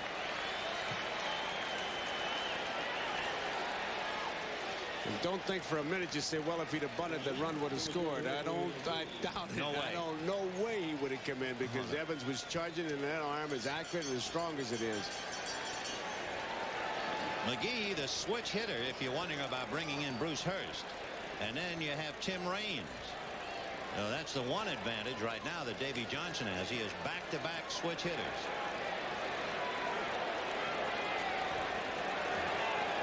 McGee with 3 ground balls takes ball 1.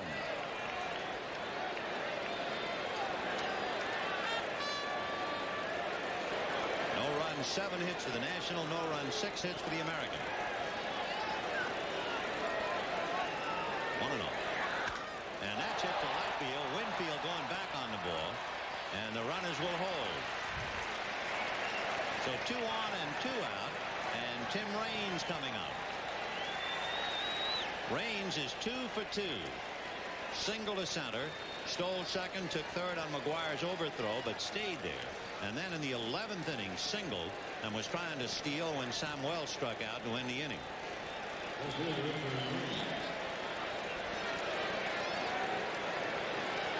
And waiting his turn on deck, Sam Wells.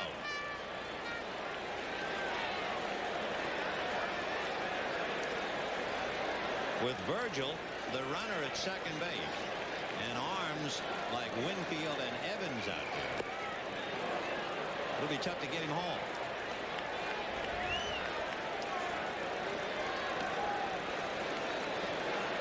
One ball and no strikes to Tim Raines.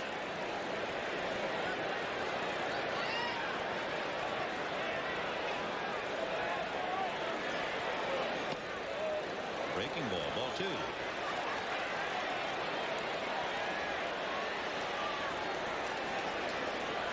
So Ozzie Virgil at second base, and of course he's the big man. Hubie Brooks at first. 2-0. Line drive into left center field. That's a base hit, and it will go to the wall. In comes Virgil. In comes Brooks. Raines to third, and he's in there for a triple.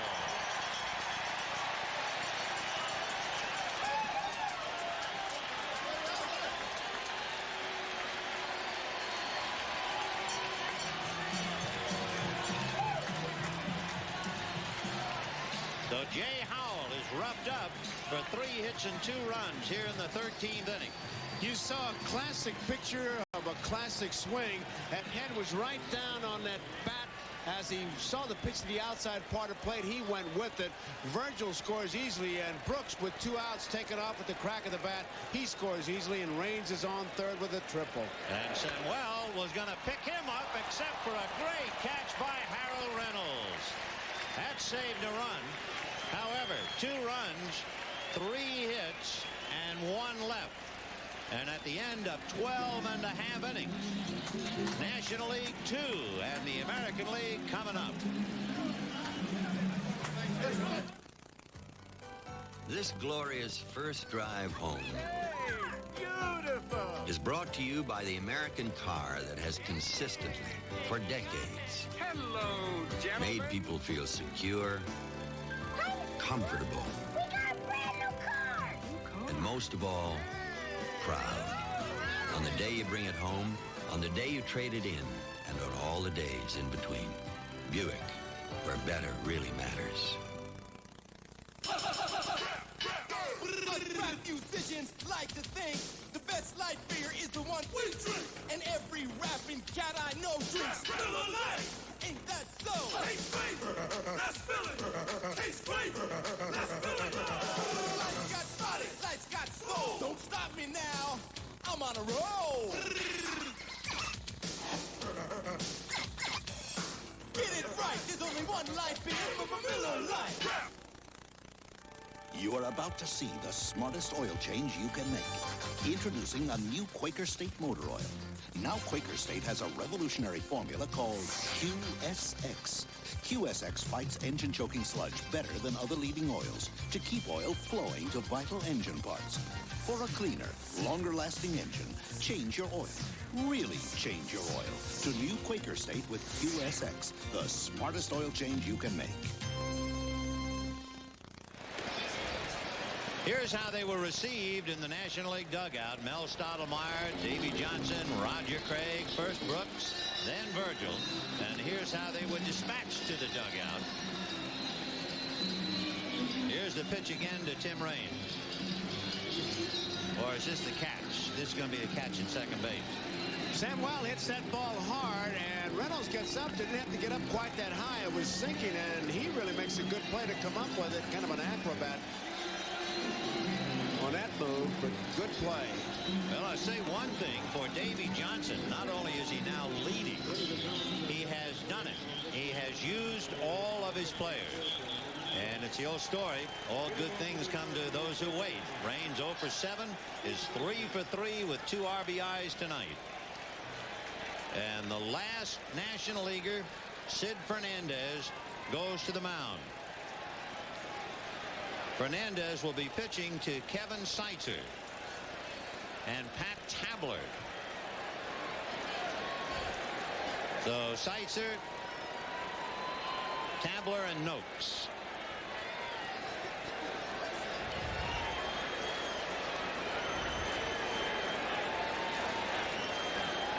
Fernandez trying to nail it down and give the win to Lee Smith. Kevin Seitzer finishing up the game at third base. Almost tried to bunt and walk into that one. Ball 1. Just did get out of the way.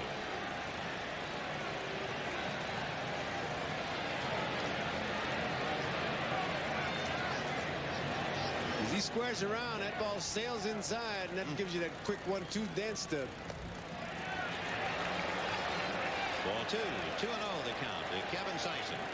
The John McNamara. Down 2-0. Bottom of the 13th. And now Fernandez, ball 3. That'll make a manager kind of wince and turn and twist a little bit.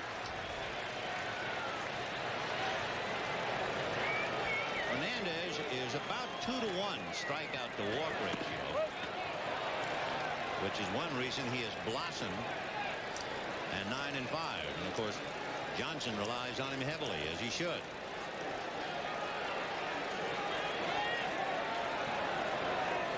And he is walking. So leading 2-0. Fernandez walks the leadoff man. Now getting the leadoff man aboard in the top of the 13th was very important for the National League, and the only time they did it all night. The American League, however, had the leadoff man on in the 12th, the leadoff man on in the 11th, the leadoff man on in the 9th, the leadoff man in the 7th, the leadoff man in the 2nd. So they've squandered opportunities, and here's Pat Tabler.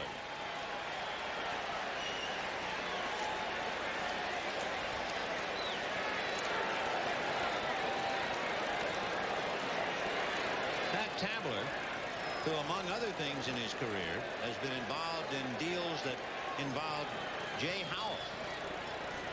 Right.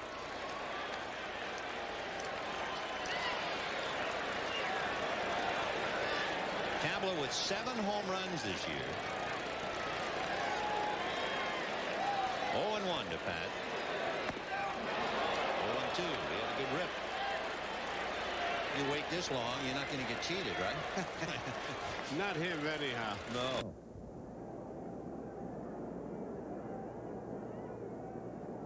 Kaiser at first. 0-1. Fernandez has that unique delivery. Looks like he's throwing uphill to you. He kind of sneaks up on you. Sneaky, I guess you would describe him. Yeah, the first thing Mel Stottlemyre did was try and get him to straighten up a little more so he wasn't throwing uphill. Fastball. Oh, he can move it, and Tabler goes down. And I'm sure if you're Pat Tabler, you go back to the dugout and you think to yourself, that's just great. I spent 5 years in the minor leagues. Came up with the Cubs in '81, kicked around, finally make it to the All-Star game, sit around all night, take my hacks and go sit down. And here's Matt Noakes. But he has one consolation. He was here. That's right. He could be home watching it.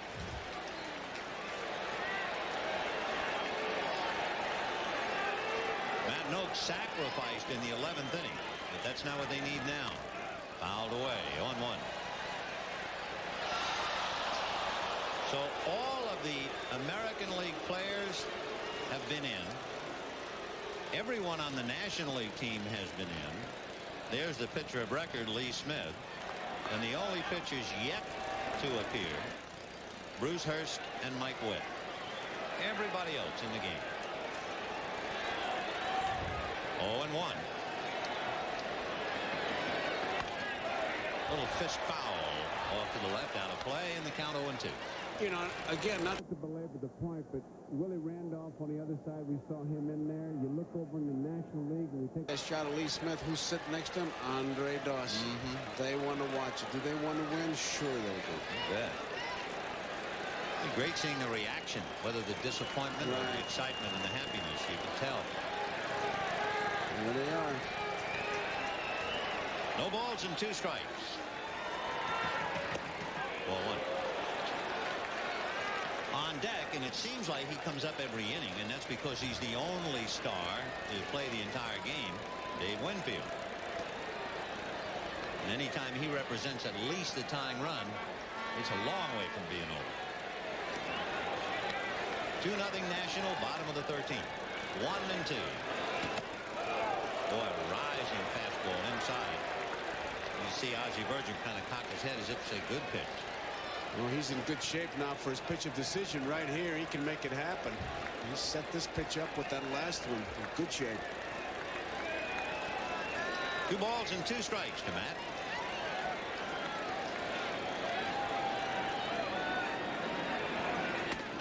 Just inside. Tried to jam him and missed the inside corner.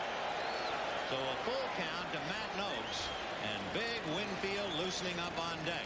And that's got everybody on the prowl in the National dugout. And they're hanging and twisting and sweating it out in the American. 3-2 to Matt Noakes.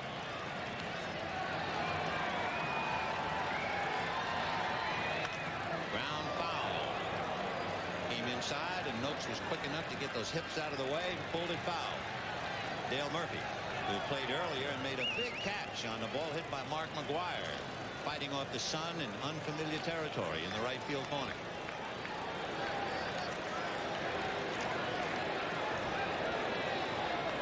(3-2) to Matt Noakes. Sights at first. Hernandez not holding it.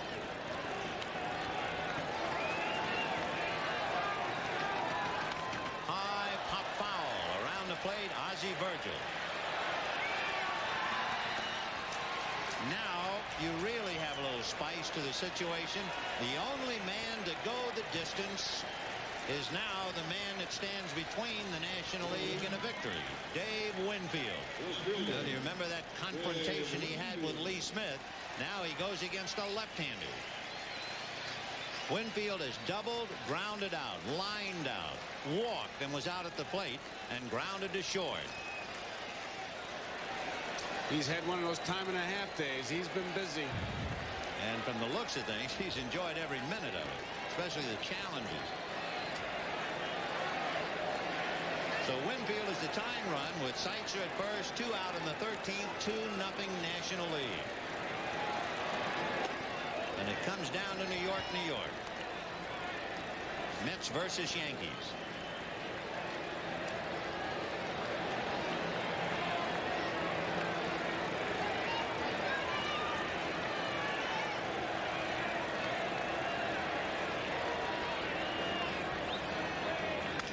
Busted back, ground ball to third. Wallach down to second to Samuel, and it's over. At 9:19 Oakland time, the National League gets a 5-4 force play, and this one is in the books, which means the National League in extra innings and all-star games, 8 wins and no losses.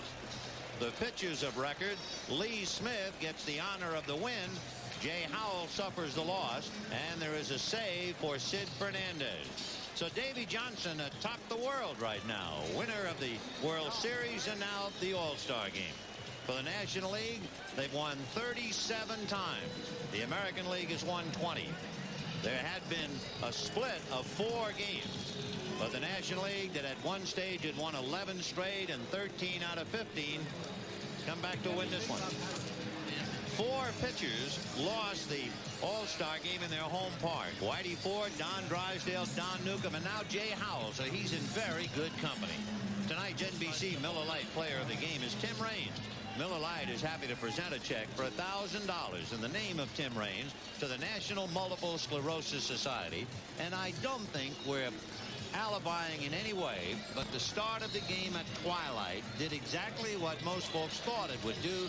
It cut down scoring and hitting and made it almost impossible. It really did that, but Mr. Raines got that big base hit, and Bob Costas is down there with him now. Bob, go to it. All right, Vin, thanks very much. Tim, you led off for Gary Carter, for Andre Dawson, for Hubie Brooks at various times. Tonight, the way it went, you're the leadoff man for David Letterman. Well, it's true. You know, say 3 or 4 months ago, I was thinking about getting a club, and I wasn't really thinking about being in an All-Star game. And things worked out for me early to get a chance to get here and to be able to get my first hit, my first RBI. I'm just elated about it. How badly did the National Leaguers want to win? They talk about this game being an exhibition. What was the feeling like on the bench? Well, I'm sure every time we play this game, we feel that we are the best league. We always call those guys the minor leagues of baseball, and we wanted to win this one bad. We lost last year. We thought that we'd come back in here and not win lose 2 in a row. What did you hit for the game-winning triple, which I guess is what we're looking at right here? Yeah, this is it. Well, he threw me a fastball away. The count was 2-0, and I was looking for a fastball down the middle of the plate. Threw it out over the plate, and I just was trying to hit it hard. I wasn't worried about, hitting out the park or anything. I just got good wood on it and went in the gap. Everybody, with the exception of Tim Raines, seemed to have trouble with the bats tonight. What's your explanation? Well, I feel good. I told my wife before I came here today that I was going to get a hit for her. And I wasn't really thinking about getting 3, but I just want to get that one hit. I've been here, this is my 7th year, and I hadn't got a hit in all 6 years. So hopefully I came into this game with the attitude I want to get at least 1 and end up getting 3. Very quickly, you got in the game late, I know, but how bad was the twilight early? Well, I didn't really tell. When I got in, the shadow was all the way out in left field, so I really didn't have any trouble. The guys were telling me, though, they were having trouble seeing the ball. Tim, congratulations on being the game's MVP. Thank you. Let's go back upstairs. Vin and Joe. All right, Bob, and our heartiest congratulations to Tim Raines and the National League. It's great to see the best play, and it's great to see the best do what they do best. It was a dandy. Tim Raines, with his triple, driving in 2 runs to give the National League a 2-0 victory. So the National League has now won 37. The American League 20, and there has been 1 tie. A reminder, due to the length of tonight's game, the Tonight Show starring Johnny Carson will not be seen in the East. Stay tuned following local news for Late Night with David Letterman. Well, Joe and I will be chatting with you from Candlestick Park. Come Saturday, we'll take a look at the Giants and the Cubs. Well, till then, for Joe Garagiola, this is Ben Scully from the Oakland Coliseum, wishing you all a very pleasant good evening or good morning.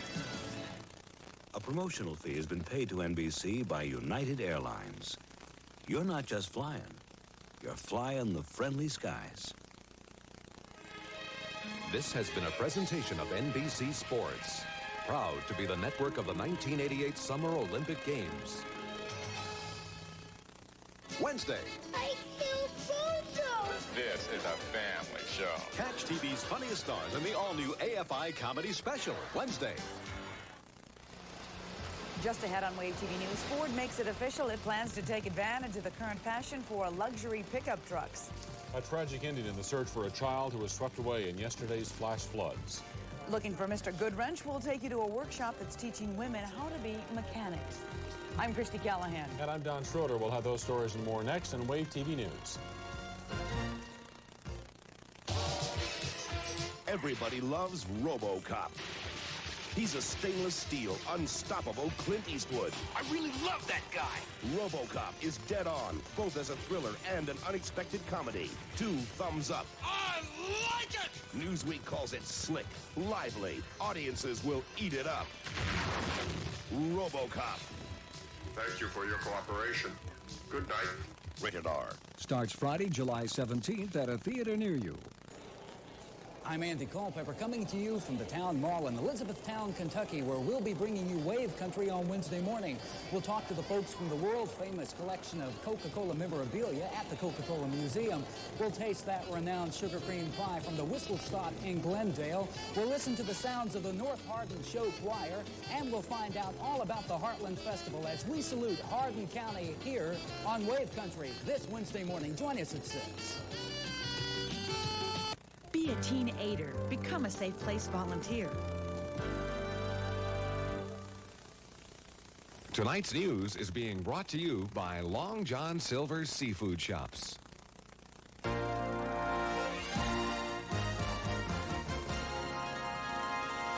Wave TV News with Don Schroeder, Christy Callahan, Tom Wills, and Bob Dominy.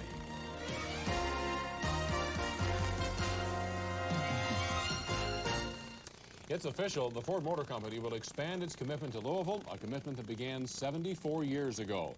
Today, local leaders and company executives joined in announcing a new $260 million investment in the Fern Valley Road assembly plant. We will be adding 162,000 square feet of assembly space.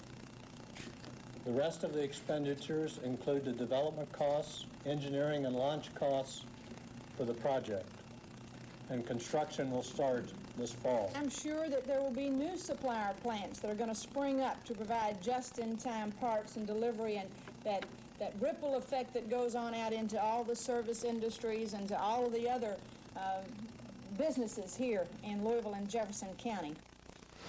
Ford won't say exactly what type of new vehicle will be built at the plant beginning in 1990, but sources say it'll be a 4-door version of the popular Bronco 2.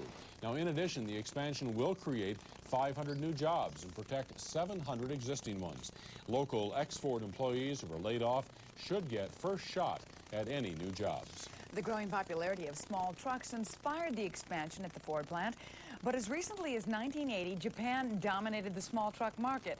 As Ken Marshall reports, now sales of American trucks are beating the imports. Today, the light trucks roll off the assembly lines at a record pace. In the past, cars like this were mostly manufactured in foreign plants because most Americans were buying foreign trucks. Now, for the first time, compact trucks made in America are the hot sellers. Our sales are up 30% on Ranger, but they're up 18% across the country. So it's a broad-based move towards domestic. Today, most of the small trucks sold in this country are American-made. In fact, sales of domestic trucks rose 21% this year, while imported truck sales dropped by 17%. The price is good on it. On the sales lots, dealers are enjoying the popularity of small trucks. Many Chevy dealers are having a hard time keeping their S10s in stock. Most people that use trucks now use them for just back and forth to the grocery or driving to work. But U.S. manufacturers aren't resting easy. Even though America rules the small truck market now, they say that doesn't mean competition from Japan has disappeared.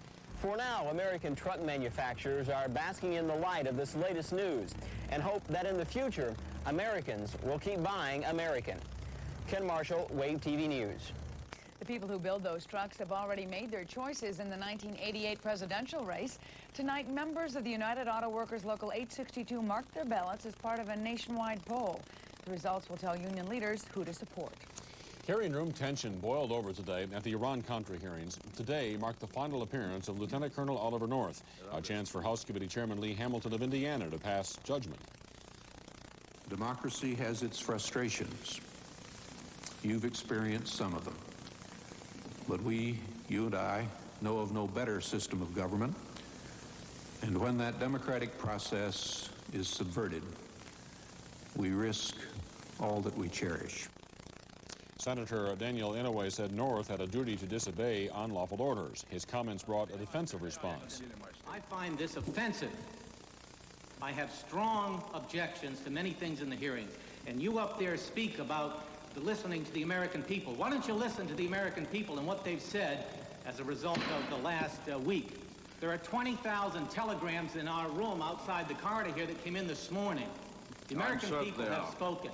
And please stop this personal attack against Colonel North. I have sat here, listened to the Colonel without interrupting. I hope you will accord me the courtesy of saying my piece. Also today, North's former boss, Robert McFarland, flatly contradicted several parts of North's testimony. He denied North's contention that he had authorization for everything he did on behalf of the Contras. The next major witness is Rear Admiral John Poindexter. He'll testify tomorrow morning. Colonel Oliver North will soon find out area reactions thanks to a local radio station. WQMF created this 8x10-foot card ready to be signed at the mall in Shelbyville Road. Their mascot, the Weasel, dressed to the teeth in uniform, salutes North, but all opinions are welcome. Messages are mixed from good luck Ollie to you'll need it to Ollie, you're a sneak. Yeah, I think there need to be more people in Congress that have the nerve that North has. We need a lot more people like that around. Because I think Oliver North is very patriotic, and I respect him a lot for his position. Well, because I feel very strongly about what Oliver North and the administration is doing all over the world right now, what they have done in the last 25 years. And the card can be signed tomorrow and Thursday from 2 until 7. It'll be sent to the Colonel Friday morning. Still ahead, searchers find the body of a 9-year-old victim of yesterday's flash floods.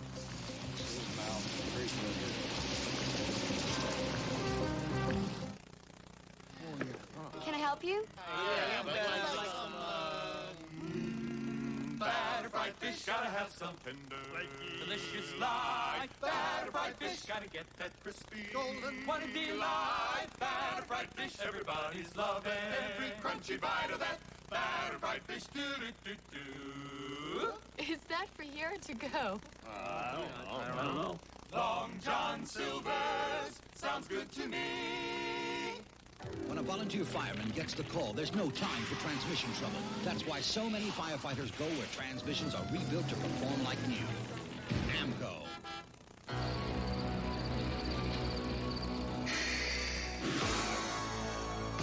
They're on their way to you at this very moment. Cost cutter savings on Procter & Gamble products.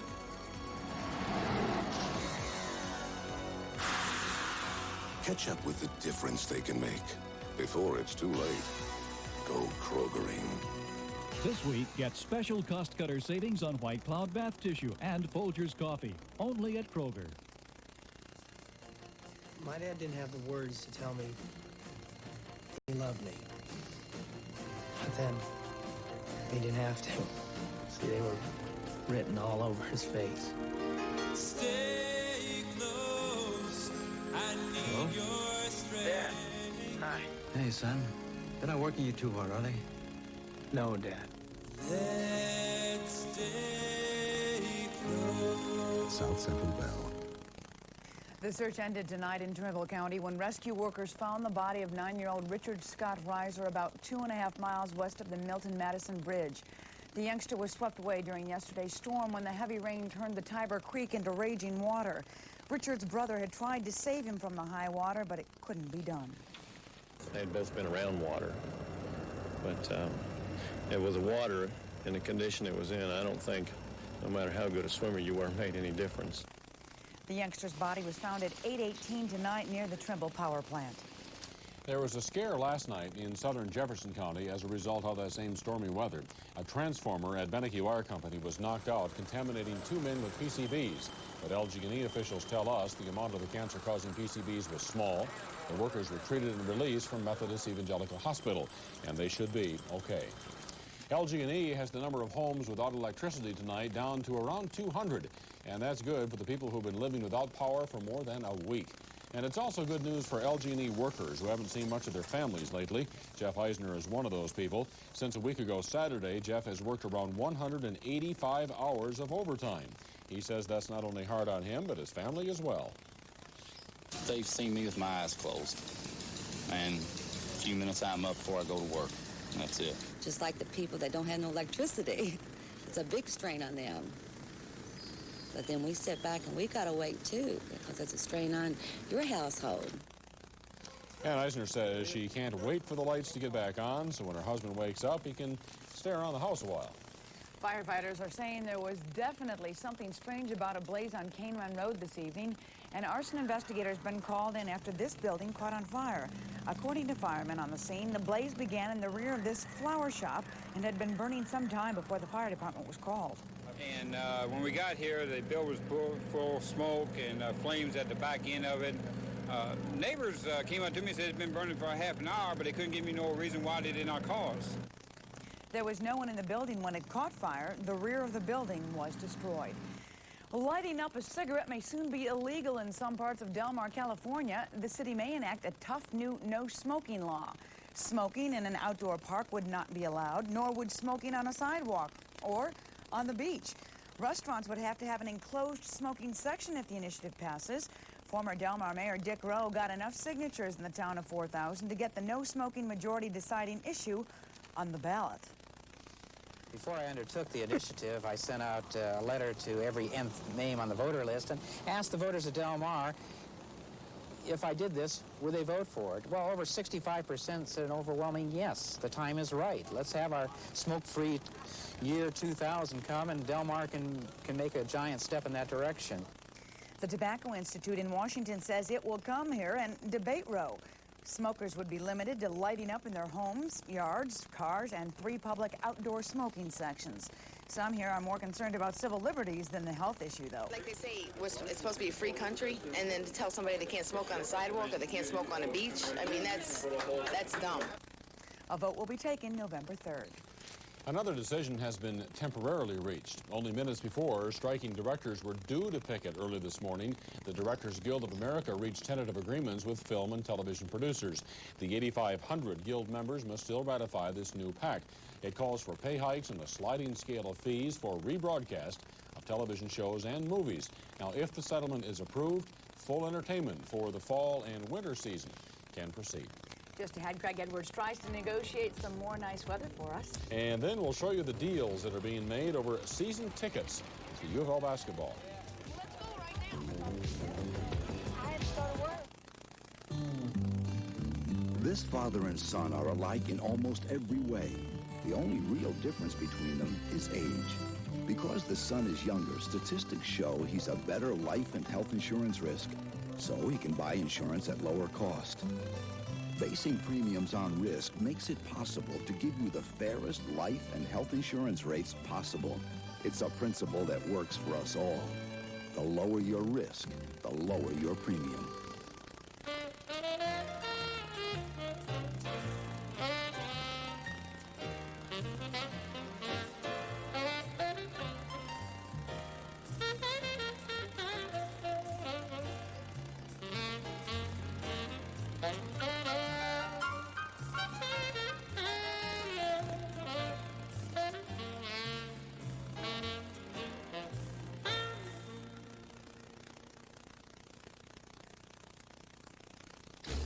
August 7th through the 23rd, a car becomes a sports car when you drive it to Indiana for the Pan American Games.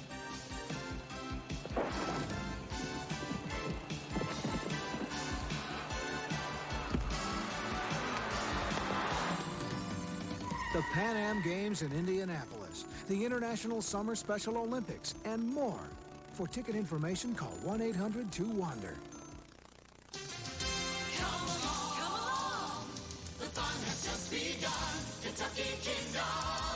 Kroger presents a Super July. Come see the Popples and Friends for 3 live shows a day, Saturday and Sunday, July 18th and July 19th. Picture-taking sessions both days at 5 p.m. And don't forget, get your $2 off discount coupon at participating Kroger checkout lanes. Open every day and night. Trying to come up with some different superlatives about how wonderful, how beautiful, how dandy our day was. Yeah, you know what, though? I'm getting phone calls now. People really want those thunderstorms back in here. They're tired of dealing with all this electricity. Don't give us any of that. They don't want all that electricity hanging around the house. And besides, there are plenty of limbs out in the yard that need to be picked up. And if we have good weather, you got to go do it, right? True. In the meantime, for tonight, we've got partly cloudy skies. And it looks like the rest of the night we're going to see clearing skies, although the temperature has gone up over the past hour. Across Kentucky and Indiana, here's what we're looking at. Temperatures in the low 60s to mid-60s, 66 degrees over in Lexington and London, but further over to the west, temperatures drop down into the low 60s at 62 degrees in Evansville, also down in Paducah. Up to the north, 63 degrees in Indianapolis and also 62 in the Bedford area. For our good folks down in E-Town, 62 degrees right now. The new airport down there is also supplying us with some new temperatures, and we appreciate that. 69 degrees right now at Stanford Field. That's up 1 degree from last hour. Over at Bowman, though, they dropped 1. They're down to 67 degrees. High temperature for the day, 81 degrees. And for the low, yesterday morning, I should say properly, 65 degrees. Relative humidity is 76%. Pressure is 30.00. It's rising. And the winds are from the northwest at 7 miles per hour. We do have some showers to talk about, and there is a slight risk of showers later on during the day today. But right now, some showers back over in the western sections of Illinois, stretching all the way back up to just about Lake Michigan. Further back to the west, we also have some showers now moving through parts of Texas, back into New Mexico, Arizona, and even into California. Around the Gulf Coast, scattered showers continue at this hour, stretching into parts of Georgia and along the Atlantic seaboard.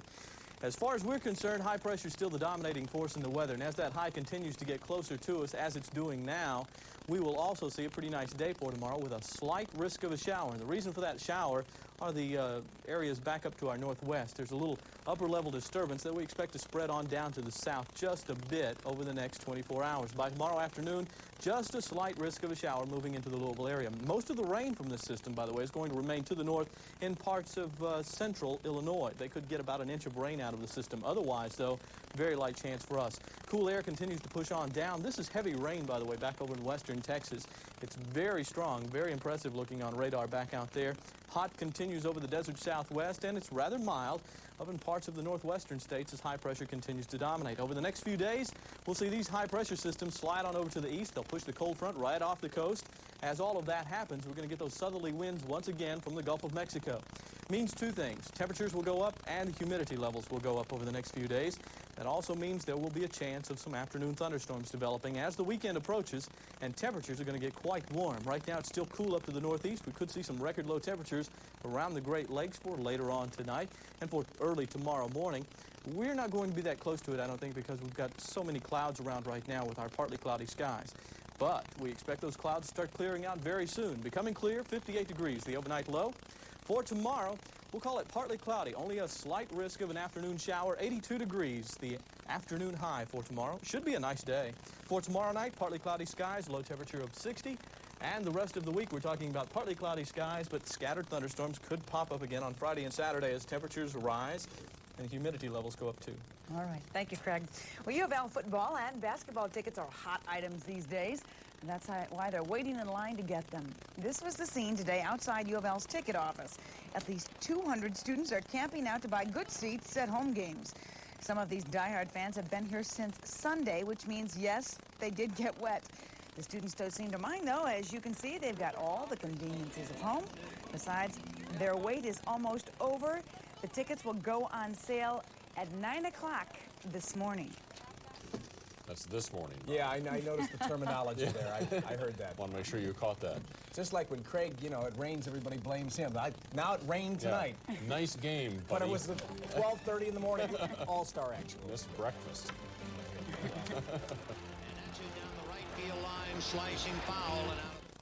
In recent years, most innovations in frozen pizza have come in the area of crust. Thicker crusts, thinner crusts, lighter crusts, crustier crusts. Double Top Pizza from Tombstone puts the crust where it belongs, on the bottom of the top. And our crusts are doing double duty because Double Top doubles the toppings. Double the meat, double the cheese, double the taste. Double Top Pizza from Tombstone. You'll think twice before you buy anything else. Kroger is up to its neck in summertime savings. Don't you just love summer? Volleyball, girls in bikinis, picnics. Guys, get me out of here. And of course, all those great summertime goodies like hot dogs, Frito-Lay snacks, and lots of ice-cold Pepsi.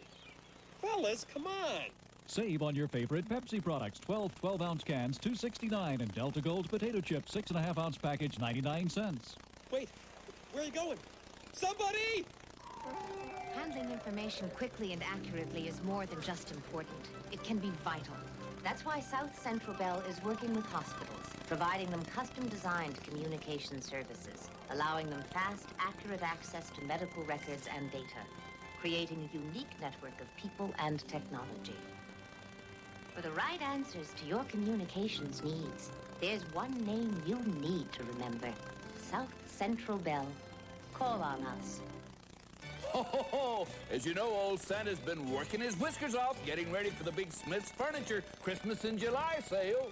Take a rest, Santa, and I'll tell them about Smith's fantastic deals on GE major appliances, like this 18 cubic foot refrigerator for just $499, or this GE Deluxe washer for only $329. Don't miss the Christmas in July sale going on now at Smith's.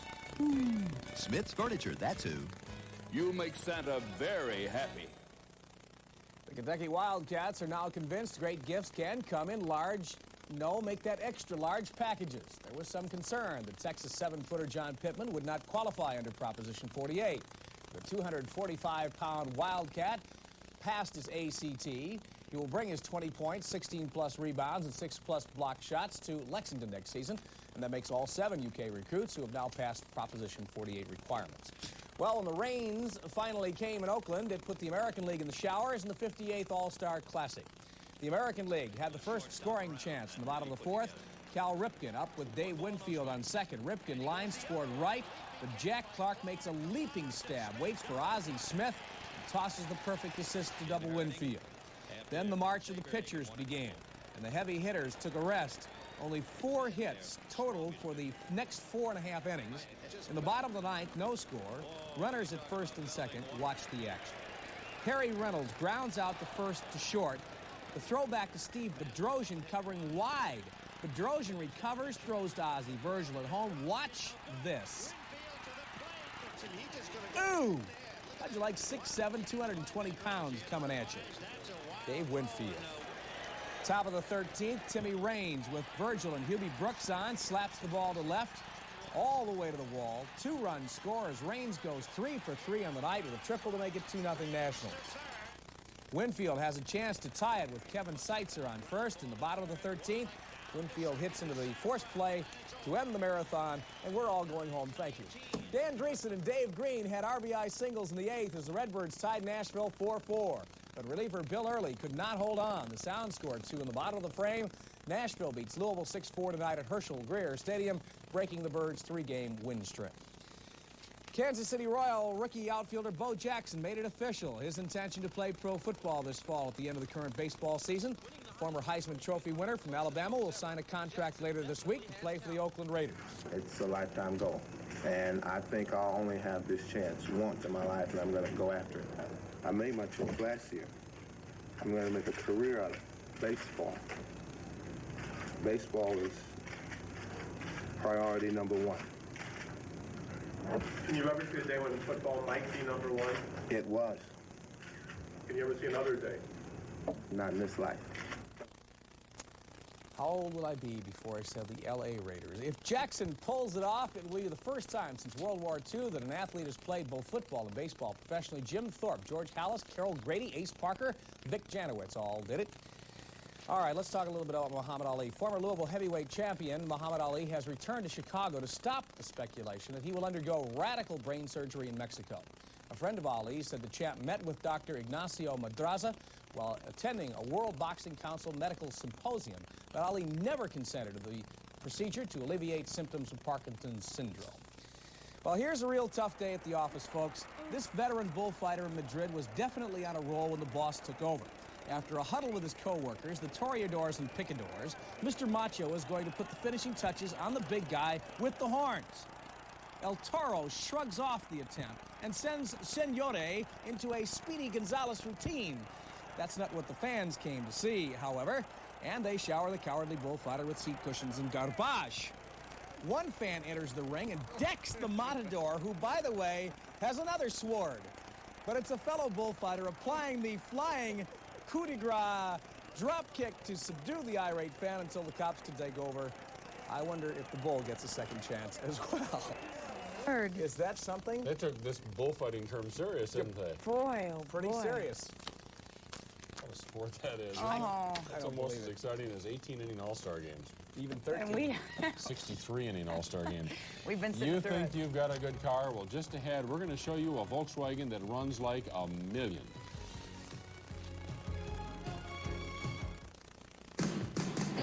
Think small. Think new burger bundles. The tasty mini cheeseburgers only at Burger King. Little cheeseburgers available for a little time. So get them while you can. New burger bundles only at Burger King. Look, Ma. No hands. Burger King, the best food for fast times. Remember, dear, you've only had your license one day. I'll be fine, Mom. Don't worry. Don't forget your first stop. When you stop at a Shell station, you get more than America's best-selling gasolines. You get all the little extras you may not find at other stations. Here. I've never done this before. Well, I guess that's it. Thank you. Come back and see us. Because at Shell, we haven't forgotten That was easy. how a service station got its name. Shell. Experience the difference. When Jean Carey gives her son medicine, she's never taken it lightly. So to ease her concern, Super X created the patient care system, recording every medicine her family takes, warning the pharmacist about drug conflicts or allergy risks. So while our medicine helps Billy sleep better, our system helps Jean rest easier.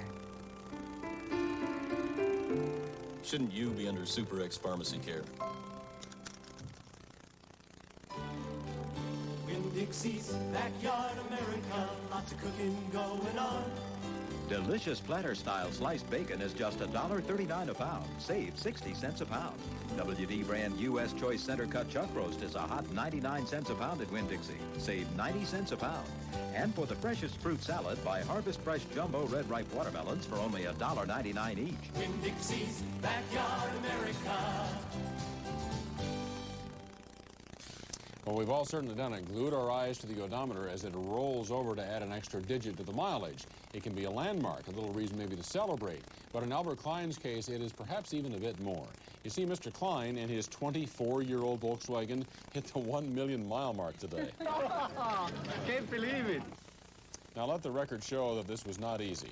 This bug has had 150 tires, 576 oil changes, 35,000 gallons of gasoline since it was originally purchased for about $2,000 in 1963. In fact, Klein says he has spent $38,000 just keeping the car on the road this long. He says he hopes his brand of maintenance will keep the bug on the road another 12 years. In 1999, Klein plans to break the world's record for most miles in one car. That record now stands at 1,182,000 miles, and that was set by a Mercedes in 1978. I don't think I want to keep track of all of that. Just, good point. Just makes me tired just reading it. Tabulating it, yeah. Well, when your car breaks down, what do? If you're like a lot of people, you call AAA. But some women in St. Matthews tonight, well, actually it was yesterday, decided to fine-tune their knowledge of mechanics. Mark Ream tells us why. I might start checking the oil. I mean, I might be able to do that if I can find that little doohickey. About 35 women gathered for the class at Taffel Motors on Shelbyville Road. The class was offered to make these women a little more familiar with their cars, which is precisely what these women hope to accomplish. I don't know if I could do some of the things or not, but at least things about the fan belts or plugs or things like that, I would like to know about. If I think that we need an oil change, I can check it to see if it's getting low, but I doubt if I'll be under the car taking the filter off. The women didn't actually get a chance to work on their cars firsthand, but they did get firsthand instructions, and that's all many women wanted, to be able to explain their auto problems. Well, I don't know if I really want to learn to fix cars. I do want to learn something about the workings of my car so I can maybe have a little bit better understanding when I go into a mechanic shop and he tells me such and such is wrong. I'm going to at least know what he's talking about. Taffels tells us the class was so successful, they plan to offer another to their clients in early fall. In St. Matthews, Mark Ream, Wave TV News. Well, as of now, Taffel says the reservations for the next class are overwhelming. It's incredible. Craig, go ahead. I still like going in where I tell them to put the thingamajig in the doom-about. Yeah, it's In the doohickey. In the doohickey, yeah. That's a good one. Craig and you all have a chance to get a bite to eat, and then Today in Wave Country starts just a couple of hours. See you in a minute. Good morning now.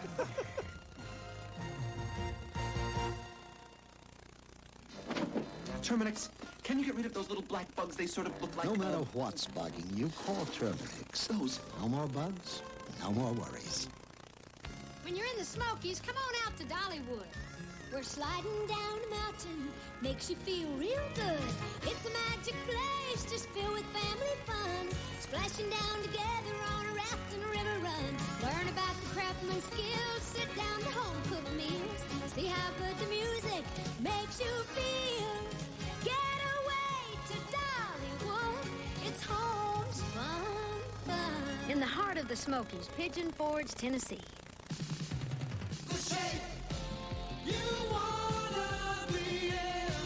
The Great Shape Escape is on at your Lincoln Mercury Mercour dealers. Now's the perfect time to get away in a stylish Mercury Sable. You can save $2,288 when you buy one with a special preferred equipment package, along with low APR financing. Plus, factory-to-dealer incentives may save you more. See your Lincoln Mercury Mercour dealer and make your escape in a great new shape today. The shape you wanna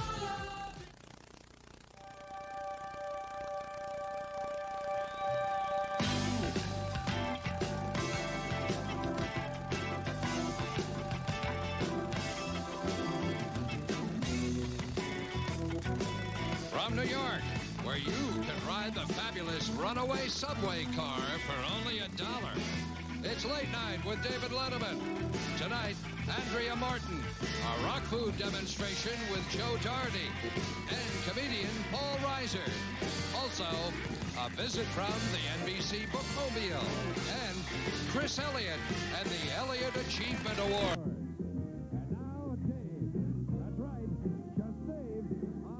The guy. I can call him that.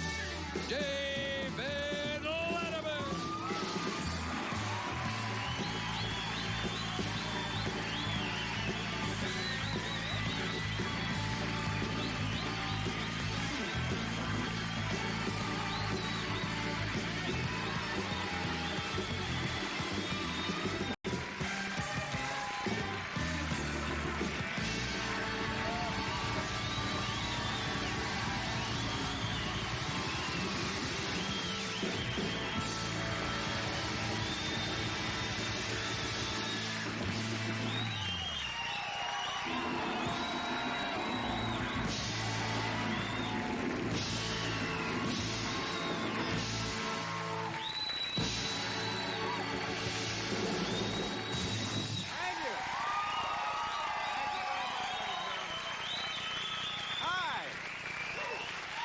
Welcome to the show. Thank you so much for being here. I gotta be a little more cheerful from now on, Paul.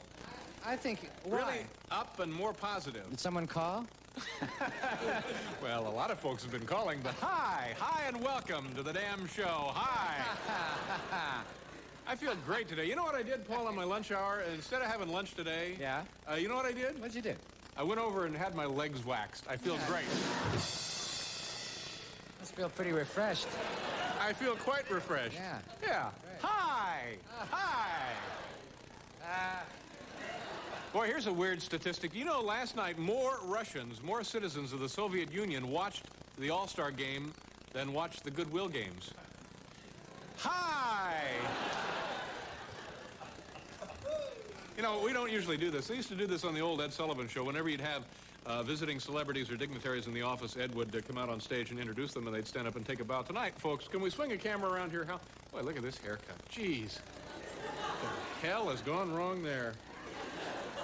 Anyway, how can we get a camera around? Ladies and gentlemen, all the way from Dallas, Texas, listen to this. We have a man...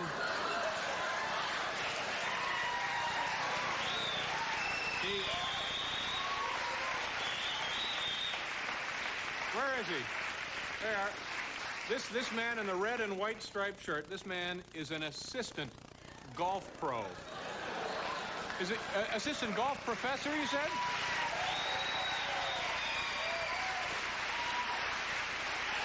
Assistant golf professor. Now, you mean it is possible to get a degree in golf? Hi, welcome to the show. An assistant golf professor. What else we got there, Kevin? Here's another interesting statistic. According to a poll in USA Today, listen to this. This was staggering to hear this. Did you hear this, Paul? Let me hear about it. I want you to be equally happy and cheerful. More so than I am right now. Tonight, we're both really going to be just sickeningly excited. Okay, fine. All right. Did you hear about this poll, Paul? Why, yes, I did, Dave. Tell us about it. According to a poll in USA Today, 63% of all people in this country are USA Today poll takers. Can you believe that? Wow. I had no idea that was the case. All right, forget it. Thank you very much. Now, wasn't the Canadian anthem great last night? Very nice. It was exciting. That's the way to do it, wasn't it?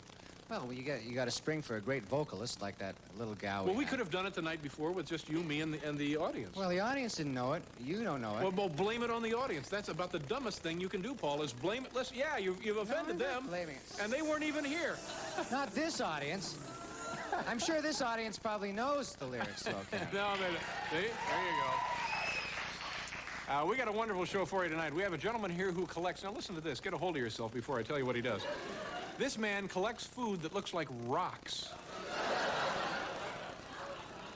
No, I think it's the other way around. He collects rocks that look like food. He'll be with us in a minute. Andrea Martin from the new movie Club Paradise, and also Paul Reiser is here. A recent survey on the reading habits of Americans reveals, listen to this, that the average American citizen reads the instructions on frozen French bread pizza and an occasional copy of Us magazine. So to celebrate this upsurge in literacy, as that unmistakable music indicates, once again, folks, it's time for another visit from the NBC Bookmobile. Bring it in, kids.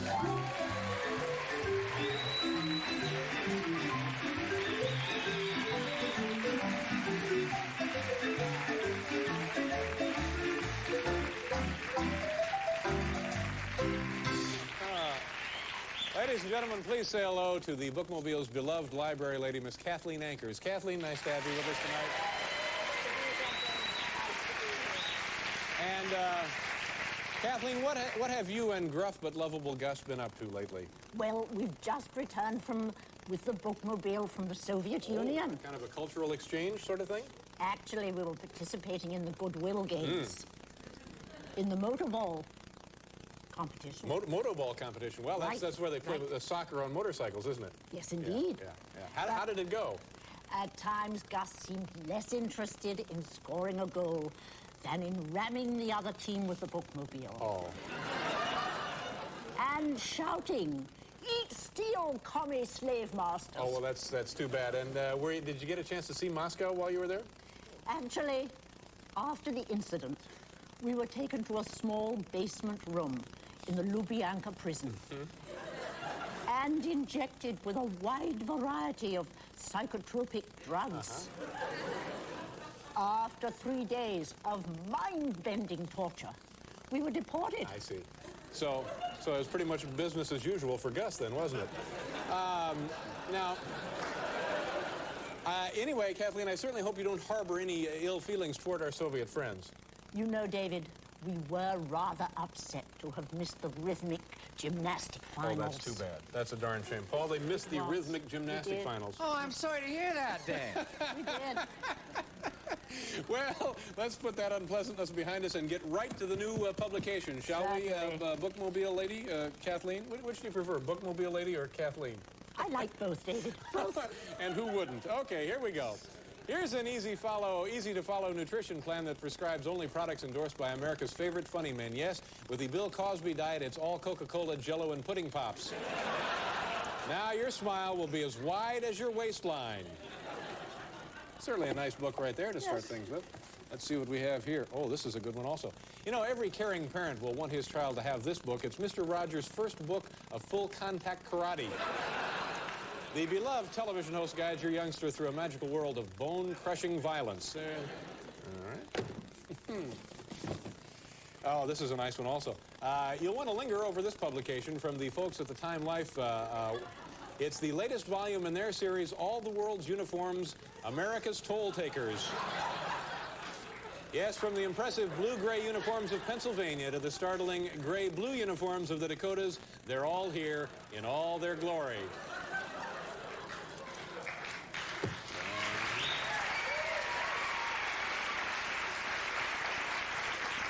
You know, for my money, you just can't have too many books about New York baseball players. This is a favorite of mine. It's called Ed, the story of Mets backup catcher Ed Hearn, with detailed coverage of each of Ed's 12 hits.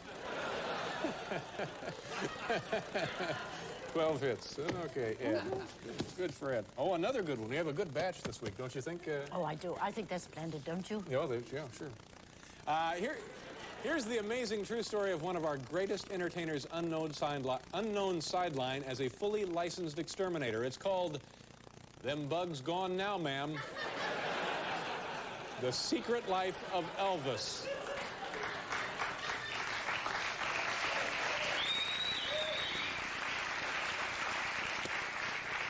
Them Bugs Gone Now, ma'am. Yeah. What, Paul? Yeah, great book, Dave. I got to read it soon. Here's a reference book that brings real clarity to a complex sport. It's the official PGA Pants Guide. Yes, from Kelly Green to Glenn Pladd.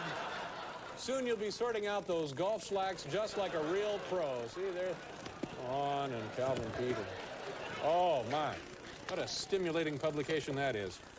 I have time for one more here. Good. This will be our last little, then we'll go on to the rest of the show. Now, after the show, do you and Gus hang around, or do you go out and do something? Oh, no, we don't hang around too much. You don't hang around too much. Okay. Now you can explore the lighter side of a serious topic with a new book by Dr. Ruth Westheimer. It's called, Why Does She Want Me to Touch Her Volvo? The 100 stupidest questions I've ever heard.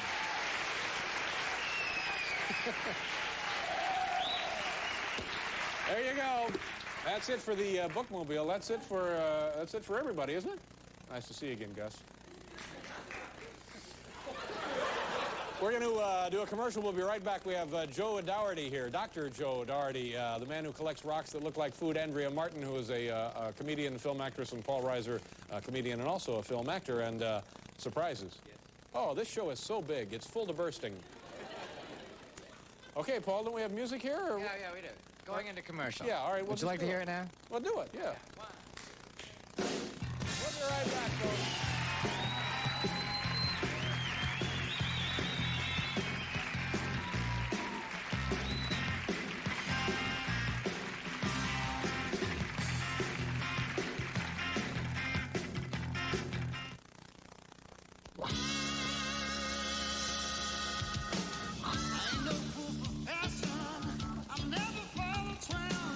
I don't need to live a fancy life, 'cause I got me a whole lot of friends, and I grew up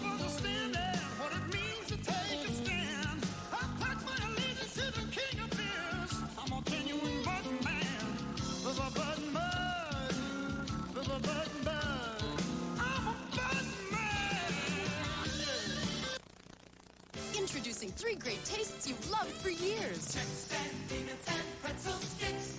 3 great tastes in Chex and Mix. Snack mix in a box. Chex and peanuts and pretzel sticks. 3 great tastes in Chex and Mix. Yeah, those crunchy Chex cereals, peanuts, and pretzel sticks are yours now in new Chex brand snack mix. 3 great tastes you've loved for years. 3 great tastes. So what took you so long? New Chex and Mix. I don't hide my real feelings. Do you?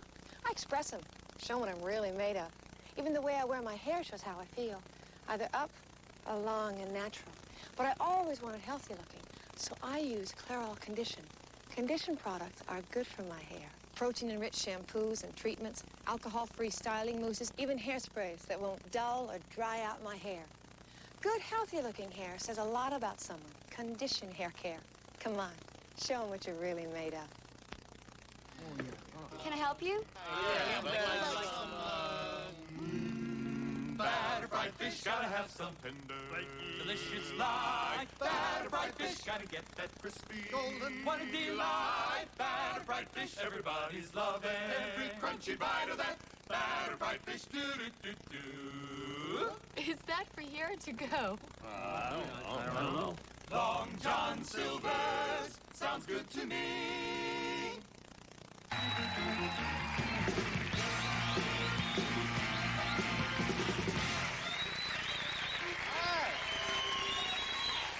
Hi. Hi. Thank you for letting us into your living rooms. Hi. My first guest tonight is a dentist from Lexington, Kentucky. Boy, that's a beautiful part of the world. Have you ever been down there? Love Lexington. Great folks down there. Got to get down there real soon. Love it. Got some relatives down there. Got some friends down there. Got to get down there to see them. As a hobby, this man has one of the strangest rock collections I've ever seen. And you know, I've seen an awful lot of rock collections. Please welcome Mr. Joe Dougherty, ladies and gentlemen. Dr. Joe Dougherty. Hi, Doctor. So nice to see you. How are you? Come on down here. Lexington, Kentucky is beautiful, isn't it? I like it. Yeah, there. beautiful. All of those lovely, nicely painted white fences and the thoroughbreds down there. Horse farm. Yeah, beautiful. Right. What kind of doctor are you? A dental surgeon. Dental surgeon, and this is a hobby that you started doing when? About 20 years ago. How did it begin? A fella brought me a brown rock that looked like a potato. He wanted it cut. I said, no, that looks like a baked potato. So I fixed it in foil and put it on one of the plates, and everything's been added since then. And so what you try to do here is collect food. I'm sorry, collect rocks that look like food. That looks like food. Yeah. Right. Okay, let's take a look at what you have, and I understand it's pretty amazing stuff. Pretty edible. Yeah.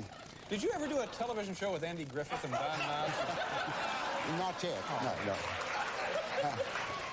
I thought first we'd have a few appetizers. Nice block of cheese, brown bread with wine. All right, now let's just take a second here. What is this? This is obviously not cheese. It's a piece of granite, isn't it? Marble. Yellow quartzite from North Carolina. Yellow quartzite. Now, did you do anything to fix this up? I took it and cut it in block. Cut it in block. Okay, and then for the bread, what do we have? Just big slices of sandstone.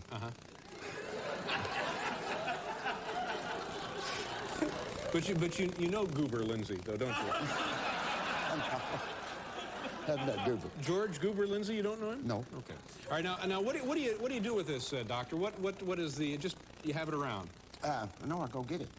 I know, but once you go get it, then what do you do with it? You just have it? Well, some of it has to be polished. Some I leave it just like it is. Are you a lapidariist? Yes. Okay. A lapidariist does what? Polishes rocks. Cuts and polishes rocks. Cuts and polishes rocks. Right. Okay. The wine is amethyst crystals. Oh, amethyst is a semi-precious stone. It's very beautiful, isn't it? Very nice. Okay. And the grapes are jade. Those are actual jade. Now, you didn't find those if you bought them at some... These were a gift to add to the meal. Okay. Okay? Very nice. Then, it's hot. Yeah. Now here, we're really getting somewhere, aren't we? This is a child special.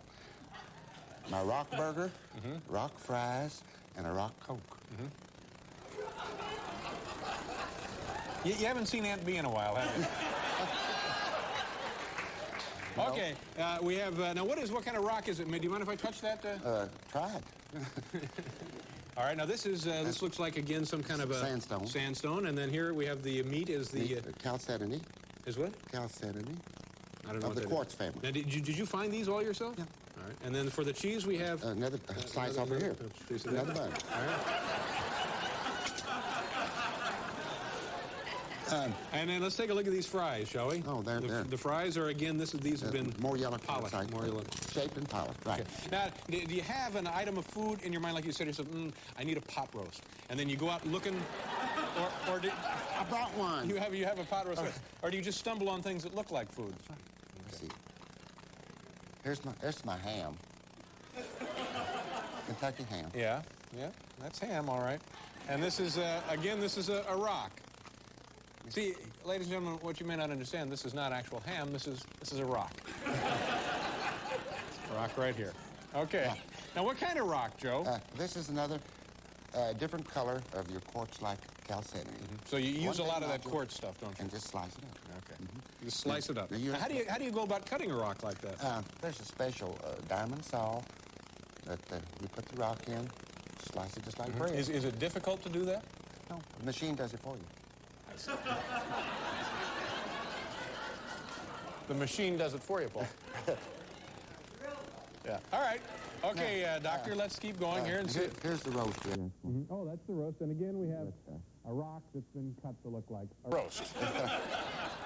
kind of a variation on the ham, isn't it? Right. Yeah. We've added bacon and little sauce. Now, what is the bacon here? What is that? Ribbon agate. Ribbon agate.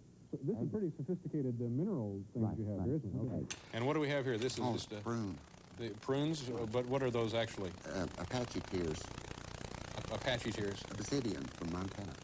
What do you say? Obsidian from Montana. Right. And again, Paul, it's a rock that's been sliced up to look like a roast. Like a roast. That's right. But it's really just a rock. This is our southern dish, our old Kentucky ham. This is the baked potato, cauliflower, and a home hot biscuit. Yeah. All right. And again, the baked potato is... That's where it started. That's a rock. Oh, that was your first one, wasn't it? That was it. That was the first one. Now, that looks like it may have been colored. Did you color that a little bit? No, Didn't that's color? not. Have any of these been artificially treated? Only the parsley. I cheated it. Oh, now what? what is the parsley? That it's coral, and I dyed it green. And you dyed it green. Okay. Well, let's go on, Doctor. See what else. What? We do it. Well, let's go to the last one because I understand it's stunning. Well, oh, now this. Now let's get to this. I understand. Well, after the Weight Watchers meal. You have an egg here. Yeah. An egg. And a few desserts. Then we have our mixed nuts. Now tell them what the mixed nuts are. Human gallstones. That's kind of romantic. It's nice to have a snifter of gallstones around now. Now, how did you get those, Doctor? I have doctor friends that have patients. Who, for the right price, are willing to look the other way while you come in and do whatever you want. Yeah. Well, you know, I've, like I said in the introduction, I've never seen a rock collection quite like this anywhere. I have something for you. You have a cigar. Well, that's very nice. Thank you. That's a rock cigar. That's a rock cigar. And again, it's not a real cigar. It's a rock. Listen, that's right. Thank you very much. Good luck. Have a nice trip back to Mayberry. Thanks for being here. We'll be right back with Andrea Martin.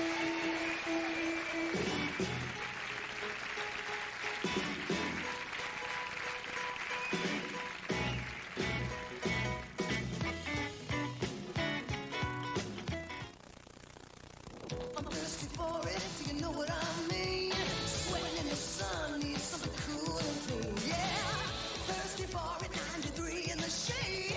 I'm thirsty for it, how I need thirsty. Nothing cuts through thirst like Gatorade Thirst Quencher. It speeds in fluids and minerals and supplies energy to working muscles. I'm thirsty, thirsty, thirsty for that Gatorade. Gatorade is thirsty for that deep down body thirst. Introducing power and price you've never seen in a compact 4x4. The new lower-priced Nissan Hard Body V6.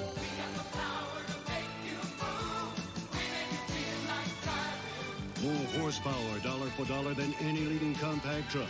Big and broad, high and wide. There's nothing ordinary about this truck, nothing but the price.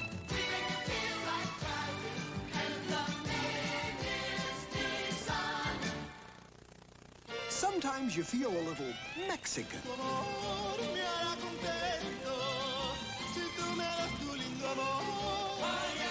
And when you feel a little Mexican, try Chi-Chi's new special dinners. A tasty taquito, crunchy taco, zesty enchilada, in beef and new seafood or chicken. And for a limited time, free sopapillas for dessert. At Chi-Chi's. When you feel a little Mexican. Everybody loves RoboCop. He's a stainless steel, unstoppable Clint Eastwood. I really love that guy. RoboCop is dead on, both as a thriller and an unexpected comedy. 2 thumbs up. I like it! Newsweek calls it slick, lively. Audiences will eat it up. RoboCop. Thank you for your cooperation. Good night. Rated R. Starts Friday, July 17th at a theater near you.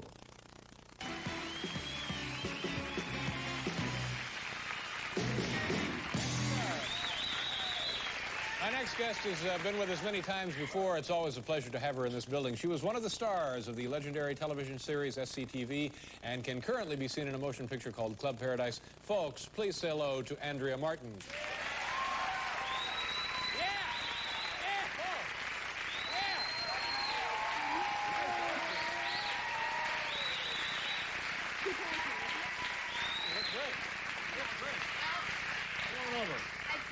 Nice to see you. You just back from vacation. You look very relaxed, happy, ready to go? Yes, I am. Yeah, where'd you go on vacation? Maine. Yeah, what'd you do?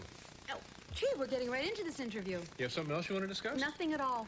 Do you have rocks that look like something? Well, you went to Maine. Yes, I did. Now, what'd you do there? Well, let me see. I went hiking, just boring things. Hiking through the woods of Maine, mountain climbing, river rafting, that kind of stuff. We went white river rafting. No, that's not You ever boring. done that? No, I've never done that. No? Isn't it like the sort of yuppies 80s thing to do or something? I don't know. Ah, I don't know. you don't know anything about it. I don't know anything about it, and I don't pay attention to trends. I don't believe in that crap. Uh-huh. I just I'll lead tell you my life the something. way I want to lead it, and don't bother anybody else. Really? Yeah. Well, you're a man who likes adventure then. No, well, No, I'm not leaving. No, I was just... We'll just have a seat. What is the Yes, matter? I with you? am. No, come here. Hey, what are you doing? Get over here. All right. Please sit down and relax. Okay.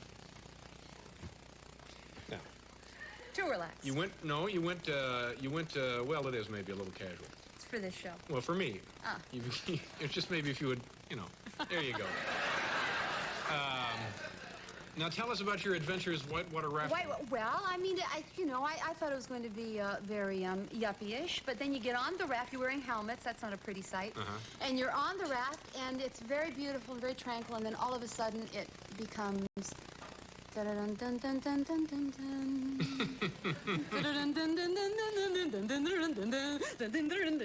And you're going down over there, and I actually one time heard 2 pigs squealing over in the, no, I was scared of that. Yeah. So did you enjoy the I experience? did. I liked it very. It's scary. Is it though. dangerous? It is very dangerous because you're at one point you go over into like their big. Rapids. Yeah. Yeah. That's the name. You do know about it then. Well, I have a You know certain that much. command of the English language. That's right. Kind of But they're named things like I don't know, like Dead Man's Hole, and It's Your Funeral, Yeah. and things like that. scary, breathtaking. Oh yeah, real scary. Yep. Yeah. It's been something. Yeah. Life is a ball. Now, you want to take a look at some of this movie you did? Not really. Okay. Oh, all right. Yeah. Okay.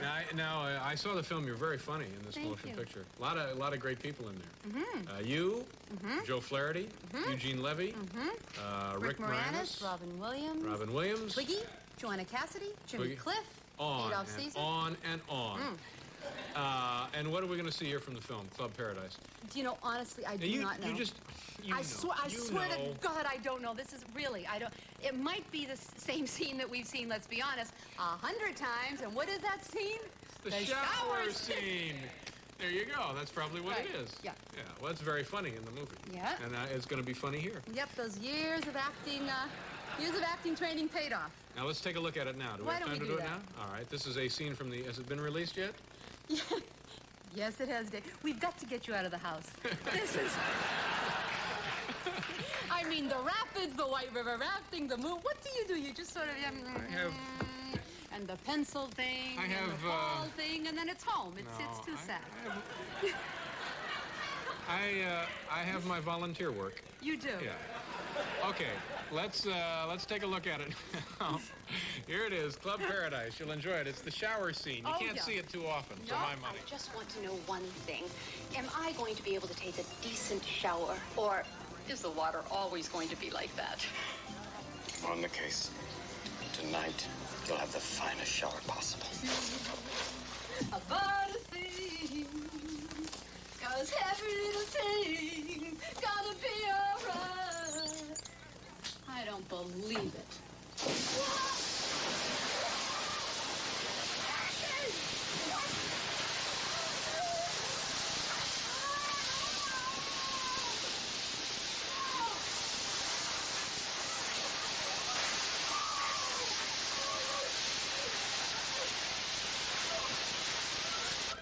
Okay, the shower scene.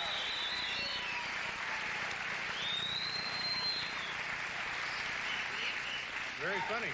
Very funny, and your husband is played by Steve Campman. Yeah, we didn't... Oh, yes. What? I Steve feel Campman. valued I didn't mention Steve before. Yeah, Sure. yeah, he's married to Judy Kahn. Do you know what? What? I just spent the last week with Judy Kahn, Steve Campman, their 3 children, Martin Short, Nancy Dolman, and their 2 children, Bob and I, and our 2 children. They're Yeah. like big chill, too. Is We there? spent- yeah. Is this sure. on the rafting trip? Yes, well, no, they didn't go on the rafting trip. We were in one big mansion, sort Yeah. of cottage in Maine together. It Yeah. was fun. I spent the weekend with Carl and Leanne Splitzer, my next-door neighbors. Did you? Yeah. And we know you didn't go out. You were No, just no, we there sat sort at of- home and, watched cartoons. Mhm. Now, are you nude in that scene, partly nude? Well, you were then, weren't Oh, I'm not going to tell the world. you? No, you were partly nude, probably, weren't you? No, I was covered. Nobody saw very... But you were a little nude, weren't you? Just a little? Yeah, a little bit. Well, now, did you enjoy doing that in front of the, big, sweaty, burly lighting technicians and, cable pullers and that kind of thing? I enjoy when they stayed around after the camera stopped shooting. Then we really had fun, pig. Mr. Pig.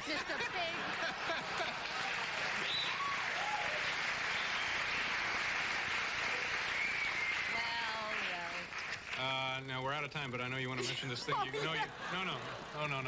Settle down. Relax. All right. You want to mention this thing in Montreal? Well, you Don't know... mention it quickly. Well, how much time do we have? None. It's gone. Get out of here! I cut my trip short in Maine to come here to do the 2-minute thing with the shower? Get out of here. Let's keep it going. Well, I'm gonna be... Let me see. So play... What... Is he giving me the thing? the problem is... That's just... We had to promise the rock guy 14 minutes. I wanted you to help me because tomorrow I have to go to Montreal to host this international comedy festival. And Paul Reiser's going to be, he's going to be here tonight. And Sandra Bernhardt's going to be there, and Jerry Lewis, and Louis Anderson, and Emo Phillips, and all these people. And I have to host this, and I have to do a monologue, and I've never done one before, and I'm really scared. And Well, you'll be terrific. Well, thanks, but I thought you could help me, but I guess we don't have any time. So that's fine. But it's comedians from around the globe, isn't it? It is from- And you'll be yes. hosting it. Yes, I Well, will. that's great. I think that'd be a lot of fun. Well, good. And I've not seen comedians from, for example, Australia, No, per se. no. From France, I understand. Yes, there'll be the Chinese circus acrobats will be there. They're terrific. They That's actually what- are great. Are they really? Yeah. Well, see, I don't know very many of these people. I did so- some apprentice work with them in my Did you youth. really? Yeah. Okay. Now you're not gonna leave mad, are you? No, I'll just leave. No. Nice to see you. That's it, really? Somebody explain it to her. Jeez! Come over here and tell her what I happened. thought this was my show. Here, come here. You, Barry. Come here. I'm tired of trying to tell people they're out of time. You tell her. You mean there are other guests? All right, well, give me a hug and I'll leave. Bye, sweetie. This is the producer. Okay, we'll be right back.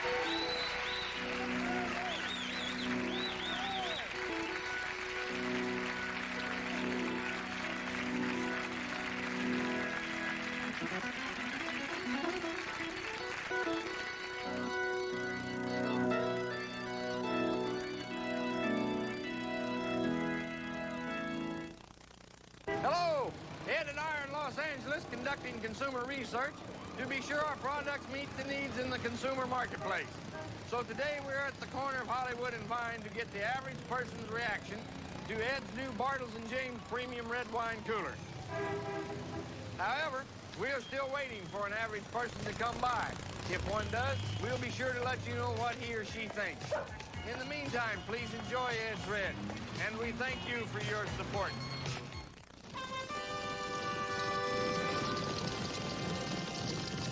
Today's copper top battery makes yesterday's seem like ancient history. In fact, it's so completely improved, it'll last up to 30% longer than the ones we made just 2 years ago. To keep going long after our old battery is a thing of the past. Today's Duracell. No battery lasts longer. There's only one of these in the whole world. And you gave it to me. Whoa, what a crunch. That's unreal. It's not unreal. It's all natural. You said there was only one of these. I meant that one-of-a-kind nutty taste. I was going to say nutty taste. What are these? Grape nuts. I was going to say grape nuts. You were going to say grape nuts. I was going to say grape nuts. Post Grape Nut cereal, the one and only. He was going to say grape nuts. I don't like to wait. I hate to wait. Why make 2 trips? And why wait? At LensCrafters, you can have quality eyeglasses in about an hour. Even tough prescriptions like trifocals and bifocals. Listen. I've gotten bifocals, and I've gotten less than an hour. 45 minutes. 50 to 55 minutes. Why make 2 trips? LensCrafters. Quality eyeglasses in about an hour. In the mall in St. Matthews, across the street from Service Merchandise.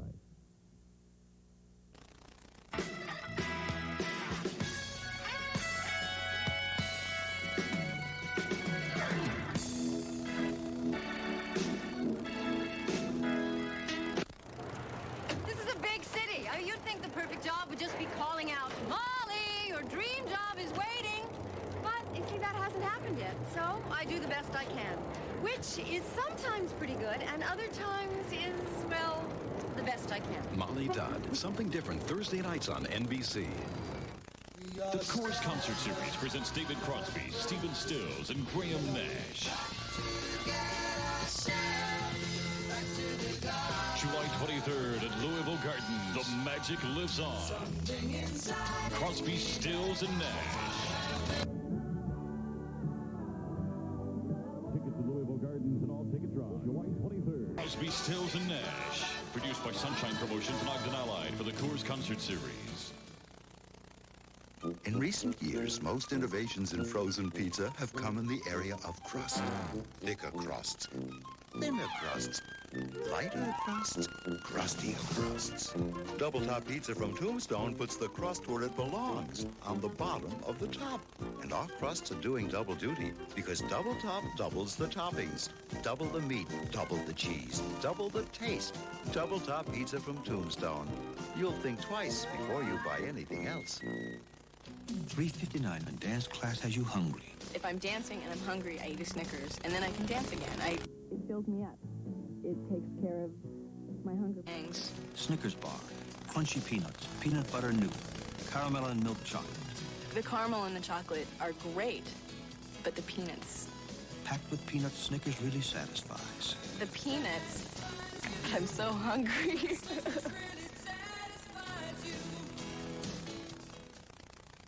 Watch Sally Jesse Raphael tonight after Letterman on Wave TV.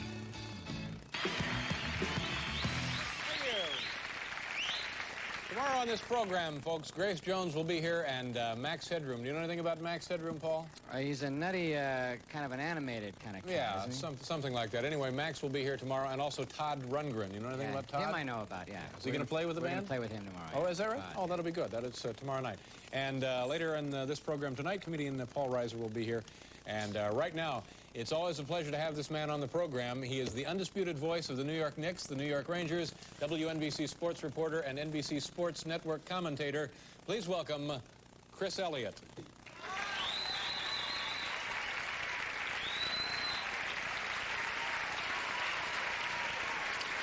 Hi, Chris. Good to see you. Nice to see you. Good to see you.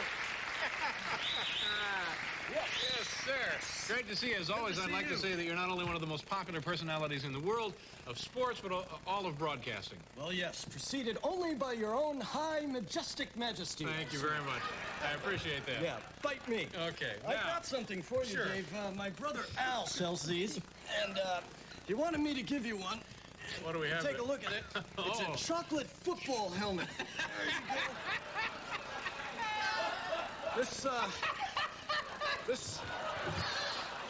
This one's been out in the lights a little too long, I guess. Okay, I tell you what, we'll dig into that a little bit later. Do you have a towel? Yeah, or, we have a towel there. Your brother? Oh, my. Yes, he does. He makes quite a bit of money on this. Okay. Now, you know, Chris, every time you're on the show, you tell us what's going on in the world of sports, but I never got a chance to ask you, do you participate in any sports yourself? Well, no, not anymore. I've got the gout pretty bad now. Yeah. Too much good wine and loose women, I guess. I guess so. Boxing used to be my Boxing, thing. I didn't used to know be that. into boxing Yeah. until Hector the Macho Camacho knocked me out. I think you have a picture of it over Gee, there I didn't somewhere. realize. Oh, yeah, I there guess, it is, right there.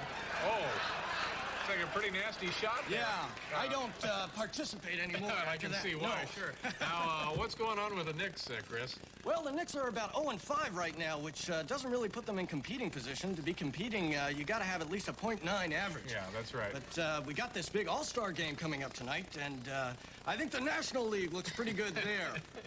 They've got this.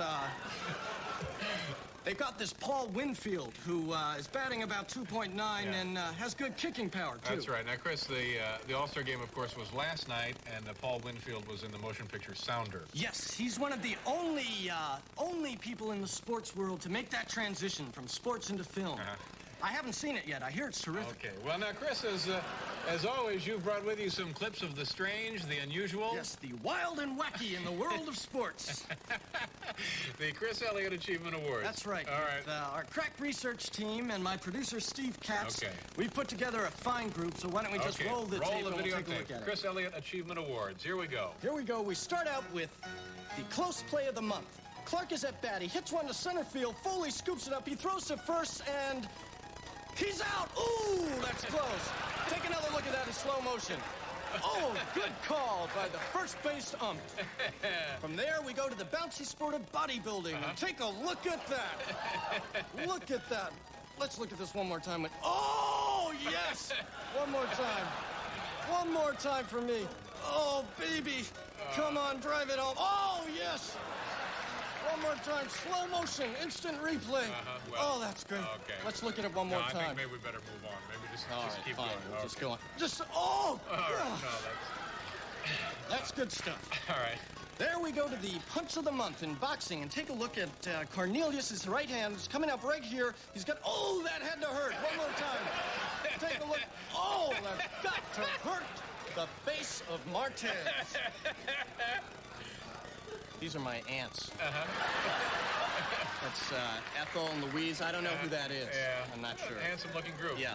From there, we go to Wimbledon and the world of tennis and Von Lendl and Boris Becker, and look at the rump on Lendl. One more time. Nice swish. And here we go to the Goodwill Games and take... What the hell?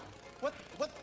Obviously, my producer, Steve Katz, playing a little trick on yours, too.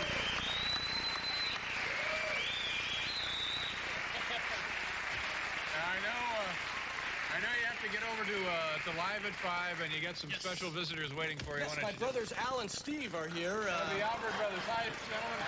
Nice to see you. Chris Elliott, ladies and gentlemen. Gonna go to the All-Star game. There we go.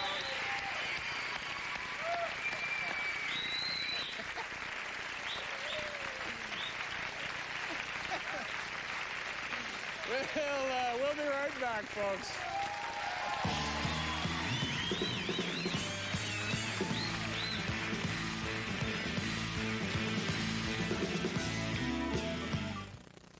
The Coors Concert Series presents David Crosby, Stephen Stills, and Graham Nash. July 23rd at Louisville Garden, the magic lives on. Crosby, Stills, and Nash. Tickets at Louisville Gardens and all ticket drops. July 23rd. Crosby, Stills, and Nash. Produced by Sunshine Promotions and Ogden Allied for the Coors Concert Series. Well, shake it up, baby, now. Shake it up, baby. Twist and shout. Twist and shout. Come on, let's make a milkshake. Come on, baby. Scoop that ice cream on out. Scoop it on out. Ice cream. Ice cream. Milkshake. Woo! Well, shake it up, baby, now. Shake it up, baby. Eddie, understanding your passion for Miller High Life, I brought you something. A six-pack. No, a bottle. A bona fide Frederick Miller original, circa 1880. Note, it is just as clear as today's bottle. Proof positive. Miller has been proud to show their dark, rich beer for more than 100 years. Now, that's tradition, Eddie. That's the American way. That's great, Jim, but I prefer this bottle. Why is that, Eddie? Because it's full. You want a new Pontiac? Buy now. The Pontiac Pros of Kentuckiana are running out of new cars during our 87 closeout. Want great deals? Get low 3.9 financing. Get up to $1,000 cash back. Want excitement? Drive a Pontiac. But during the 87 closeout, our Pontiacs are disappearing fast. See the Pontiac Pros of Kentuckiana. Cross, Green Tree, Brinkhouse, Browning, Hardin Motors, Sam Swope.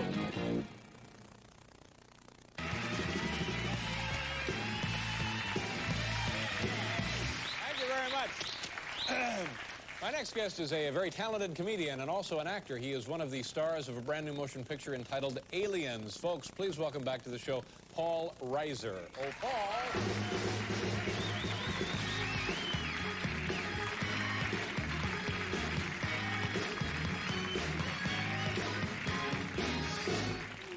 Good evening. How are you, ladies and gentlemen? Good. Nice to see you. Nice to be back home in New York. I flew in yesterday. This is actually true. I would not lie to you. I don't know you that well. I flew in on a plane, which is a good thing, and a lot of people are scared of flying. I'm very good with flying. I like to fly. I don't know what I'm supposed to do. You know what confuses me? They give you their ticket, and there's 4 carbon copies, and they stick that in a boarding pass, and they in the folder, and they staple one of the things, and there's 6 different things, and there are 4 or 5 people who rip things from you. They tell you to go on, and somebody else. I have no idea what they're taking. I don't know what I'm supposed to keep. I feel so helpless. I feel like I'm 5 years old, and my mother stapled money to my sleeve. You know, just take whatever you want. This means nothing to me. Will they know what this is? Because I have to go back in a week. They know what this is? All right, just tell the driver to let me off at 14th Street, because I have no idea what this is. But they say they know what they're doing, so I'm all right. If they say, you know, because I believe people who, and I believe anything that begins with the words, they say. Because I don't know who they are, but I trust them. Well, they say a lot of things. They do, and we believe them all. We don't question. You know, they say, you know what they say, cold hands, warm heart. Who says that? I don't know. They said it, and, I didn't check it up. I just took it at face value. Well, you know, they say you should never eat spicy food before you go to sleep. Why not? Well, that's what they say. We don't know exactly, but they say, well, what happens if I do? They'll know. I don't know. They come after you and they hit you and yell at you. I'm not sure, but that's what they say. I'm pretty sure. Because people don't want to be responsible. They go, oh, that's what they say. I'm not saying it. I'm just saying that's what they say. See, people don't, if you say I'm just saying, you're off the hook. The word just is the key word there. I'm not saying it, I'm just saying it. That just clears you of any responsibility. It's unbelievable. Even if you offend somebody, you get off the hook. See, it looks like you put on about 15, 20 pounds. You look fat. You saying I'm fat? No, I'm just saying you look fat. But you're not saying, no, I'm not saying, I don't think you're fat. There's no thought in my head. There's no brain work. I'm just saying, my mouth is saying the words, you are very chubby. That's all I'm saying. Believe me, if I thought it, I'd never say it. You know, I'm just saying. But we trust, I don't know why, we trust people we know nothing about. I mean, perfect example, you go to the movies and you see it's too crowded, you go back to the car and you go, honey, the 8 o'clock is so loud. How do you know? The guy said. The guy. Who's the guy? We don't know. The guy. These are the 2 authorities basically running everything in the country. They and the guy. This is it. The way it works is the guy is president of they. I think that's how it breaks down there. The guy. And the guy is very important. He's the guy that everybody calls if you need anything done. Call the guy. The air conditioner broke? Call the guy. Call the guy. Honey, Honey, I had the guy here yesterday. He said he couldn't fix it. The guy couldn't fix it? Are you sure this guy is good? That's what they say. All right.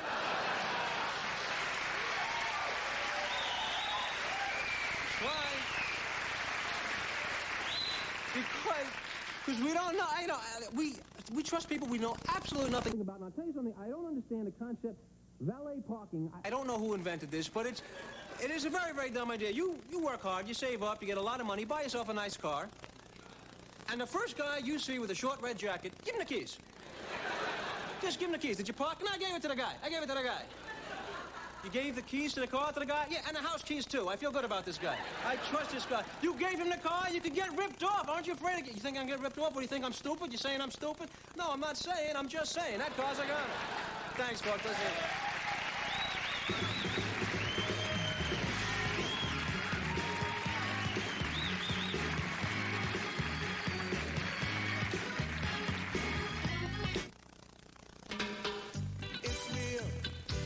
I know it's real. No other reason for the way I feel. Oh yeah, it's as real as it gets. It feels good, so right. The best things are the real things. Draft beer is the real beer. Miller Genuine Draft. Oh yeah, it's as real as it gets. There's a whole new way it moves today. Places to go, people to see. You got to keep up with your feet. You can keep on moving with Twix. Chocolate caramel satisfaction, like crispy cookie gets you back in the action. There's nothing to sticks to Twix. Yeah, Twix keeps your motor humming while you're yum. Keep on moving with Twix. Caramel or peanut butter Twix. One love.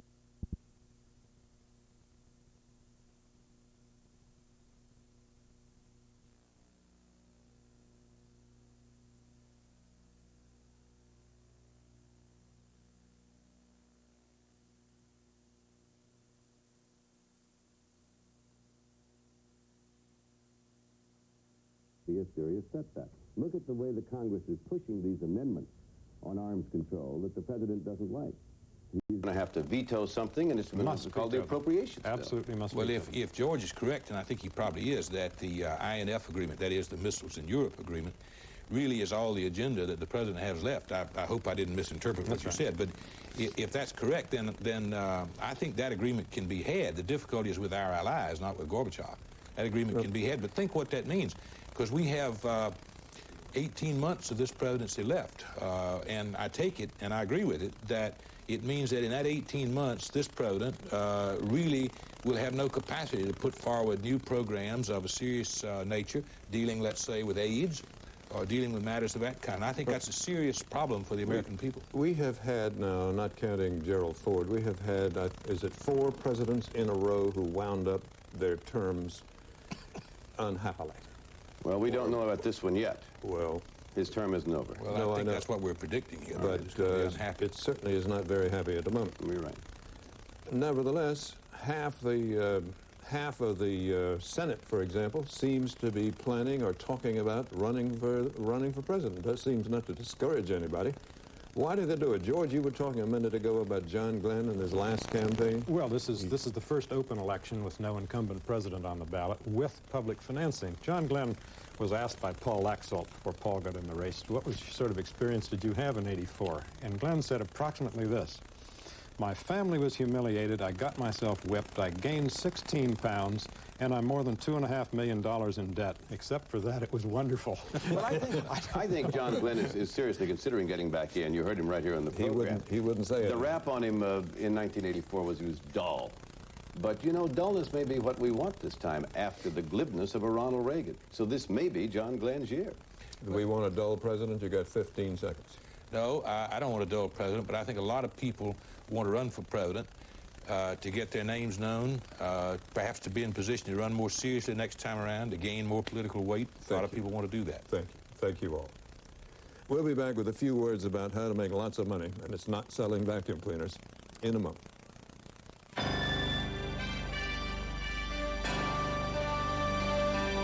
America Americans are breaking the boundaries of age as never before. And at Merrill Lynch, our expertise in retirement planning can help you get more out of life. And our financial consultants can show you more ways to help assure your future. Because at Merrill Lynch, we believe your world should know no boundaries.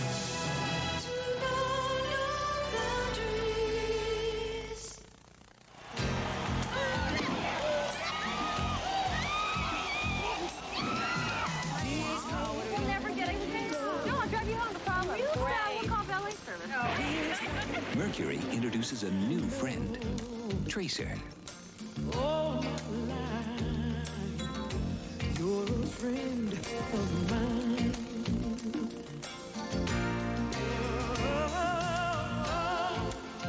You can depend on me over and over, and you can call on me until the day you die. Well, if my Tracer, complete with 68 standard features. Because the best friends are the ones that'll do anything for you. I made it safe and sound. 'Cause you're a friend of mine. Mercury, the shape you want to be in. Finally, after all the revelations about television evangelist Jim Bakker and all of his money, millions, we have now learned how he did all of that. The Washington Post has explored his money-raising techniques, and it is a graduate course in how to raise money on television. One example, he displayed on the air a young boy suffering a bone disease and asked for money to build a home to take care of him and others like him. The money poured in. They built a home for $1 million, but instead of sick children, Bakker moved his relatives into it. Last year, he raised $129 million, spent 3% for charity, 97% on himself. He hired an accountant but wouldn't let him see the bank statements. He paid himself birthday bonuses, Christmas bonuses, Valentine's Day bonuses, Saturday morning bonuses, and just plain bonuses. And when he sent out letters asking for money, he was careful to have them mailed when the Social Security checks were arriving. A very skillful promoter, and if he had not gone into that bedroom with Jessica Hahn, he would still have it all. For all of us at ABC's This Week, until next Sunday, thank you.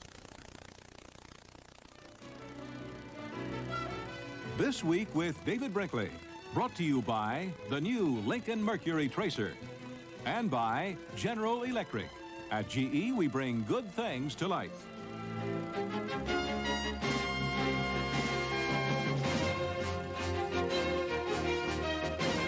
If you wish a printed transcript of this or any other This Week with David Brinkley broadcast, please send $3 to This Week with David Brinkley, 2 John Street, New York, New York, 10038.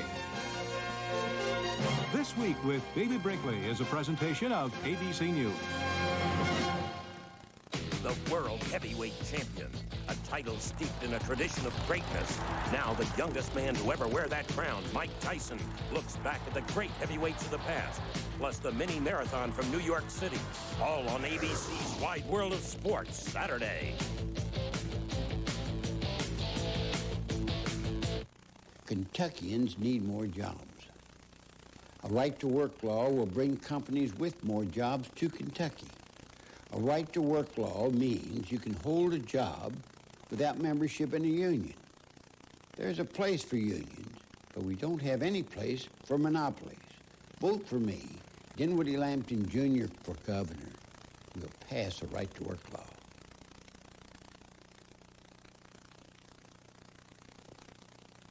It's exceptional. One candidate for lieutenant governor has earned almost all the endorsements from newspapers across the state. Brereton Jones. The Paducah Sun says Jones has an extraordinary capacity for leadership and public service. The Kentucky Post says Jones is a progressive, open-minded leader with the new ideas and solid values Kentucky needs.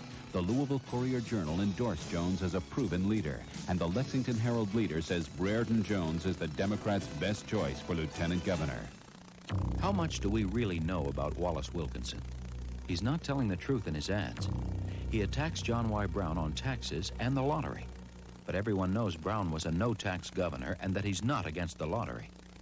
Wilkinson promised the special interests more than $500 million in new spending.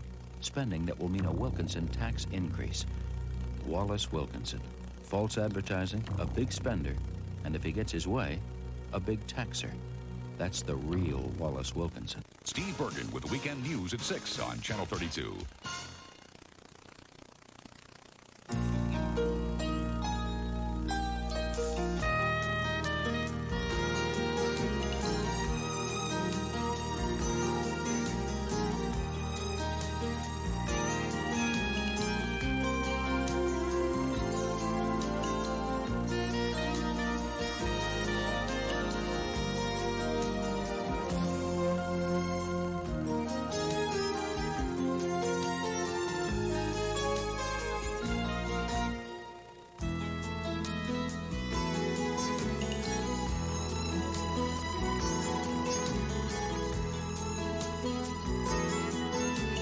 Good afternoon and welcome to a special edition of Kentuckiana Sunday.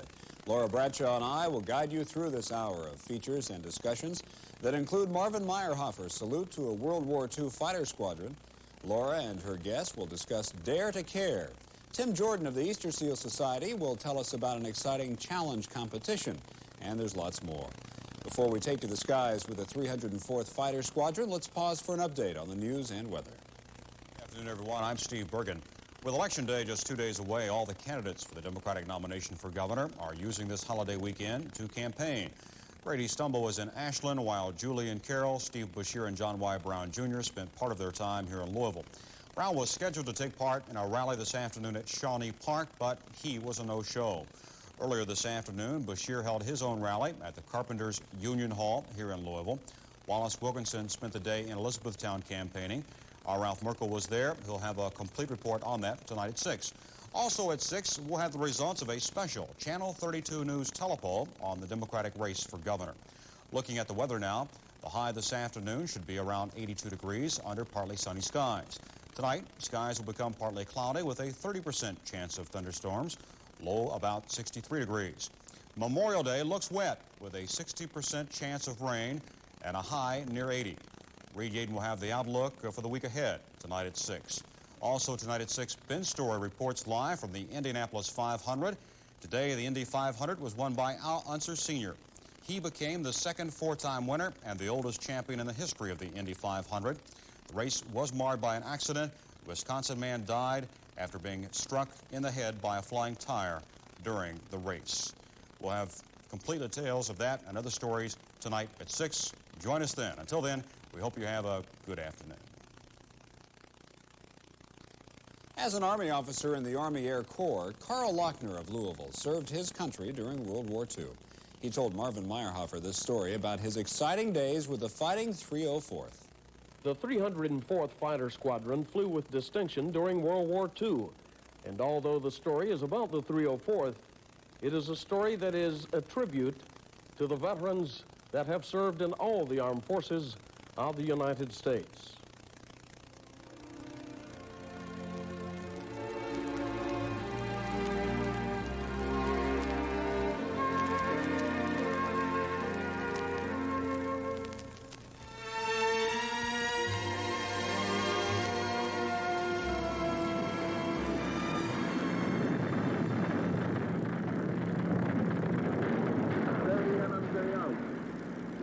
Tons upon tons of high explosives on their war factories and utilities and seaports. Hitler and Mussolini, they will understand now the enormity of their miscalculation.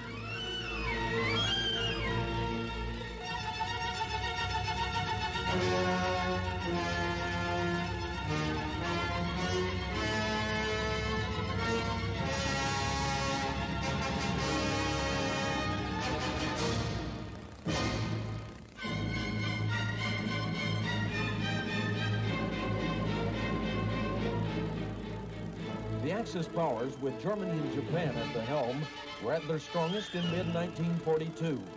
It was then the Allies, led by America and Britain, decided to increase bombing raids, many of which were flown in daylight.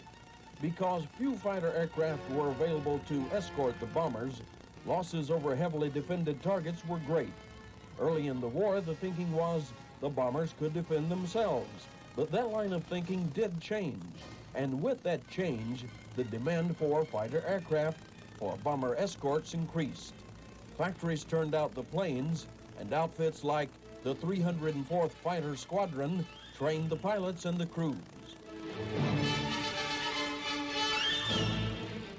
304th Fighter Squadron was stationed at Pinellas County Air Base outside of Clearwater, Florida. And it was actually activated in 1942 when the Army took over the civilian airport there. The 304th's assignment was to train combat pilots along with aircraft and engine mechanics and other personnel.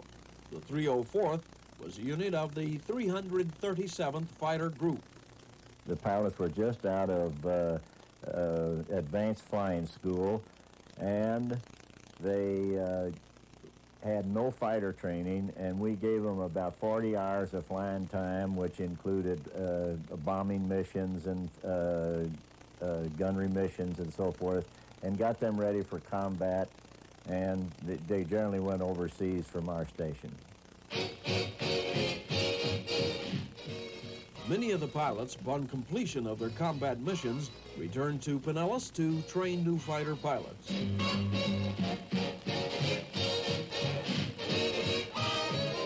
These pilots had completed their missions and completed their tours overseas, and some of them were returning in order to instruct our pilots on what they were going to be facing. So we actually had experienced pilots training inexperienced pilots to become experienced pilots, is what it amounted to.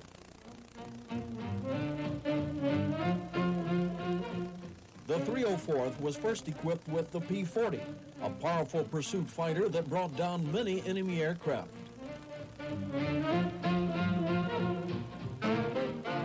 We originally had the P-40s, and then when the P-51s came out, we were relieved of our P-40s and picked up the P-51s as our main aircraft. And both of them very, very good aircraft for that day. The P-51 took over many of the missions of the P-40 as well as the P-38 and the P-47. The 51, being faster and with a greater range, is considered to be the finest all-around fighter plane of World War II.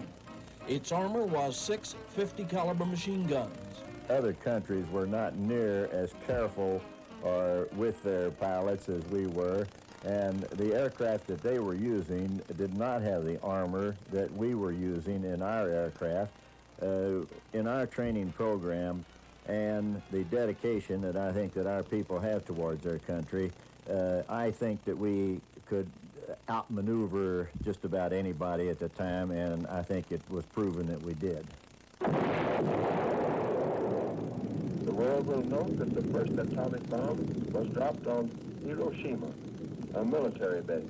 We have used it in order to shorten the agony of war, in order to save the atomic bomb put an end to World War II and to much of the need for pilots and crews for aircraft like the P-40 and the P-51. Many of those flying machines were turned into scrap metal or were destroyed. But it's hard to destroy memories. The first annual reunion that the 304th had was in 1978, and since that time they've had one each year, and it's not the same dates all the time, but it's generally during the summertime of each year. 2 years ago, we had a reunion down at Pinellas, and because that's where we all started and we all met each other, and we had some 50 people there at that time, 50 to 60 people, and we even found that one of our old hangars was still in use by the civilian airport today, and the people that own the hangar now took us through it and let us look at the old hangar that we had worked in so many days during World War II. Colonel Lochner was a ground officer with the 304. In September, the group will have its annual reunion in Norfolk, Virginia.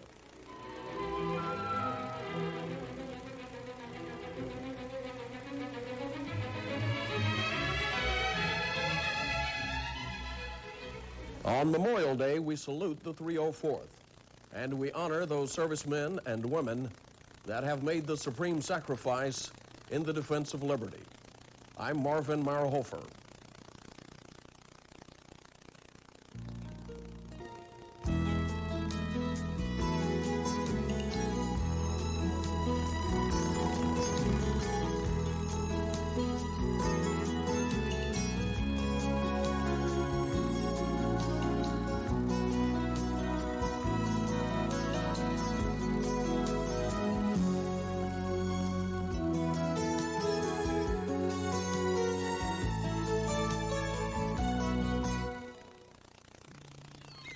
Memorial Day. Sun, girls, they should be here any minute. Don't go to the beach this weekend. Go to Circuit City's Memorial Day sale. Any minute now, this beach will be swamped. You'll find incredible savings on TVs, VCRs, appliances, and more. Must be a traffic jam. Save through Monday on this 19-inch color TV with remote control. Just $199.97. Yes, sir. Cars should start rolling in any second now. Any second now. How much do we really know about Wallace Wilkinson? He's not telling the truth in his ads. He attacks John Y. Brown on taxes and the lottery. But everyone knows Brown was a no-tax governor and that he's not against the lottery. Wilkinson promised the special interests more than $500 million in new spending. Spending that will mean a Wilkinson tax increase. Wallace Wilkinson. False advertising, a big spender, and if he gets his way, a big taxer. That's the real Wallace Wilkinson. Now Laura Bradshaw and her guest discuss a very worthwhile project being conducted by Dare to Care. For the past 15 years or so, Dare to Care has been the conduit through which this community took care of its hungry. The Dare to Care pantry is moving into a new warehouse, and they wanted to alert you to that and also to let you know about their fundraising needs. Here to talk with us about it is Marilyn McLaughlin. She's Executive Director of Dare to Care. And Tom Payette is General Chairman of the Capital Funds Campaign for Dare to Care. We'd like to welcome both of you to our program. Well, if Tom Payette's name sounds familiar, it's because if you've driven down Frankfort Avenue, he is the one that owns the Buick dealership. Again, welcome both of you. For Dare to Care to have already been established at a time when suddenly in our community the needs of the homeless and the hungry were paramount, your already being there helped a lot, but it certainly did put a lot of pressure on you, didn't it, to provide for those needs?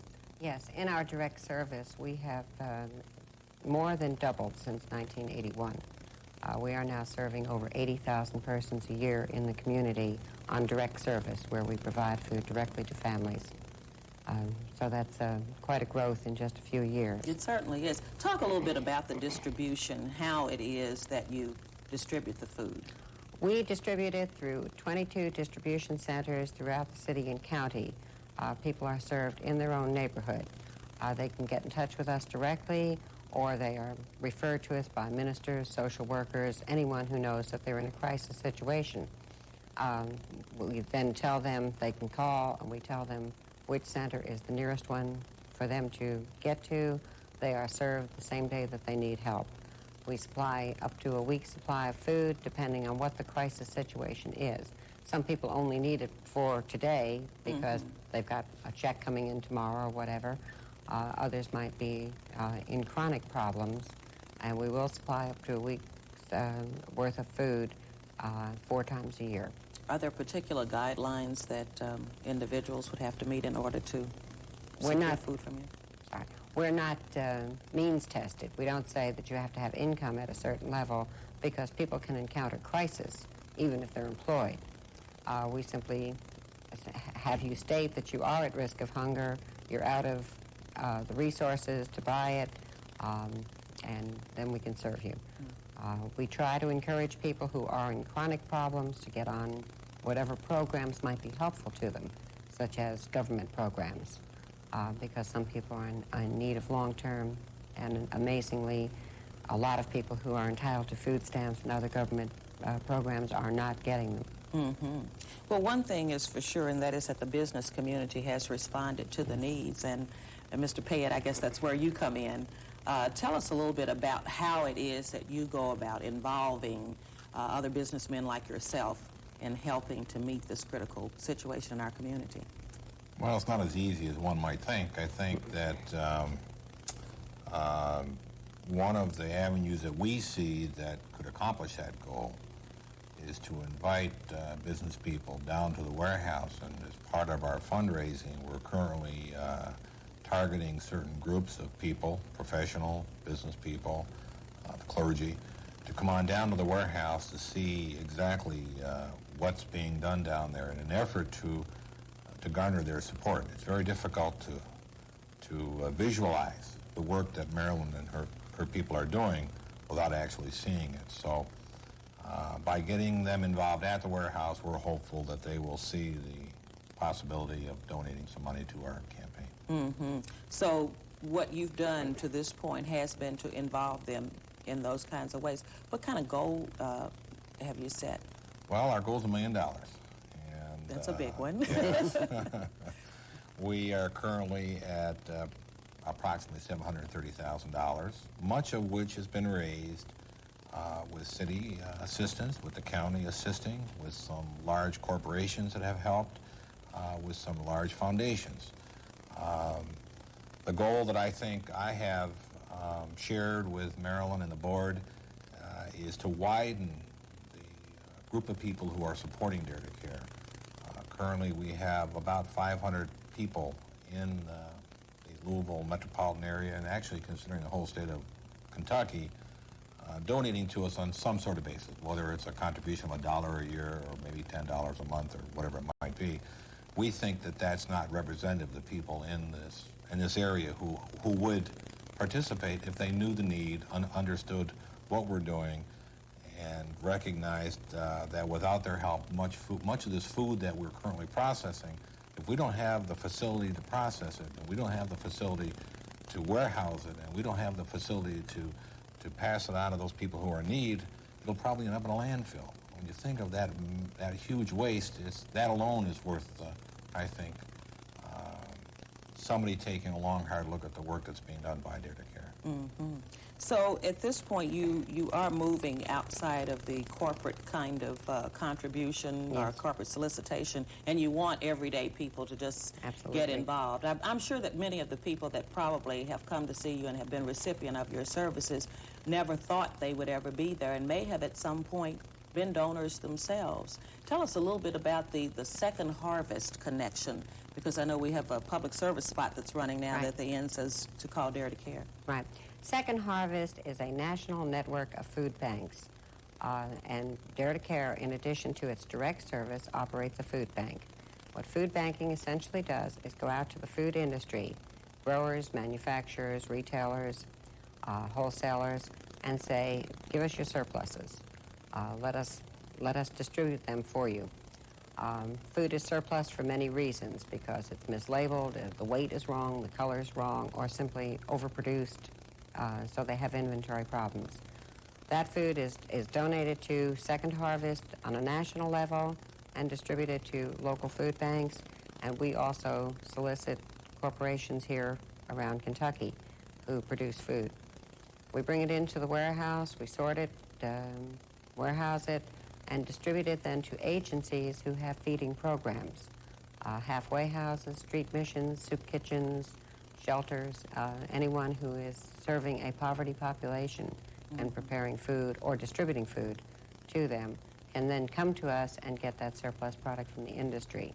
So there is a way then that food does get to reach everybody without you having to stand there and hand a can. But I know you need money, so very quickly, if you could give us your post office box number. Post office box 35458, Louisville 40232. We've run out of time. I certainly appreciate both of you coming and talking with something that is certainly very much needed in our community, and we certainly applaud your efforts in trying to do something about it. Thank you again. Thank you. From the Channel 32 News team, Paula Tutman and John Belsky tell us about severe weather and how to be on the lookout for twisters. Hi, everybody. I'm Paula Tutman. How many times have you watched TV this month only to see a warning for a severe thunderstorm or even a tornado? Well, tornado season is just about over, and I still have a lot of questions about them, such as what indicates a tornado season, when and why is a tornado season over, and how are they tracked? Who better to answer these questions than our own John Belsky, who's joining us this Kentuckiana Sunday, to give us the details on tornadoes. And I guess the first question I have is, what distinguishes a tornado season than any other season? Okay, well, tornado season, Paula, is just the time of year when tornadoes are most likely to occur across our part of the country. And here, it's mainly during the months of April and May. And the reason for that is because through these 2 months, you still have the cold air coming out of Canada, kind of the last remains of winter, colliding from the building heat of summer, the heat and humidity, and these two air masses will collide quite often during these 2 months, and this is the main trigger for tornadoes. Now, tornadoes have occurred every month of the year here in Louisville, but again, April or May are your two most common months, and those are also the 2 months where your most damaging tornadoes occur. The difference in these temperatures of the air masses produce these extremely large tornadoes, or the potential for them, during these 2 months. Now, we still have quite a few tornadoes during the summertime, but they are usually much smaller. A lot of times they don't touch down, or they're much less damaging than the ones during the springtime. So we're just out of the main tornado season. Now, the last couple of weeks, I've noticed a lot of tornado watches or severe thunderstorm watches. Now, what's the difference between a severe thunderstorm and a tornado? Are both equally damaging? Is it the same season, or? Well, okay, good question. Severe thunderstorm, for a thunderstorm to be called severe, it has to have winds of either 58 miles per hour or greater, or hail 3/4 of an inch in diameter or larger, where tornado warning is an actual tornado has been reported with that storm. And lots of times, of course, the tornado is more damaging than the thunderstorm. So that's the basic difference there. And again, they can occur all times of the year. Usually in the summertime, you'll get the severe thunderstorms without the tornadoes, and in the springtime, you can have it either way usually. How do you know when a tornado's coming? Or do you know? Well, there are several ways. You can, for tornado warning to be issued, we can either spot it on radar. There'll be an unusual formation on the radar. And we do not issue the warnings, by the way, here at the station. That is issued by the National Weather Service at Stanford Field. They are the pros at interpreting what is a tornado and what is not. And the other way to tell if a tornado is here is by public report. Someone has spotted the tornado. There's been some tornado damage reported, and the police are notified, and when the report gets to the National Weather Service, they'll issue the warning for the appropriate area. What can you show us about radar? Okay, well, one thing we have an advantage of here at Channel 32 is on our radar, we can track these tornadoes or severe thunderstorms because we can zoom the radar in down to a particular county. So if a thunderstorm or tornado is going across a particular county, we can zoom in on that. We can take that tornado or thunderstorm and kind of show the viewers at home where it's at and which way it's going and track it across a... What's that right there? Now, that is a thunderstorm that is moving out of Washington County. This taping, this is not live, what we're doing this afternoon, but this thunderstorm is not severe, but it is getting ready to move into Clark County with some heavy rains. And again, we can keep track of that storm. We have a system of weather watchers, a crew of weather watchers that only Channel 32 has, about 100 people out there in the field. These are people that love the weather, and what I will do when a thunderstorm is approaching them, I'll call them up, tell them to keep track of the thunderstorm. If there are any damage reports or heavy rains, large hail, call me and let me know, and then we can alert the viewers at home watching that what has happened with a storm, especially if it's severe, when what's going to be happening with it. So the people out in the field helping us, they're also helping other people out there because they're helping relay the information. We can get that information out much more faster. And they're trained to know what to look for, or do they have an idea of what to look for? Because I've met a few. We go over with them kind of some of the things to look for. Now, they are not official National Weather Service spotters. Some of them are, some of them are not, but they all have an interest in weather, and they do know the difference between the different types of thunderstorms and tornadoes and things like that. Well, I know I had a lot of questions about tornadoes, severe thunderstorms, etc., and I also know that you have a pamphlet for other people who have some questions too. Tell us about that. Right, this is a severe weather safety tip pamphlet here, and we cover severe thunderstorm warnings and flash flood and lightning and tornado. So, there's all types of severe weather, and this just gives you some of the safety tips and some of the cities and counties that we will be broadcasting warnings for. And if anybody wants one of these, our address is Channel 32, Box 6205. That's the box number, 6205, zip code here in Louisville, 40206. If you can't remember all those numbers, just call our switchboard during the business day, during the weekdays. They'll give you the address. And just send us your name and address, and we'll send one of these right out to you. They're handy to have around during severe weather season. Good. Thanks, John. Thanks for joining us. And thank you for joining us. More Kentuckiana Sunday after this.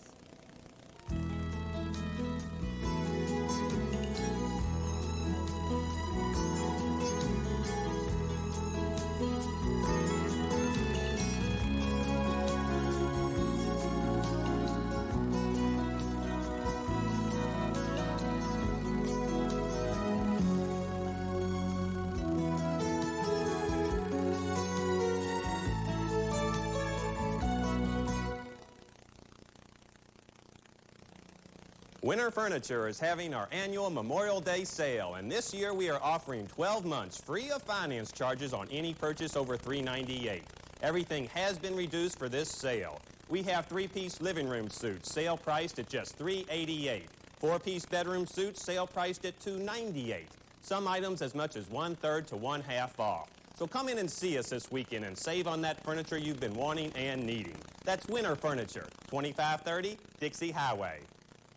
Sports stars on the next Oprah Winfrey Show. The Easter Seal Society is a nonprofit voluntary health organization that provides rehabilitation services for the physically handicapped. Laura and Tim Jordan discussed the Easter Seal first annual challenge competition. Tim Jordan is with Easter Seals, and he's joining us today to talk about a fundraiser that's coming up pretty soon, and hopefully we'll get some more folk involved in this, and we're going to make it a tremendous, fun day. It really will be. Tell us a little bit about it.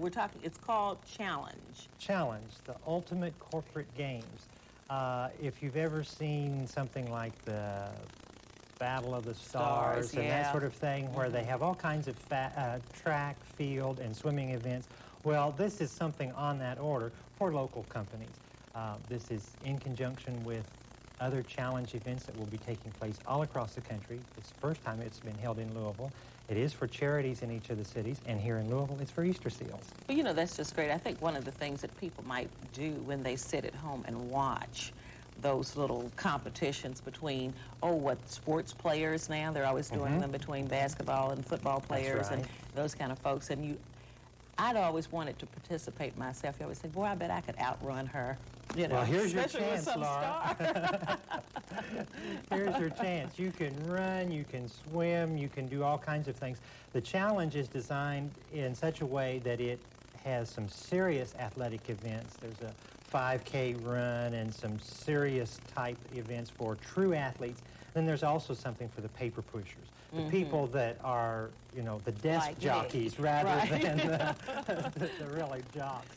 So there'll be some fun events like a flipper flap run where you wear swimming fins to do a relay run, and some fun things on rubber rafts in the pool and that sort of thing. So there's some interesting things. Can involve up to 24 people from any one company. So a neighborhood could probably get together. Right. And folks think they'd like to do that. There's some other benefits, too, if you should happen to win. That's exactly the local right. There is an entry fee, the proceeds of which will benefit the Easter Seal Society. But that fee entitles you, if you are the local winner here in the Louisville Challenge, to go on an expense-paid trip to the National Challenge Finals, which will be in Hawaii.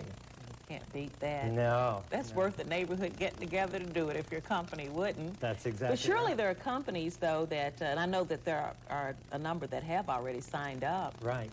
We have a goal of at least 12 companies to participate in it, and we're nearly halfway to that goal already, Laura. We have a number of restaurants that have signed up for their employees to participate. One of the tobacco companies, some of the financial institutions are considering it at this point, and we're just waiting to have their name on the dotted line. Some of them are local offices of national concerns. Because the corporate challenge is held in various cities across the country, if they are participating in other markets, their local offices also participate. But this is an opportunity, though, for local businesses to get involved, to do something for their employees. That's right. That's, It's a great morale booster. They can, the camaraderie that they develop, both in practicing for the challenge and then also the day of the event, carries over into the workplace. The relationships that are built, the esprit de corps that develops as a result of this, it's beneficial to the company, good for morale. I think this is really going to be fun, and I'm really looking forward to it. You've got 60-yard dash, and there's, what is it, a fitness-a-thon? That's a real funny thing to see. Is that the one where they go real fast? That's right. It's called an aerobic obstacle course.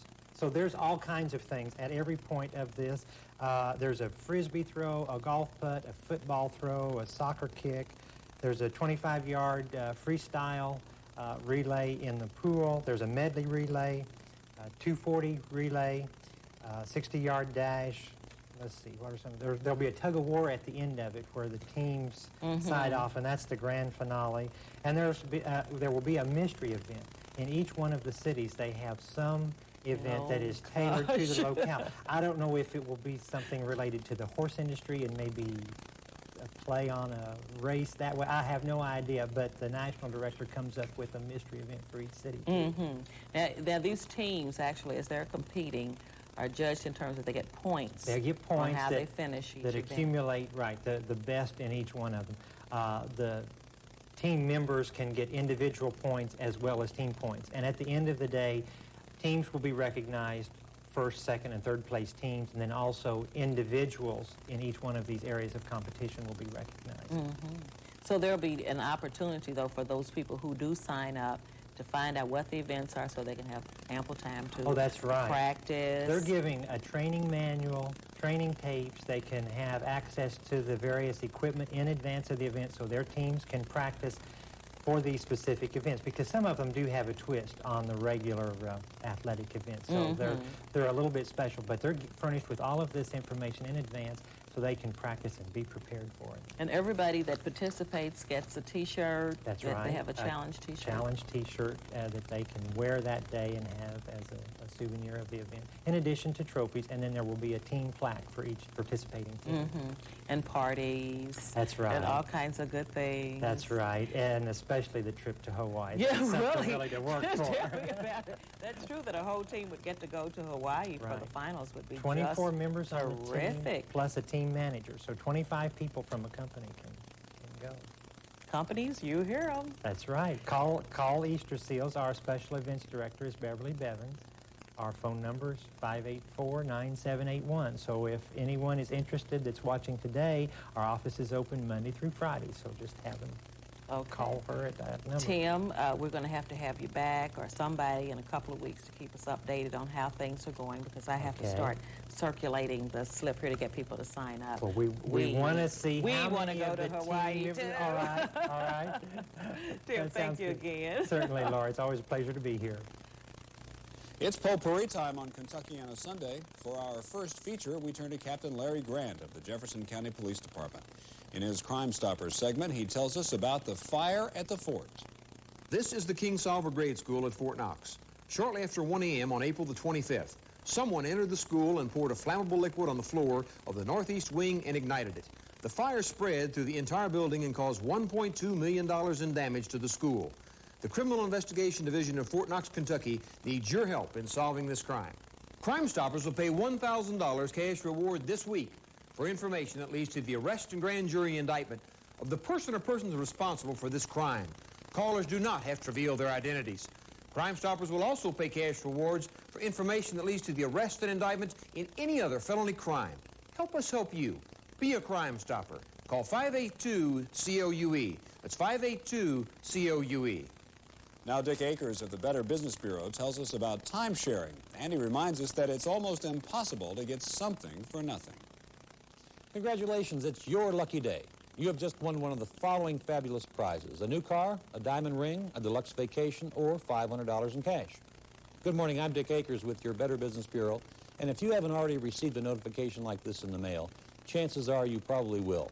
These gift giveaways have become part of vacation time-sharing plans.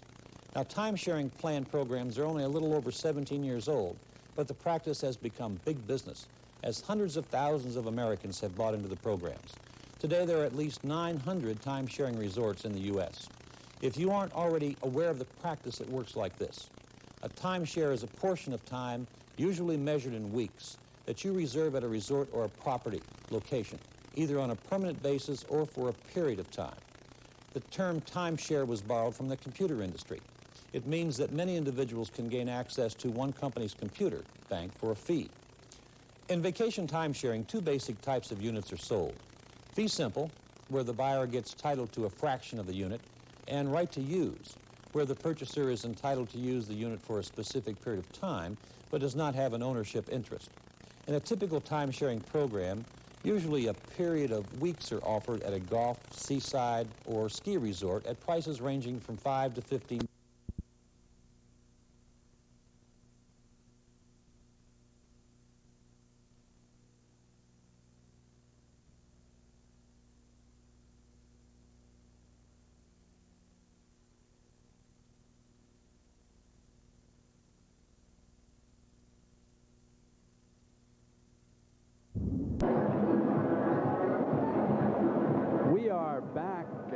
Sidney Moncrief will retreat to the Milwaukee locker room here at the 9-minute mark, and I want to remind everybody of what's ahead of us next weekend on CBS. Next Saturday, we will bring you conference final action at 3:30 Eastern time, and that starts our Memorial Day coverage on Sunday, 1 p.m. Eastern time, and we will continue throughout the holiday. Monday, May 25th, a special date, so write this one down, that we will be along Monday afternoon at 3 Eastern time with a conference final. In other words, we'll have action from Los Angeles, Seattle, or Detroit against the winner of this Milwaukee-Boston game. So on the floor for the Bucks with Moncrief out, we have Lucas, Pierce, Pressey, Sikma, and Cummings. For the Celtics, who are well out Ainge, we have Johnson, Day, McHale at the line, Roberts and Bird. Billy, what do you see on the floor with Day in the lineup for KC? Well, I think one thing Don Nelson would like to see is the Celtics go to Darren Day in a post-up situation against John Lucas. He would prefer to see the ball in Day's hands than in either McHale or Bird's hands. Missing the second one. Down inside at 9 minutes. Milwaukee ahead by 1 point. 95-94. Lucas quarterbacking for Coach Don Nelson. Boston Pressey. That's a 2. Rebounding Sikma. Comes in strong.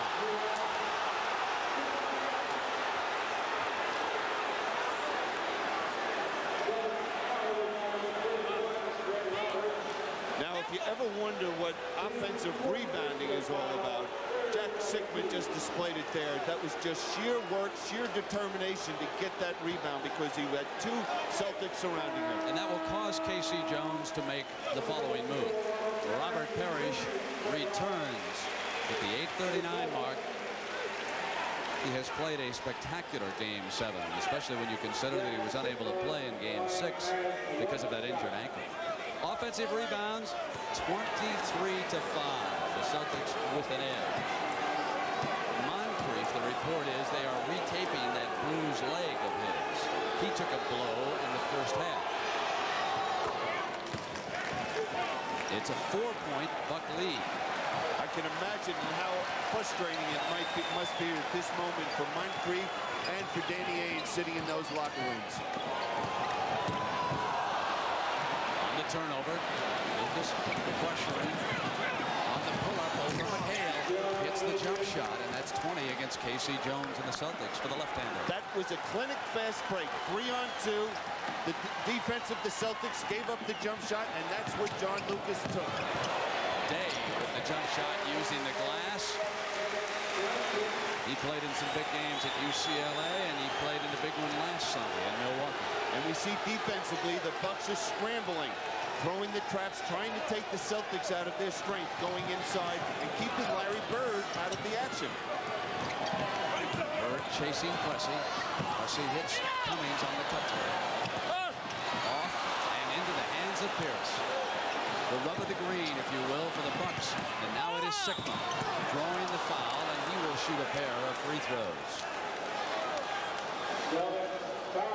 Sikma perfect so far. 6+ games at that free throw line.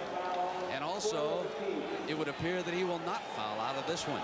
He has only 2 personals himself. So working on that string of 33 straight free throws. You know, one thing that's interesting, you'd like to see all trades work out for each team. And we see with Alton Lister how that's worked out for the Seattle Supersonic and his effectiveness. And we see what Jack Sikma has been able to do for this Buck team. Oh, the Sonics could be a franchise on the rise. They get the Knicks pick. That's going to be number 5 in the lottery. Going to get a good player there. They get 2 firsts coming from the Milwaukee Bucks in the next 3 years. We see Larry Bird on the opposite side of the ball, not being involved in the offense. McHale swinging inside. Parrish keeping it alive, knocked away, and here's Lucas. Now Lucas pressuring, gets it into Pressey's hands, and great effort by Pressey for that field goal. It's 104-96 at the 7-minute mark. And we moment of truth, if you will, for the champions. They're going to use a timeout right now. And uneasy sits the crowd here in the Boston Garden. There's a ripple going through the crowd. They know the time is running down. Heaven on earth. Don't get him started about his car. Hey, Pete, toss me the Quaker State. This new Quaker State with QSX is a miracle. It gives car-carrying people superior engine protection. Look at the sludge other leading motor oils leave behind. New Quaker State with QSX keeps your engine cleaner to last longer. And that means I might spend the rest of my life in heaven. Warned you. Now reach for the best and grab a bargain. Save $3.60 on a case of new Quaker State.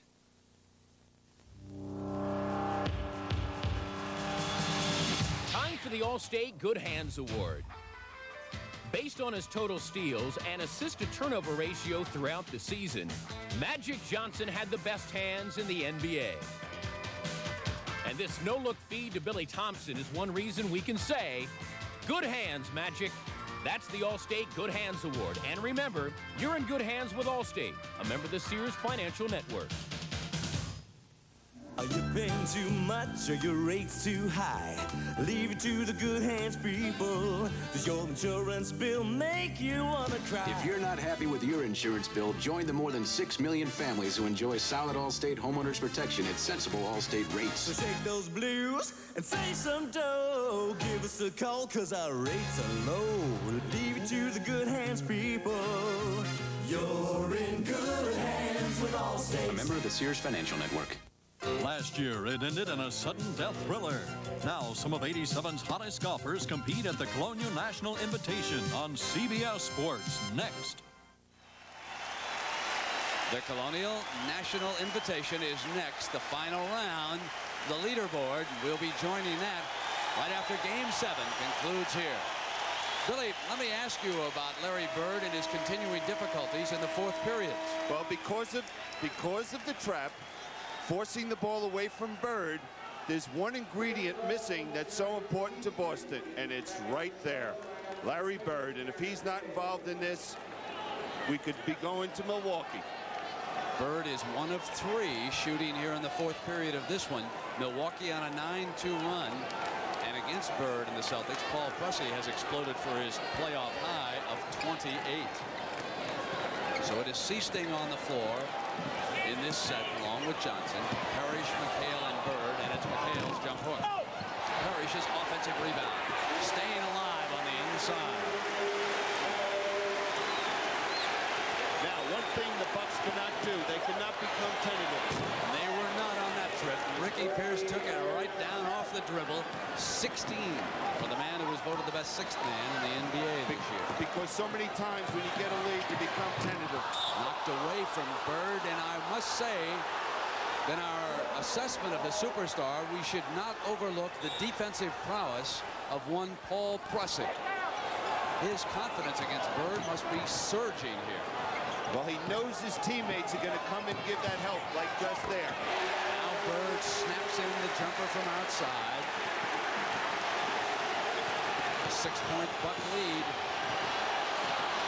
Pierce again, this time missing. Sikma tracking down the offensive rebound. And Milwaukee doing better off the glass in the latter stages. And again in the fourth period, the question, do the Bucks have fresher legs than the Celtics? Sikma bounces off, sets. Notice how patient he was when he took his time. Well, if anybody knows that move, it's Dennis Johnson. The two of them won a world championship together up in Seattle. You see the trapping defense, the ball on the opposite side from Larry Bird. Here, turning, double team by Cummings. Chance for a three-point play. I don't know how you stop Kevin McHale because he has so many moves. The only way I think you can stop him is just double team or just deny him the basketball because he has so many offensive moves. Plus, Kevin McHale does not like to pass the basketball when he gets it down low in the post.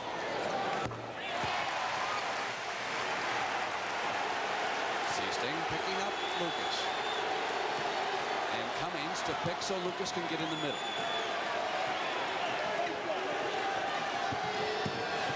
Inside to Pierce. Pierce 18 points off the Buck bench. Now Now they're going, what the Bucks are doing is a three-man game, looking to get the ball to either Pierce or Sigma. Seasting.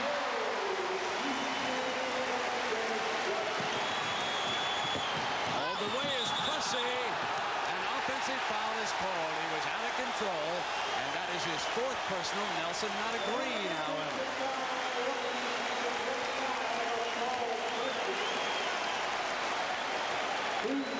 On the side after that offensive foul and the turnover, and that is only the 5th turnover here this afternoon by the Bucks.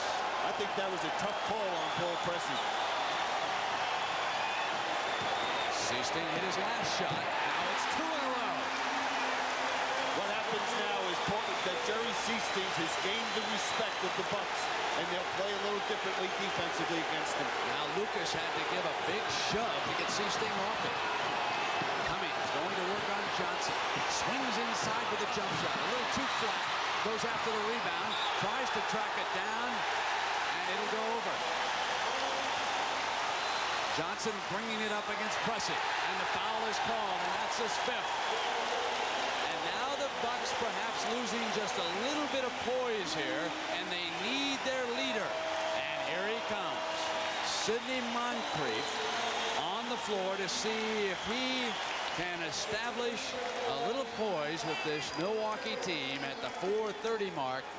They are up by 3. Well, he did that last year in Game 7 against Philadelphia in Milwaukee.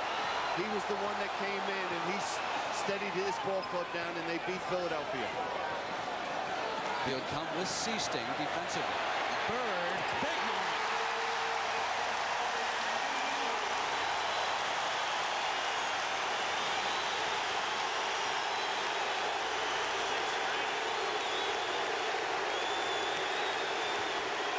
Moncrief and Seasting fouling. His 2nd personal. And he'll go to the foul line. The Celtics are in the penalty. Celtic bench up on the side watching. Roberts taking off his jacket. He'll check back in for Jones. 4 minutes to go.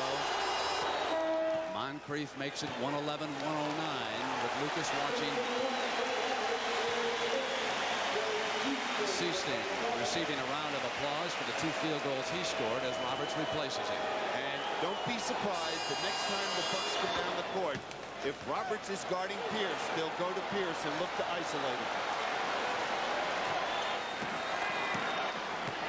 See the little trapping defense trying to take the Celtics out of getting the ball down low to Larry Bird. And it works. They slough on Parrish, who's out high, and here comes Johnson.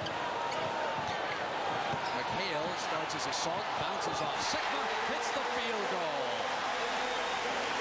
It's a 1-point Milwaukee lead at the 3:37 mark.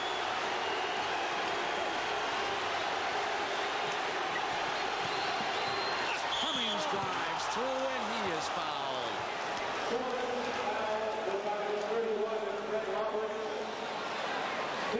5 fouls on Roberts. That was just a powerful move by Terry Cummings to the basket.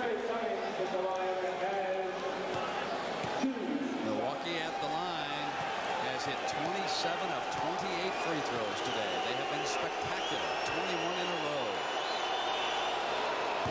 And they miss.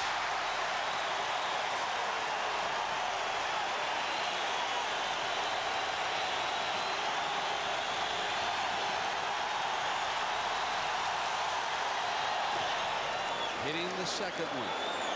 It's a 2-point Buck lead. 3:25.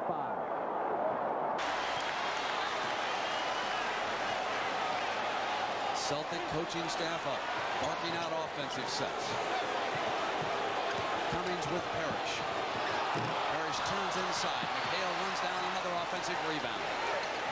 Here's Bird, doubled, has to get it inside. Passing lane was cut up by Sigma. And a Celtic turnover. Bucks come back down. Larry Bird just committed himself for that shot, and they double-teamed him, and he had no place to go with the basketball. Sigma clearing out on Parrish. Gets it over to Plessy, and they come inside to Cummings. He bumps off Roberts, wants Plessy back, forced it inside. Roberts has it on the turnover.